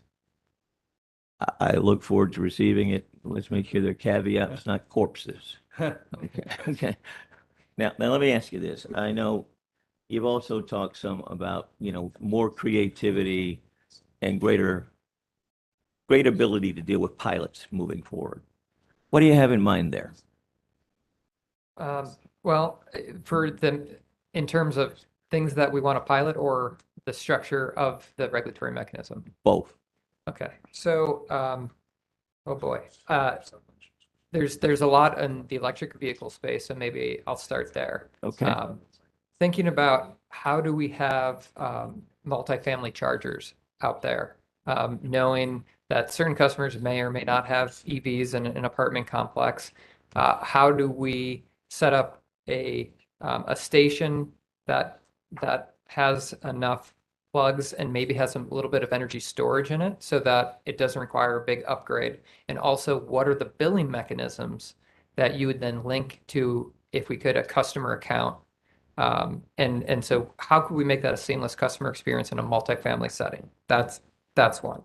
Two is, are there new bundles that we could put together in conjunction with more targeted AMI data analytics? So for instance, if we can identify through AMI some really high winter peak users and dive into the load analytics and say, you know what, those are very inefficient heating systems, electric heating systems, most likely, right? So then we can dive in and be like, okay, well, those could be replaced. So we could say, hey, if you adopt a new heating system with a new smart thermostat plus a TOU rate, you would actually, customer, be saving money, and that we're reducing peak demand and so forth. So think a different bundling. We have recently filed an innovative pilot around vehicle to grid. And we mentioned the Ford Lightning in this filing. We decided to go the route of reducing a customer's lease payment. We are not sure if that is the best mechanism. We think it's when talking to Ford, we think it's a good one, but we're not exactly sure. Are there other compensation mechanisms? Is it a bill credit, or do we say if you enroll in this program, you will get unlimited charging for $19.99 a month per our subscription pilot? Are there different ways to package the offering so that we drive more adoption? So I guess those are maybe a few. There's other rate designs. So for instance, some customers really like bill certainty, and think low, moderate income customers as well, where a high bill just 1 month for whatever reason really hurts their ability to balance that month's budget. They're living paycheck to paycheck. So how can we tie a bill certainty product in with maybe a smart thermostat? And so we give the customer certainty while bringing them some new technology that'll help reduce their load. Combinations like that, new other rate designs like peak time rebates. Okay, so those are just, I can keep going on, but I think start to get the idea of it's a mix of hardware, it's a mix of pricing, and it's a mix of the customer experience that there's interchanging parts that we can perfect and optimize around. So talking about the regulatory mechanism, the question is, what can we set up so that we could rapidly prototype these different types of programs and configurations and pivot if we need to, so we don't take 8 years just to finally get something right. And again, there's always market dynamics that make things even more complicated. So we could look at some parameters of this regulatory mechanism where it says, well, as long as it's under X amount of budget, it is in line with the carbon plan's objectives. Maybe it's a carbon objective, maybe there's a peak demand objective in there, and it's optional. there's a expedited review period, or in Vermont, the utility there, they filed the pilot within certain guardrails, and within 15 days, it's accepted, unless there's some major issue that the commission would flag.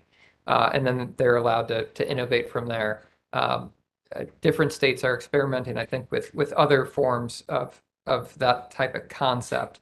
But how I'd see it is you'd have a certain set of guardrails that we'd be working with stakeholders on defining, certain objectives that be laid out, certain caps, and then from there, we would be, making whatever that filing would look like within a certain expedited time frame.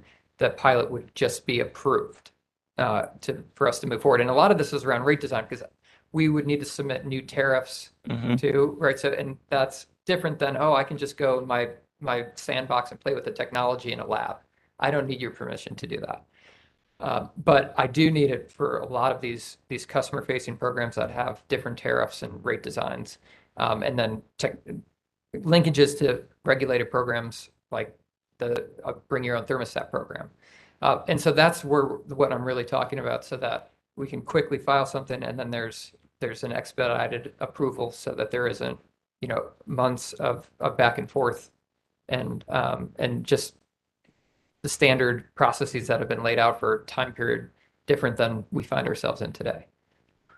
And I greatly respect you thinking out of the box and giving it some serious thought and reflection, and being willing to, put some ideas out there, which I think are very constructive and very positive. Would you envision that we'd set up a separate docket to evaluate the way we might handle these type of pilot projects? Or how might that best be addressed? Yeah, so my original plan was, if the commission seemed interested, I would be working with stakeholders to find what is the best regulatory vehicle to bring it forward. My guess is it would have to be a separate docket. That's just my guess, but don't hold me to that. Well, I think it's an excellent idea.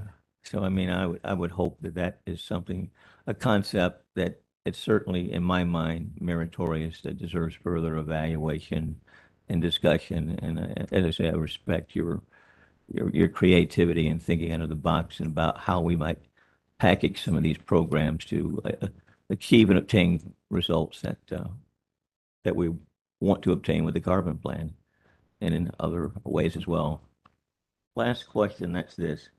We've talked today about the federal poverty guideline and where it is, whether it's 200% or 300%. It's an abstraction in terms of not having a target number that we're looking at. If we're talking about 200%, what does that translate to in terms of dollars? If we're talking 300%, what does it translate to in terms of, I say dollars, the income? What are we looking at, so that I get a better sense or feel of the space? So if I understand your question correctly, Commissioner, you're asking for what those thresholds are? Because I always hear about them in the abstraction. Yeah. And I know what I believe them to have been a few years back, but I don't know what they would be today. I apologize. I don't have the current amount, because that number resets. I got it. I understand it is. Seeing if it's in one of the excerpts that was presented to me.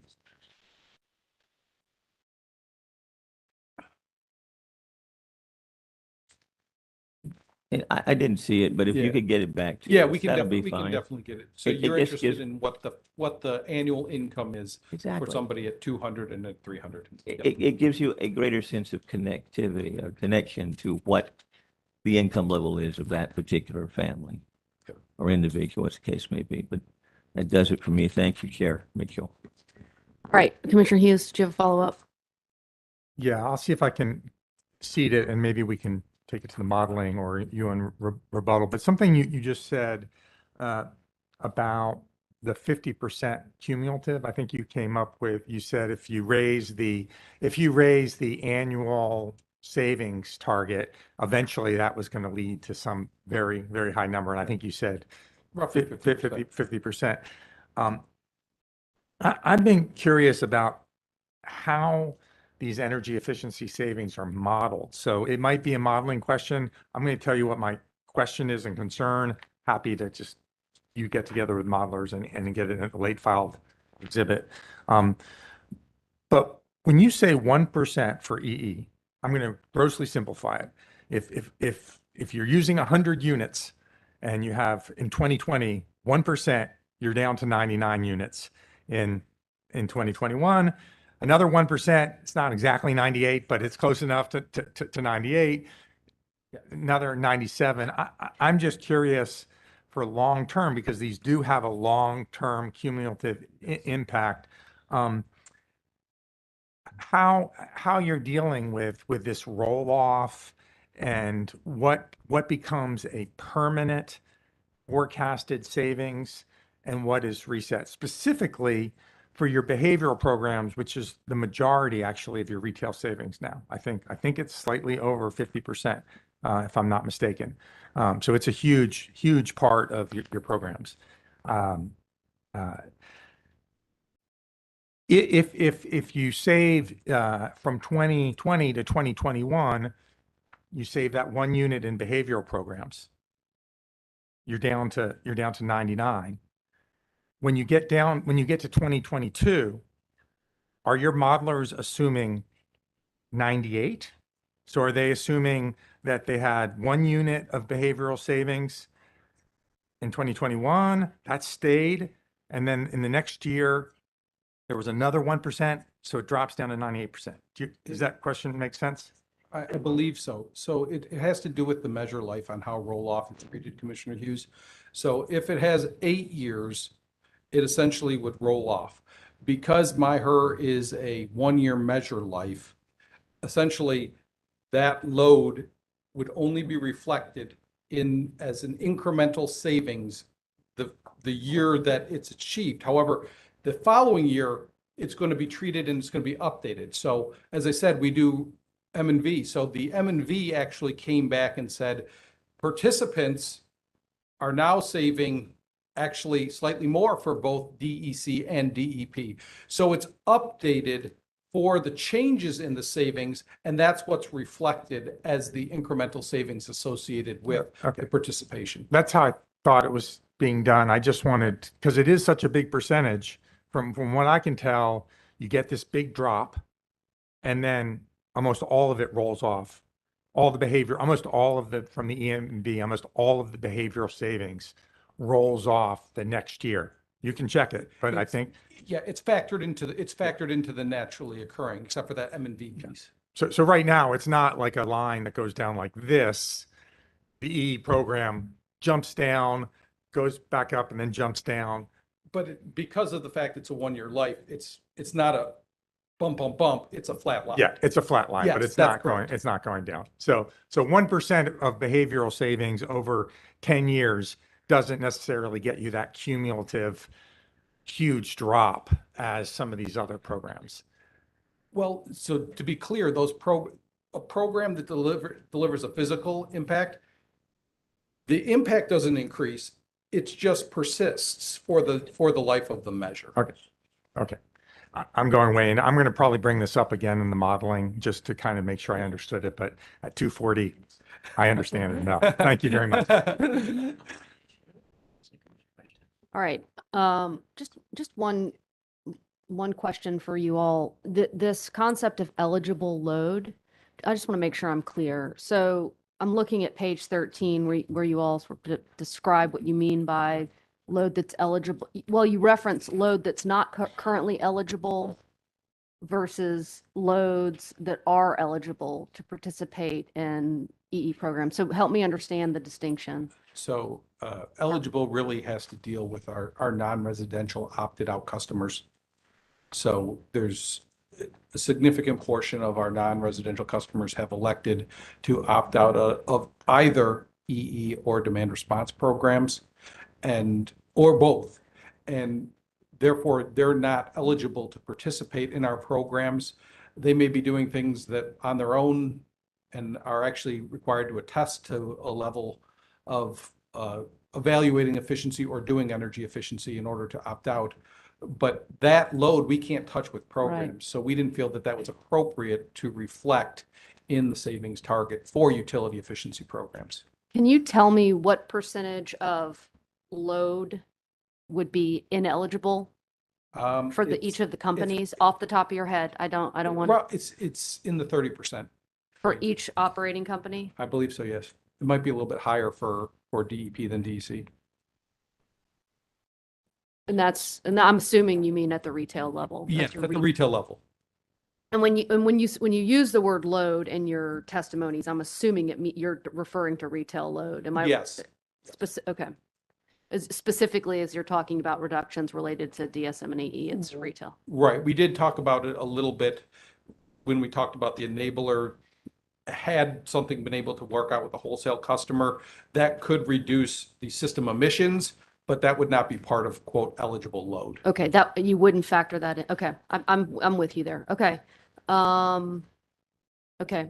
So as I think about this, I need 30% on each operating company of that load that we're thinking of is not eligible to. Roughly off the top of my head, yes, that's the approximate percentage. Okay. Okay, Mr. Huber, for you, just one question. I'm attributing this testimony to you, but it's page 17, lines 1 through about 14. You're talking about the EV programs that you all have had approved or working on. And you discussed exploring development of dynamic rates designed to lessen the system impact of non-residential, commercial, and fleet. Are you thinking, so I'm interested in the work that you're doing to maximize the system benefit of electrified vehicles. Are we thinking about things the same way? Are you thinking about things differently than I am? There's, I guess, two parts that we're trying to solve for. And one is a do no harm piece to the rate design that says, hey, this is a time you don't want to charge. If you do, we'll have to have system upgrades. It's going to be expensive. There's another part of that rate design that says, hey, charge here. That will help the system with, possible integration costs of higher emittent renewables, for instance. So it's doing both. Okay. So, and you're looking at both. Oh, yes, Okay. absolutely. And when you say charge here, do you mean charge here in this location, or do you mean charge at this point in time? Well, now that you mention it, there could be a locational element, but for the most part, I was referring to the rate design or the hourly price signal for the, say, fleets, so that they're more sophisticated customers. So I could help, Duke can help them essentially say, hey, this is the time to charge in load build, to the discussion I was having a little bit earlier. And then in other tariffs, like the static TOU rate, CPP, that was approved by the commission, we generally said, hey, this discount window is a good time to upload. Okay. So are you the person, or is your team the team that is looking at location for this type of activity, or is some other unit looking at charge here at this location on the grid? It's a team that's very adjacent to me that I work with closely. Okay. And so, from that standpoint, this is another one that will take regulatory innovation, but fleets tend to charge in clusters. They're in sort of industrial clusters, if you will. When a sort of typical fleet size customer goes electric, that's like adding the Empire State Building in that location. That's how much load we're talking about. Significant. So multiple Empire State Buildings all within the same location. And it's far cheaper to get ahead of that and build a system that's capable and ready for it than upgrades each time one customer transitions their fleet. So there's some proactive thinking that all stakeholders do, everyone has to do to think about how to handle this coming issue that is going to be rapidly approaching us. And then there's another piece of this which says, where on our grid could we accommodate a decent amount of charging, and how can we signal that type of charging there? And honestly, there could be mobile batteries, and I'm thinking totally high level, so don't hold me to any of this, but there could be times where you take a mobile battery, charge in a specific location, bring it over to the constrained fleet location while you have enough time to get the supply chain with the transformer needed to serve that area. we have to think about all these different business models and grid scenarios. So that is a team relatively close to mine, and we're thinking about all of these. Okay, thinking about them together. Yes. Okay, all right, that's what I want to hear. Okay. Questions on commission's questions? Go ahead, Ms. Kress. Thank you, Chair Mitchell. I've just got a couple for you this afternoon, gentlemen. The regulatory sandbox concept, Mr. Huber, that you were testifying about, is one possible use of such a concept, perhaps exploring whether and how the utility can receive credit of some kind for non-utility funded EE measures. I haven't gotten that far. You know, when I'm thinking rapid prototyping, I'm thinking more customer experience, customer acceptance, compensation mechanisms, and technology couplings to a customer. I wasn't thinking necessarily business model innovations on the Duke side, but if open to suggestions. Thank you. Mr. Duff, same question to you. So I would say that we haven't anticipated taking credit for EE or DSM programs that are not part of approved EE DSM programs from the commission. So when we've talked about UEE, it's been focused on commission approved programs. I haven't really given a thought to taking credit for things that were done outside of utility programs as utility efficiency or DSM. Okay. House Bill 951, and this is for either or both of you. House Bill 951 requires that the existing law pertaining to DSM EE cost recovery has to continue to be followed. Is that correct? That's my understanding, yes. And House Bill 951 also prohibits cross-subsidization among non-participants. Objection. This is far beyond the commission's questions. It's asking legal questions of Mr. Duff. Two objections. Okay. I'm following up on a question from, I believe it was Commissioner Hughes, who was asking about cost recovery for grid edge customer programs. And to the extent that that is addressed in House Bill 951, I think it's fair game to ask these witnesses about that. All right, I will overrule the objection, allow the question, and Understood. I'm going to speed it up. Thank you. Can you Do you need repeat me the to question? repeat it? Sorry. Yes. Does House Bill 951 also address cost recovery for new customer renewable programs? To be honest with you, I didn't read that section of 951. I was really focused on the sections that pertained to EEDSM, which said the existing laws stayed intact, and then anything that would pertain to my piece of the carbon plan. Yeah, I am not fully aware of that section. Okay, thank you. And final question, are there some things, some enablers that would be outside the company's control with respect to EE and DSM? I think there are a number of enablers that we identified as part of the carbon plan stakeholder process that would be outside of our control.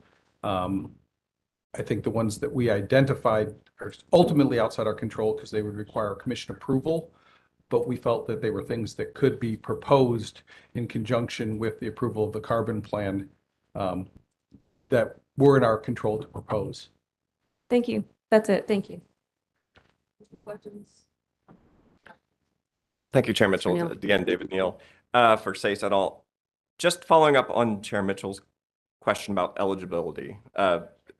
When you say 1% of eligible load, that's net of opt-outs, right? That's correct. And that's not a static category, you would agree? No, that number changes every year. So if commercial or industrial customers opted back in, they would then become part of the eligible load that you want to count for purposes of a savings target, correct? Objection. Again, I think this goes beyond the question that Commissioner Mitchell asked. This was addressed in his testimony and could have been asked when he was being I- crossed. With all due respect, I understood Chair Mitchell to be asking for clarification about what eligible load meant, and I wanted to just All right, I'm pin going it to down. overrule it. Go ahead, Mr. Neal. Ask your question again. Answer. So if a customer is opted in and eligible to participate in the company's programs, then their load or sales would be included in that retail sales number. Thank you. That was all. Any additional questions from interveners? Go ahead, Ms. Crawley Jones. Okay. Yes, please. And this is a follow-up to both Commissioner Duffley's question about the 608 number and then Commissioner Hughes' question about roll-off of how that's counted in the roll-off of the behavioral programs versus material improvements, energy efficiency improvements. Can you give a percentage of that 608 that are material long-term improvements that low-income customers would be using? Not off the top of my head, I can't. No. Look, I mean, there's a big difference between the 41,000 number and the 600,000 number. Would that mostly be behavioral programs? In all honesty, I would have to look at the savings numbers because you're kind of blending a percentage of customers as well as different programs that are going to have different per participant impacts. So, for example, those targeted low income programs have a high impact per customer versus the per participant. So it's really hard for me to give you that number without having the facts in front of me. But would that be an important consideration to target, is for these low-income customers that they're going to benefit more from material improvements as opposed to the behavioral? I think what I would say is the impacts associated with participation in different programs vary, but the MyHer program, EM&V results demonstrate cost-effective savings, and our programs that they participate in, to the extent that they're not some of the income qualified, would demonstrate cost-effective savings. So I think the answer to your question is all the programs give them savings opportunities. The magnitude of the energy savings is going to vary, but if they're part of our regular portfolio, the net benefits exceed the costs.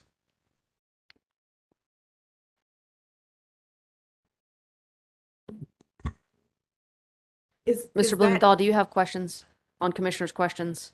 All right, and then public staff will go last. Go ahead.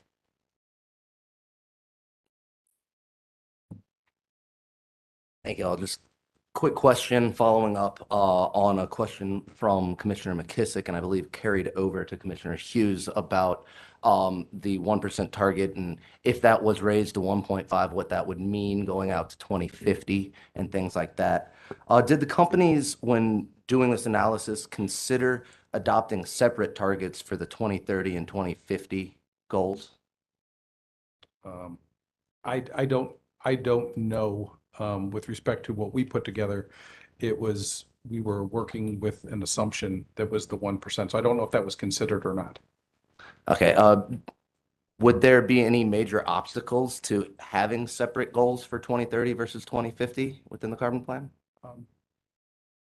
I think if they're not based off of the same facts and potential and bases, it could create complexities and mischaracterizations of potential and the impact to the system. Thank you. Just a few questions for you. Same subject, increasing the energy savings targets to 1.5% or higher than that to 2.5%, that would increase costs, is that right? Yes. So it would not be least cost.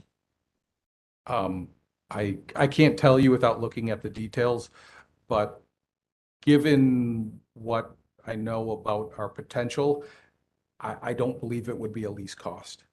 And would increasing the energy savings target make it more difficult to maintain cost effectiveness in the portfolio? Yes, unless you're changing how things are counted. As I pointed out, other states are taking advantage of opportunities associated with potential.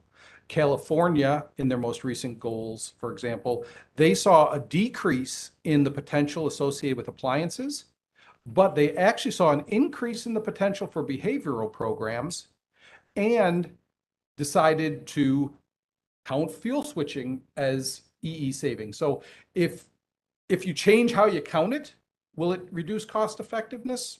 Maybe not. But under the existing counting provisions, I believe that the cost effectiveness would erode.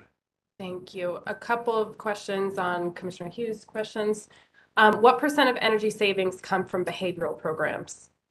I don't have that number off the top of my head. I'm sorry. Currently in the mechanism, is it the IRP or the carbon plan that determines avoided cost rates, or is it the avoided cost proceeding that determines those inputs? So it's not directly derived from the avoided cost proceeding. It uses some of the information from the avoided cost proceeding, because obviously a carbon plan was not in place when the last mechanism was approved. Thank you. That's all my questions. All right. Madam Chair, I do not have any questions. However, I do have the answers, I believe, to Commissioner McKissick's questions about income levels associated with percentages of the federal poverty level. I am happy to read them into the record. Certainly. So this is from the Department of Health and Human Services. In 200% of the poverty level for a single person household that has an annual income of $27,180. For a household of 4, it has an annual income of $55,500.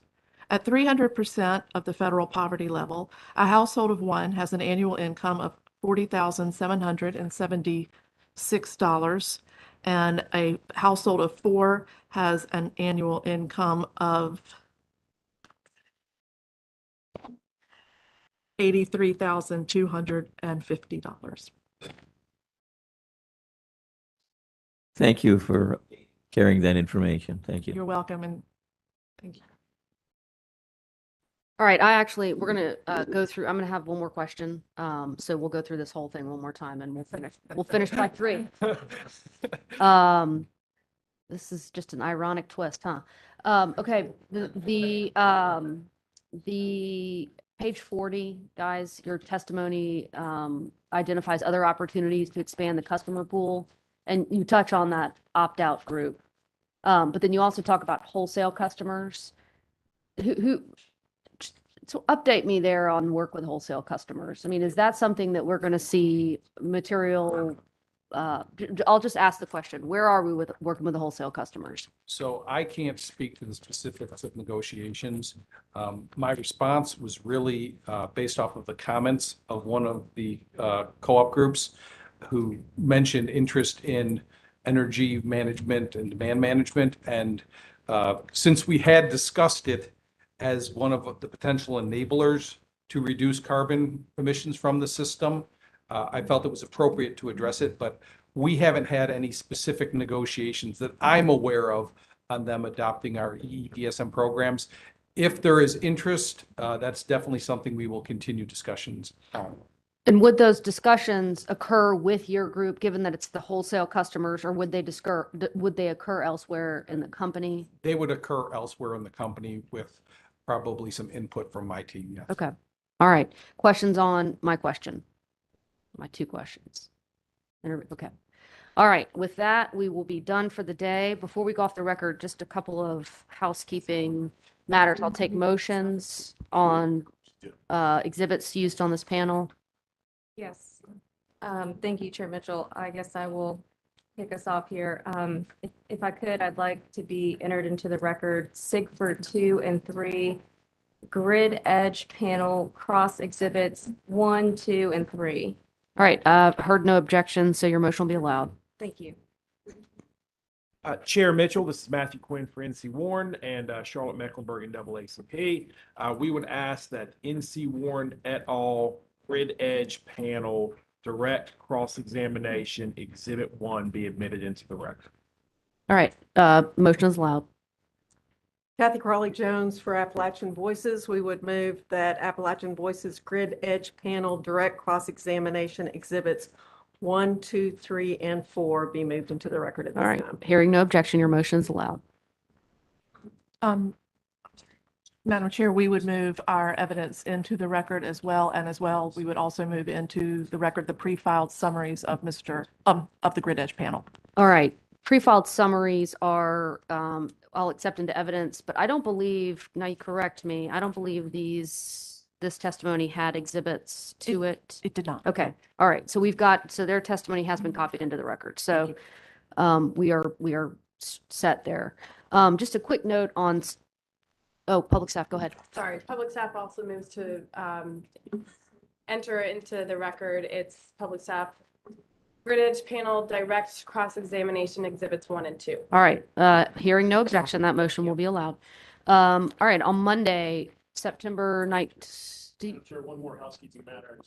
John Burns for CC, but there's a number of witnesses the parties have discussed that this would be an opportunity to excuse those witnesses from no issue for the trial examination, understanding that the commission would need to consider who those witnesses are. How would you like us to present that to you?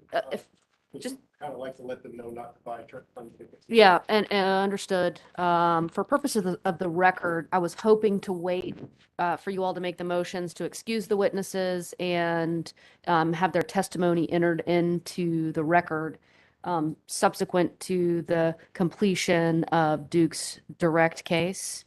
Does that pose a problem? I don't anticipate not allowing for any of the witnesses to be excused, but do you need an order from the commission? I don't think I do. I just wanted to telegraph to Okay. Mr. Gannat, Dr. Gannat in particular, buy a plane ticket for Philly. Okay. But I also didn't want to assume that the commission Right. had no question. All right, well, we will wait until Duke finishes its direct case, and then I'll take motions from the interveners on that evidence. Okay. Thank you. Do y'all need to be heard? That's it. Okay. All right, Monday, we'll begin at 11, we will go to 5, and then Tuesday, Wednesday, Thursday, and Friday, we will begin at 9:30. So that's different from what I indicated earlier in this week. So Monday, 11 o'clock, Tuesday through Friday, 9:30. We will go to 5 every day except Friday, we will end early. All right, with that, any questions, council? All right, we're adjourned. Thank you. Or we're off the record. Thank you. Yeah. That's great.